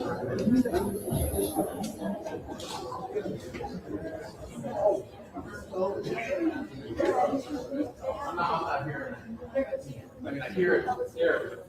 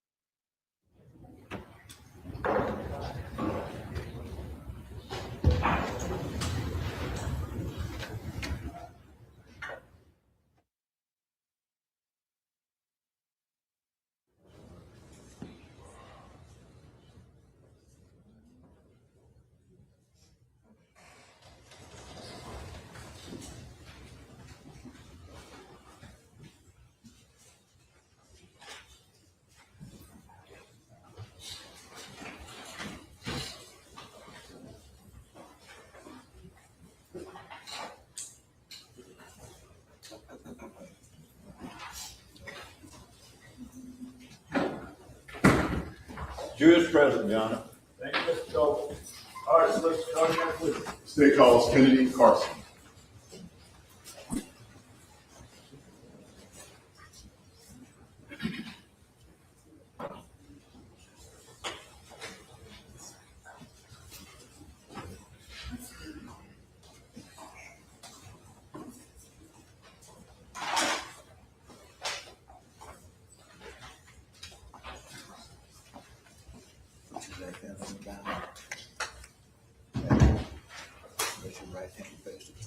Do you swear or affirm that you will in this case be the truth, the whole truth, and nothing but the truth, so help you God? Yes. Thank you, so please witness stand, state your full name for the record, and please spell your first name.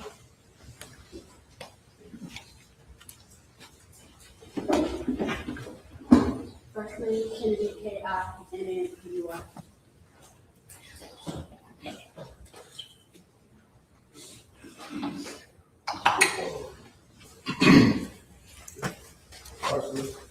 Please go down. So, again, your name is Kennedy Carson. Correct. And so just to kind of move a little bit, well, I'll give you a couple court procedural pieces, then I'll try to speed the process along a little bit. So you got a court reporter sitting next to you, so just need you to speak loudly enough. And if you would, I know it's normal to nod your head or say mm-hmm or mm-mm, but if you'll say yes or no, just so that we can take it down properly and that everybody on the jury can understand what you're saying. Sure. Okay? All right, so your mother is Lori Carson, is that correct? Yes. All right, and you're three siblings? I have 3 siblings. I'm her Okay, firstborn. where are you in the fold? I'm her firstborn. All right. So the more bossy. Yes, All right. Did you grow up around here? yes, I did. What high school? Spring Valley. All right. So you grew up on the north side, northeast side? Yes, sir. Are you slightly familiar with the northeast side of Columbia? Very familiar. All right. Are you any relation to anybody in this case? No. And in fact, you're under subpoena to be here today. Yes. Were you a witness to some matters that took place back in May of 2023? Yes. All right. In May of 2023, were you working? Yes. What were you doing at that point? May of 2023, I was working for TD Bank still on lockbox services. Okay. And your experiences at TD Bank, you just talk about some of the roles you've had there before.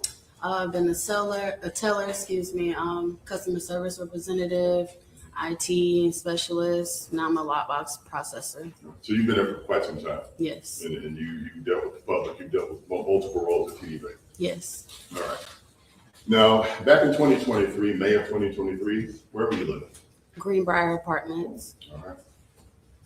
And is that in Columbia area, Richardson County? Yes, it is. Can you give us a little bit better vantage point of where that is in Columbia? Off of Springtree Road, Park Lane, Springtree, I believe. Okay. I'm going to show you what's already been marked 615. Okay. I'm going to hand that over to you. Take a look at that if you would for a moment. See if you can familiarize yourself with that photograph. Are you familiar with that? Yes. Tell me what that looks to be. This looks like Springtree Road, and the beginning of the photo is Park Lane. And is that the vicinity that you lived? Yes. All right. Can you publish that on the big screen, please?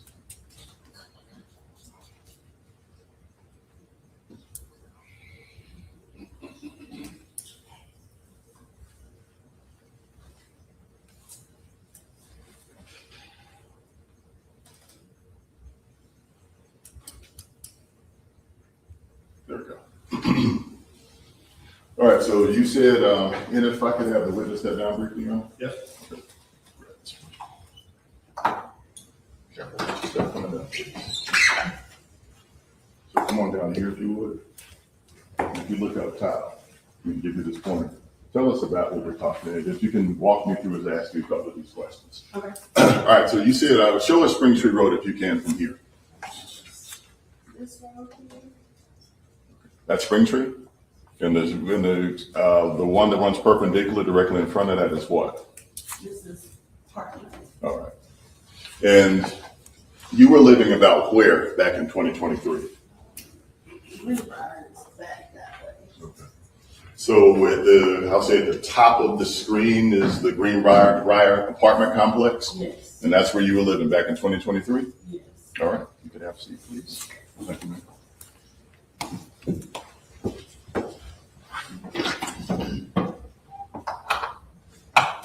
It's like they're mutual.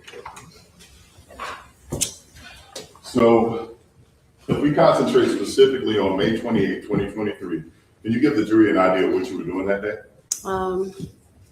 We had just came back from seeing The Little Mermaid. So tell me who we is. My mother, my daughter, and my niece. Okay. So you had gone to see The Little Mermaid? Yes. And tell us what was happening with that. As far as when we were coming back home, Yes, when you were coming, what were your plans for the evening after seeing Little Mermaid? okay, my mom was dropping me off, but I didn't have anything to drink at the house, so I was going to stop by the corner store right there, that Shell station, to grab something to drink. Okay. And you said the corner store, excuse me, the Shell station. Again, I'm showing council states 28, and I'm sorry, states 18 and 16, which are already in evidence. So you talked about a corner store. Let me show you states 16 and 18 and tell me if you're familiar with those. Yes. And tell me what you're seeing in those photos. And you can actually look it up. The screen, I believe, it may be up in a moment. No, I apologize.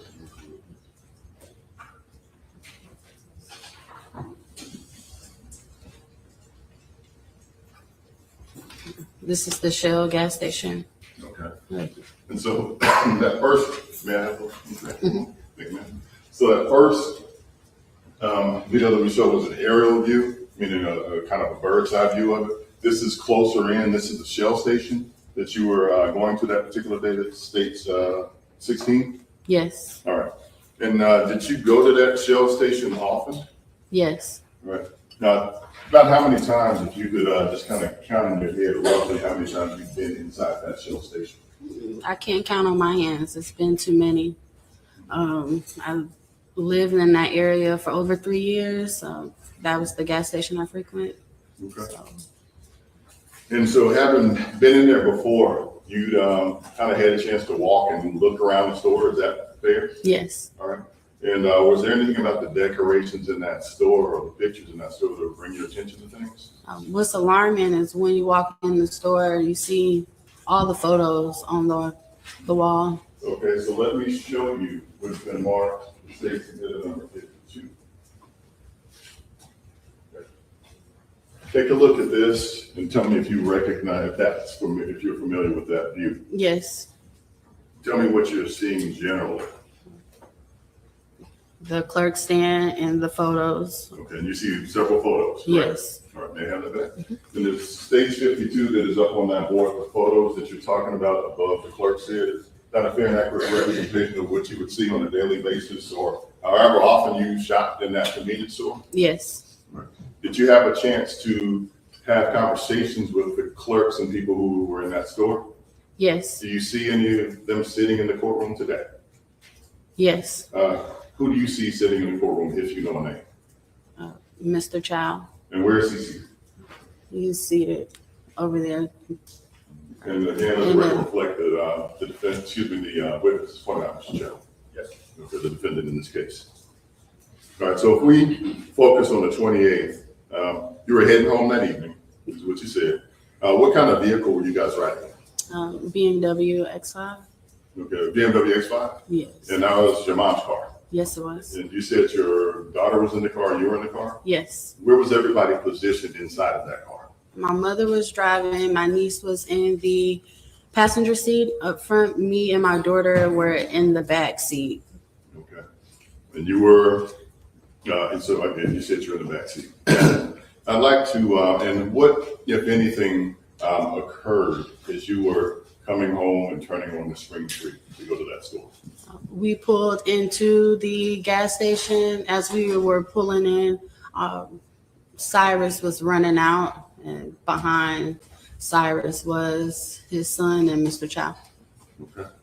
So I'd like to show slide number 20 of State's Exhibit number 4.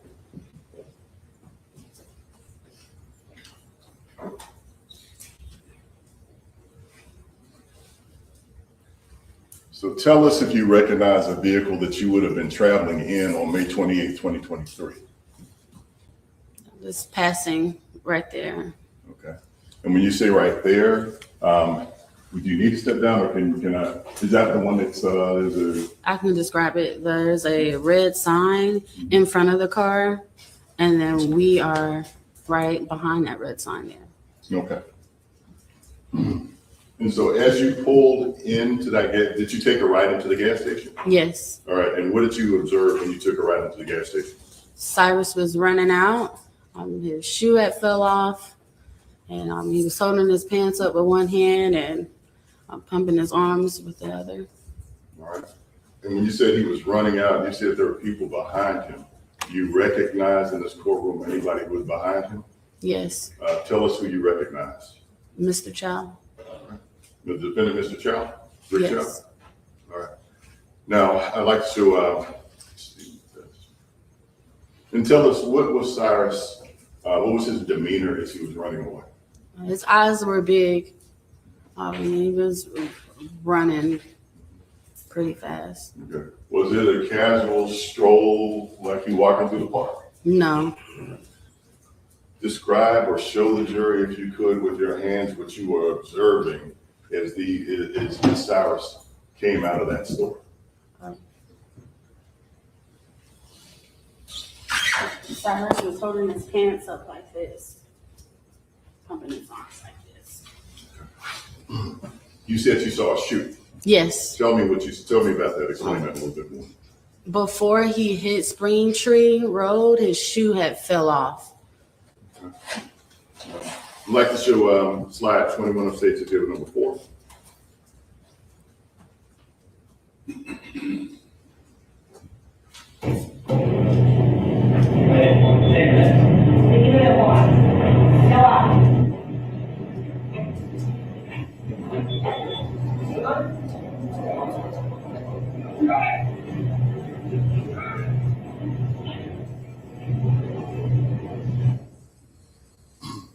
So based on slide 21 of State's Exhibit number 4, did you see a shoe? Yes. Okay. And is that a fair and accurate representation of what you viewed as you and your family were in that car pulling into the gas station? Yes. Can you describe about, although it doesn't seem to be in the video, where you all would have been positioned, where your car would have been so you could see those things?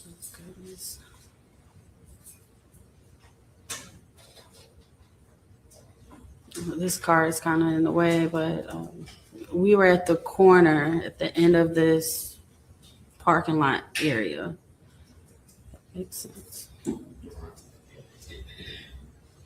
And what was Rick Chow doing at that point, the defendant Rick Chow? It's running behind his son. And the son, meaning Andy Chow? Yes. We show State's slide 27, I apologize, from State's Exhibit number 4.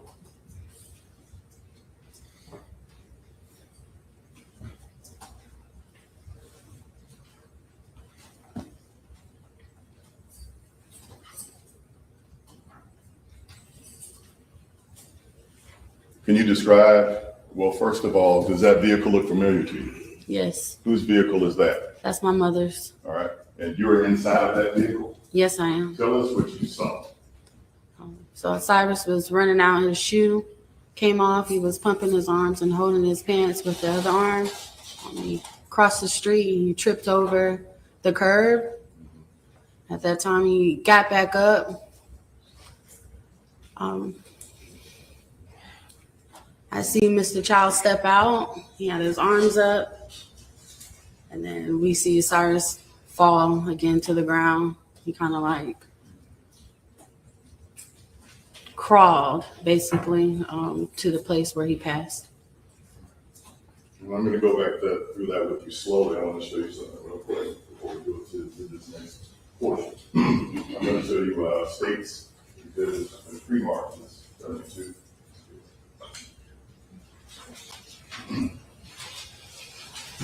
Not never shit, right? Okay. Take a look at that if you would, please. Does that look familiar to you? Yes. Tell me what it looks to be a still shot of. It looks to see there's a still shot of Andy in front of his father and me and my family in the car. And Andy and his father are running. Is it fair to say it's a still shot of the video we just watched? Yes. All right. I'd like to enter State 72 in the evidence. Objection? No objection. All right, it'll be State 72 without objection. May we publish that, please? Yes,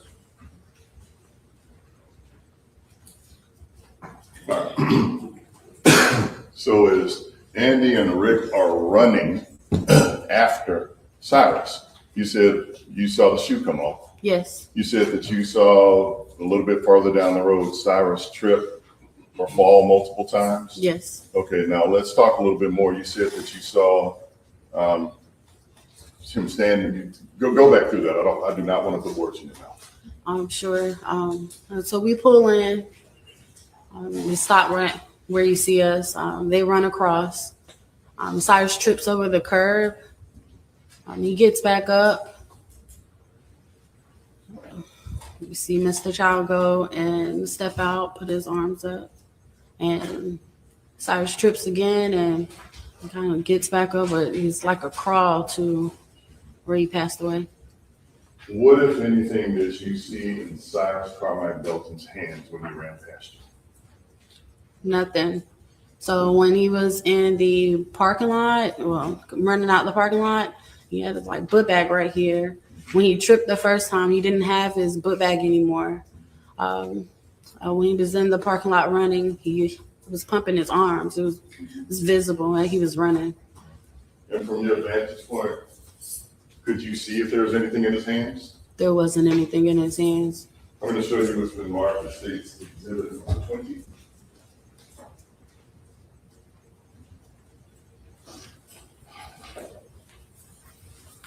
Can I hand that to you? Yes, sir. Does that vantage point look familiar to you? Yes, Is that where you observed all of the goings on Spring Tree Road? yes, On May 28, 2023? yes, Is that where you just testified you saw Rick Chow, the defendant in this case, and his son Andy chasing after Cyrus? yes, Is that where you saw that shoe fly off? yes, Is that where you saw Cyrus fall and the backpack fell? yes, Is that where you saw after he tripped, he meaning Cyrus tripped over that curb, Rick do some kind of motion with his hands? yes. No, I'm going to object to the leading. Come on, thank you. What did you see him do with his hands at that point in time? Him meaning the defendant, Rick Chow. Okay. So after Cyrus tripped, he had his hands like this, if I can.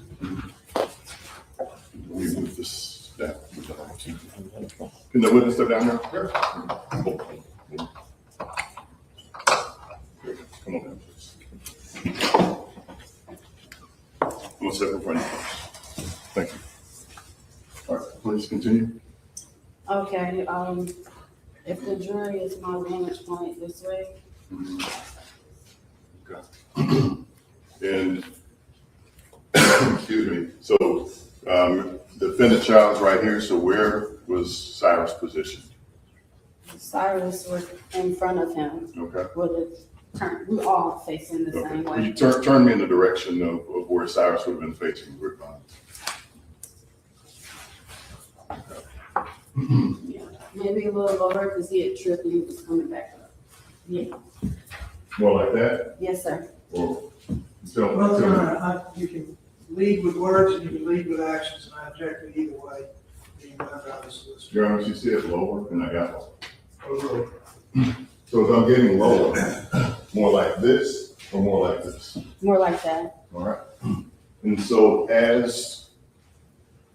is that when you tell us what you saw when you saw him lower in the position that I was just in? So he tripped and he was coming back up. All right, so I'm positioning myself again, somewhere in here. Yes, he was on his way back up. Mr. Chow was already like this. Did you see Cyrus Carmack-Belton turn around at any point? No, Did you see him point anything at Rick Chow or Andy Chow at any point? no, Did you hear anything? there was a lot going on. My mom was in the car and I'm sorry. my mom was in the car and a little hysterical. She said, "Is that a gunshot?" And I didn't really want to be involved with this. And I was like, "No, that wasn't a shot. That wasn't a shot." We had the windows rolled up, and so it was muffled. Yeah. But even with the windows being rolled up and it being muffled, did that interrupt what you saw with your eyes? No, From the vantage point that you saw it? no. Now,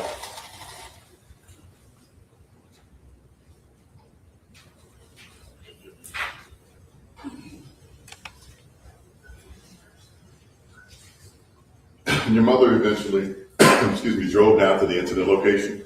Yes. All right. And came back. Was there a conversation of some sort that took place between she and anybody Yes. while you guys were still in the car? Yes. Okay. Who did she speak with? Mr. Chow. All right. And did she come back to the scene for a brief moment? Yeah. She circled around. So after the incident took place, she drove down some and she asked Mr. Chow, "Did anybody need help? Is anybody hurt?" Well, don't tell me what he said, but after that conversation, the driving took place? Yes, and she turned back around. We turned around and parked. May I show slide number 30 of defense exhibit number 4.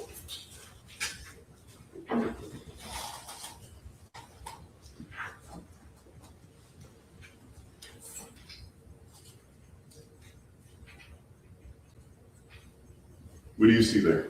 That's my mom whipping the car around. Who do you see walking past that car? I guess that's Miss Chow. I'm not too familiar with her. And is that the point you went back down to the scene? Yes. All right. And what happened when you went back down to the scene? I think you said, I don't want to put words in your mouth. Did you say you parked? Yes, we parked. Okay. All right. And after you parked, what happened? Let's start generally about what happened now. Be careful. Don't tell me what other people said, but just tell me what you did. We parked. My mom hopped out. I hopped out the car, and we went down to the scene. Okay. What did you observe with your eyes? Mr. Chow was sitting over Cyrus. Yeah, he wasn't doing anything. He was just sitting there. And did you interact with, what was the scene like? What was the scene like when you were out there? My mom made it down there before me, and when I was walking down, there was another young lady. We kind of just walked down at the same time. What was Cyrus doing? Cyrus was laying there. What was defendant Rick Chow doing? He was just sitting there, just looking at him. What, if anything, was the son doing, Andy Chow?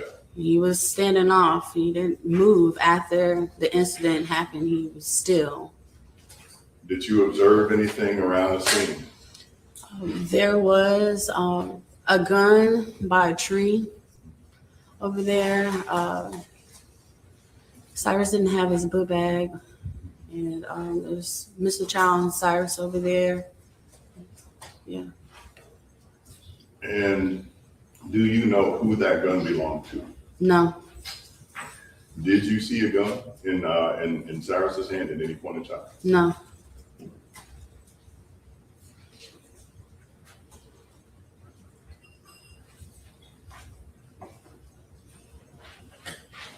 Court's indulgence. Yes, sir.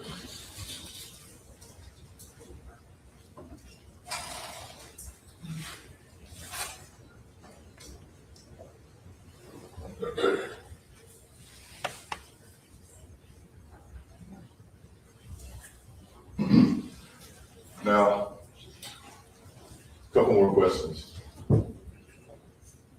Could you tell any type of, just the sizes of the people who were involved in this entire incident that we're talking about? Sure. Okay, tell us what you could observe. Andy is much taller than his father. Cyrus is much shorter than Andy. Yeah. Now, you've, and I don't want to make this personal, so I'll try to ask this as gingerly as I can.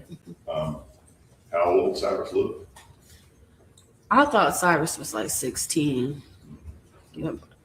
I thought he was 16. He looked like a grown man? No, he looked like a child. So all the questions I have this time here. Cross-examination.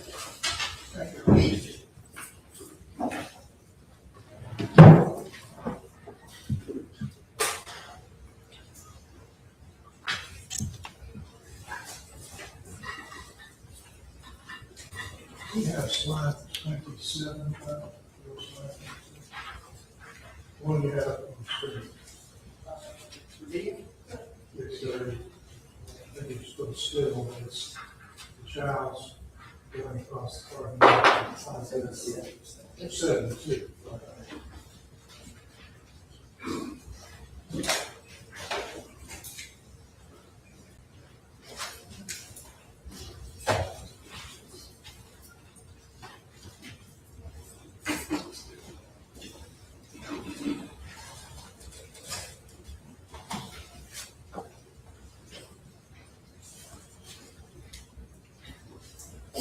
No, it's not that.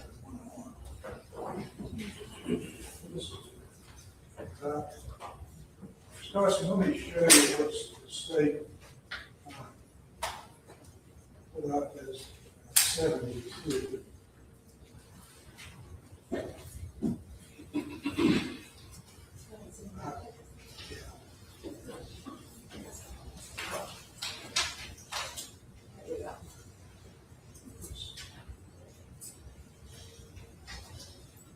So that's your automobile that you were in. Yes, Where were you in that automobile? I'm in the back seat. It would be on the passenger side. Passenger side. Yes, So that would be to the left side. well, the right side is the passenger side. So, all right. So are you on the left side? I'm or on right the, side? I'm in the back seat on the right side. And this photograph states Exhibit 72. Is that pretty much the way the thing looked that evening? Yes, And it was that dark? It was 8 o'clock at night, it was bright outside. bright outside. Okay. And you know the distance? Well, your automobile stopped in the parking lot, yes? Yes, well, right, turning into the entrance. Okay, there was a bush there on the side, and you pulled up to that bush, Yes, and you saw these three people run past. yes, And nobody had a gun, no, you heard no yelling, no cursing, no, you just saw three people run past. yes, Now, you said that you saw the first person who you described as called Cyrus. You described that he appeared to be pulling up his pants. holding his pants. Could he have been holding a pistol in his waistband? No, How do you know? you seen the pants in his hand. Well, didn't he have a long hoodie on, red hoodie? He had a hoodie on, he's still holding your pants. You can still see him holding his pants. Did you know he had a pistol? No, You didn't know anybody else had a pistol? no, And the windows in your vehicle were rolled up. I'm sorry. The windows in the vehicle that you were in were rolled up. Yes, they were. And you saw Cyrus's shoe come off. Yes, Did you see him throw things left and right as No. he ran across the parking lot? no, Didn't see him throw cell phones. no. Did you see him throw the backpack down the road? He didn't throw the backpack. He tripped and fell. When he got back up, the backpack wasn't on him anymore. Had it been on his shoulders? It was on the shoulder. And now, the distance from where your vehicle was, and your vehicle stayed in the same stationary position, same spot, until after he fell down. Is that correct? Yes, And fell down and didn't get up. correct. And would it surprise you to know that that's 130 yards? Okay. Well, I mean, you wouldn't quarrel with that number, would you? I wouldn't know the distance, and I seen it. So it's longer than a football field. So if you're standing at one end of a football field, it's even further than that. I can see down a football field. But as you described and exhibited here, these people that were 130 yards away, Mr. Chow had his back to you, as did, you couldn't see Mr. Belton, you couldn't see what he had in his hands, could you?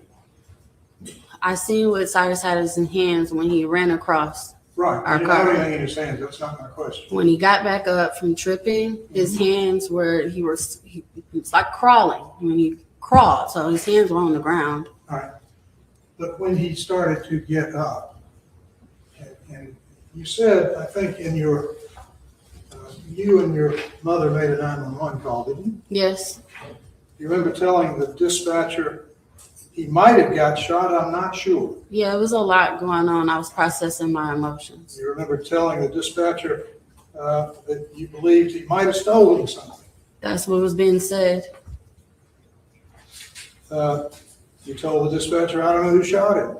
I did say I don't know who shot him. You,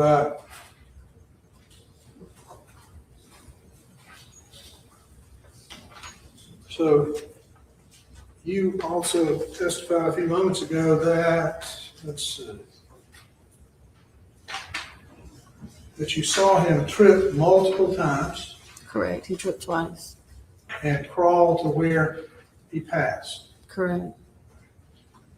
You did not include that detail in your 911 call. I didn't. Do you remember talking to officers, Officer Carter, I believe?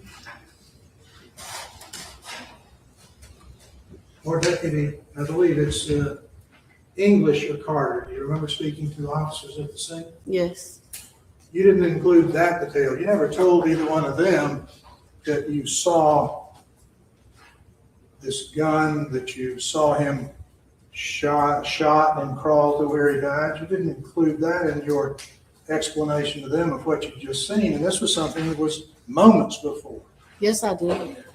Well, you think you did? I know I did. Well, I'll be happy for you to find it in this transcript, but if you think you did, you think you did. I think I did. Yeah, I And know I did. when you went to the sheriff's department on July the 25th, 2023, Mm-hmm. did you tell that detail to that investigator as well? I was asked far as vantage point. I wasn't asked what happened. In fact, nobody asked you any questions about what happened. No, they wanted to know vantage point of where I was. They And wanted you to draw a diagram, didn't they? yes, Go ahead. So, Please let her finish.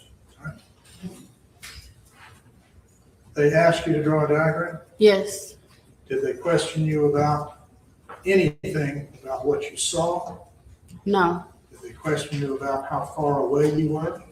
They asked where I was and to draw the vantage point of what I seen.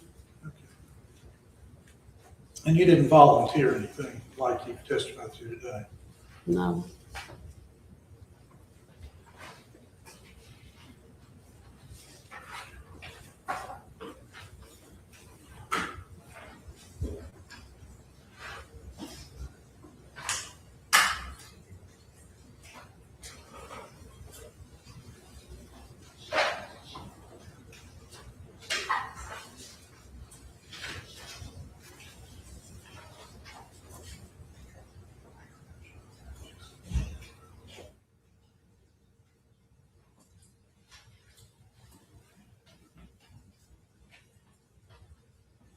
So before I sit down, let me get one more clarification here.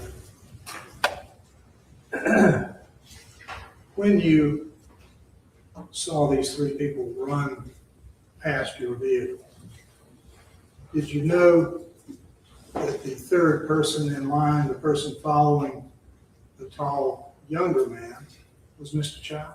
Yes, You knew him to be the store owner. yes, But in the 911 call, you recall saying, I don't know who shot him. yes, I said that. I was processing. I didn't want to be involved. When my mom stopped the vehicle, I told her to keep going because I did not want to be involved. My mom called 911 and she handed me the phone. Okay. And my mom has been hysterical in the back. And I have to be calm and process what I see. I did not want to be involved. That's the reason why I said, I don't know. I don't know. I don't know. Because I didn't want to be involved. But in the 911 call, and on the scene, you didn't tell the police that you saw Mr. Chow shoot anybody. I didn't want to be involved. I was made to be involved.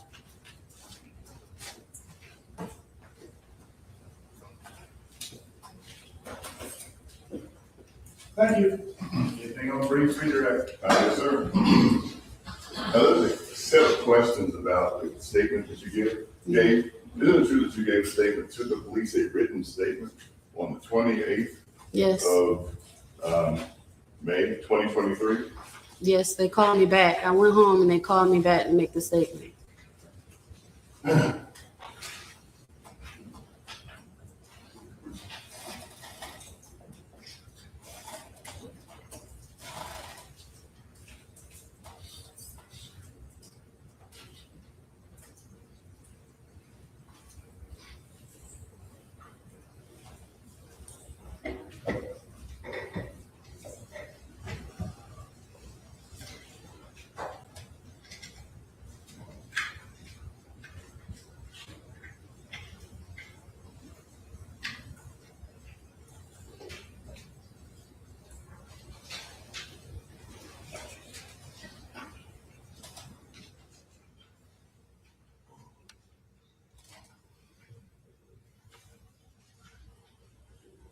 That's fine. I'd like to have this marked for ID purposes only. What number shall I get?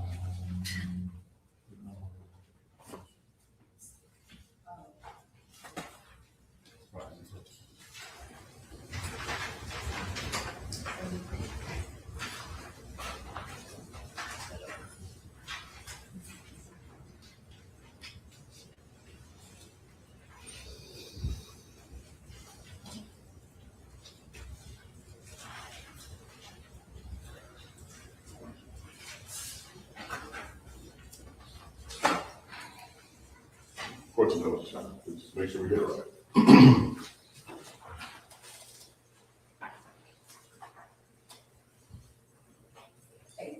82. 82. Thank you.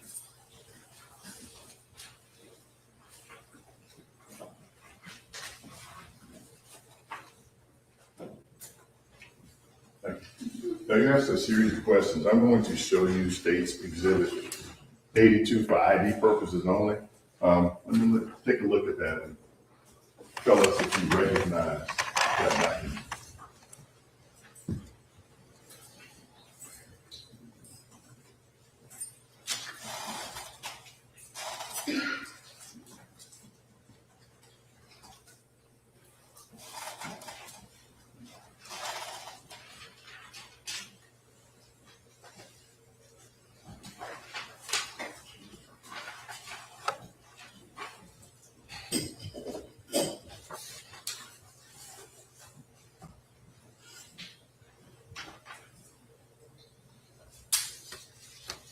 You recognize the document? Yes, Whose handwriting is that?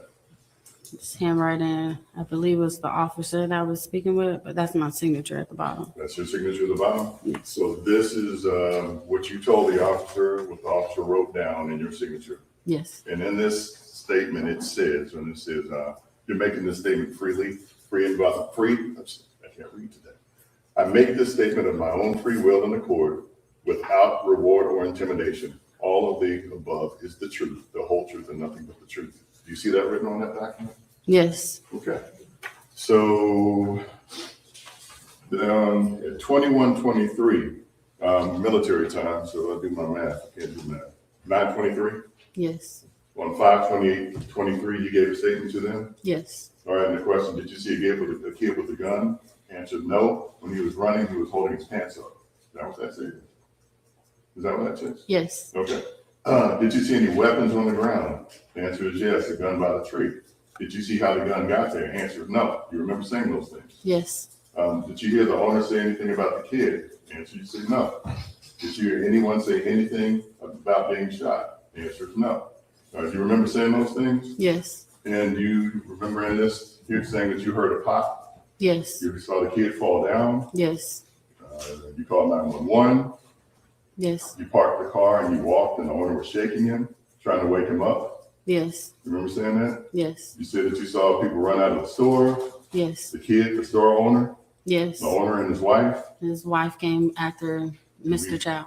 and that you followed on Spring Tree, and the son in the corner, and the son and the owner had the kid boxed in. Yes, The kid fell down and they were on arm's reach of him, and that's Yes. when I heard the pop. You said that. yes, I did. And you said that on May 28th, 2023, correct? Yes, At 9:23 in the evening, correct? yes, And that was about an hour and some change after this incident took place, right? yes. All right. I'd like to show slide 21, please, of State's Exhibit number 4. While we're doing that, there was this question about 130 yards. Did you measure? I didn't measure. Do you know if the 130 yards is from the front door of the store or from the tip of the property when it goes off of their property onto the public road with Spring Tree? I don't know where they were. But did you have a clear vantage point? I seen it all. All right, so please play that, please.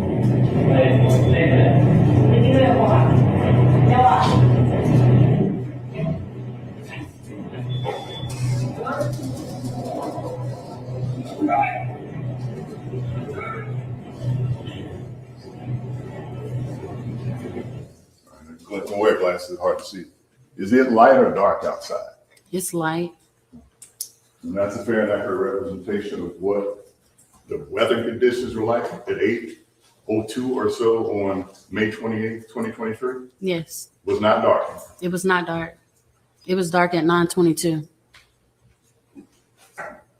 Now, you said in your direct, you saw Chow pointing at Cyrus. Yes, Cyrus was on his knees, getting up on the ground. yes, And not too long after that, you realized that he'd been shot yes, and he passed away out there. yes, he did.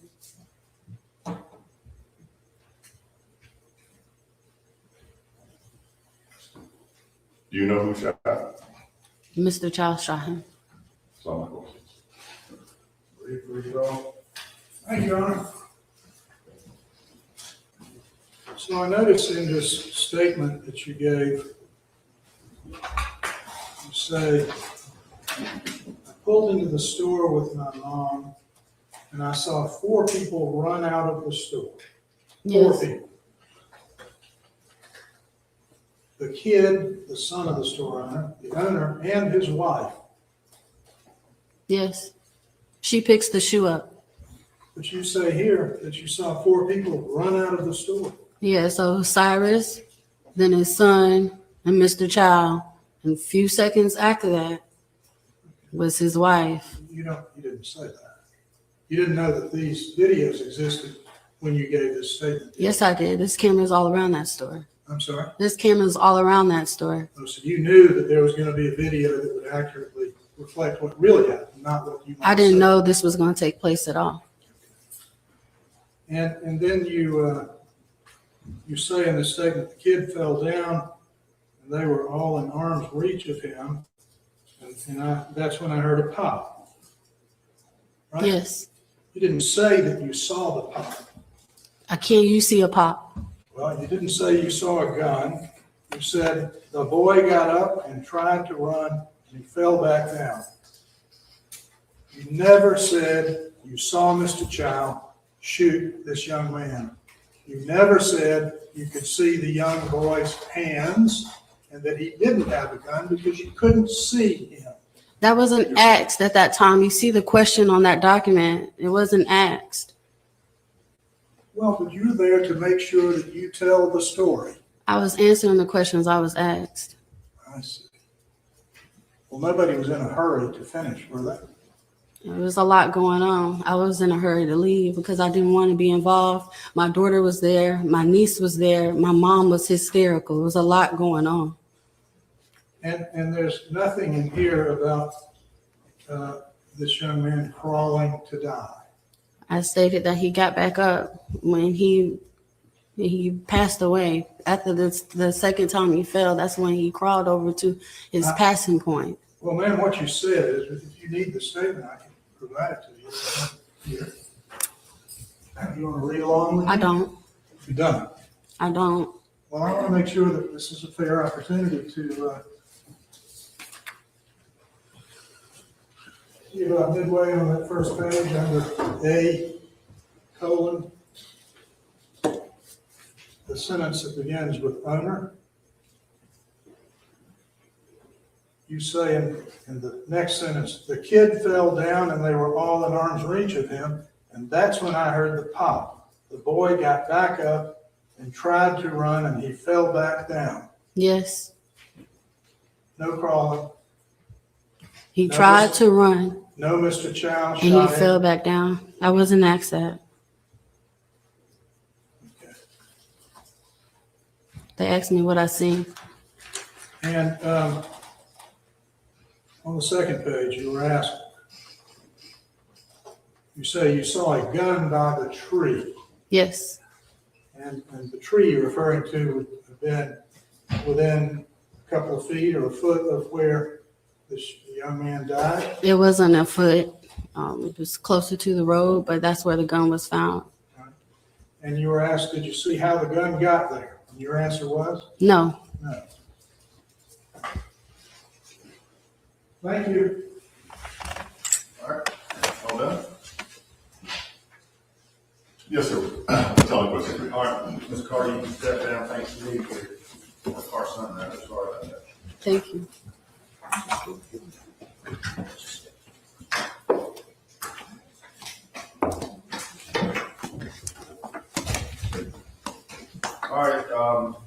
Ladies and gentlemen, we're gonna recess for the day. We get started again tomorrow, hopefully, at 9:30. Again, don't discuss the case with anyone, don't do any research on your own or anything of that nature, and we'll see you back here tomorrow morning, ready to go. Have a good evening.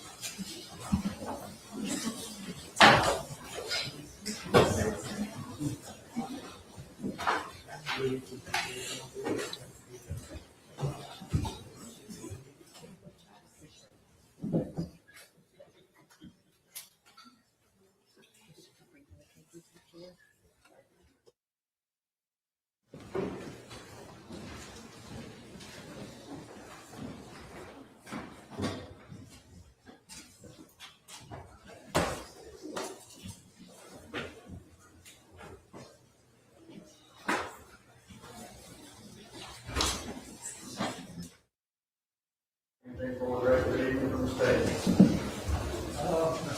Nothing, this time. Anything from the stage? Nothing on behalf of Mr. Cyrus. All right, see y'all in the morning, radio at 9:30.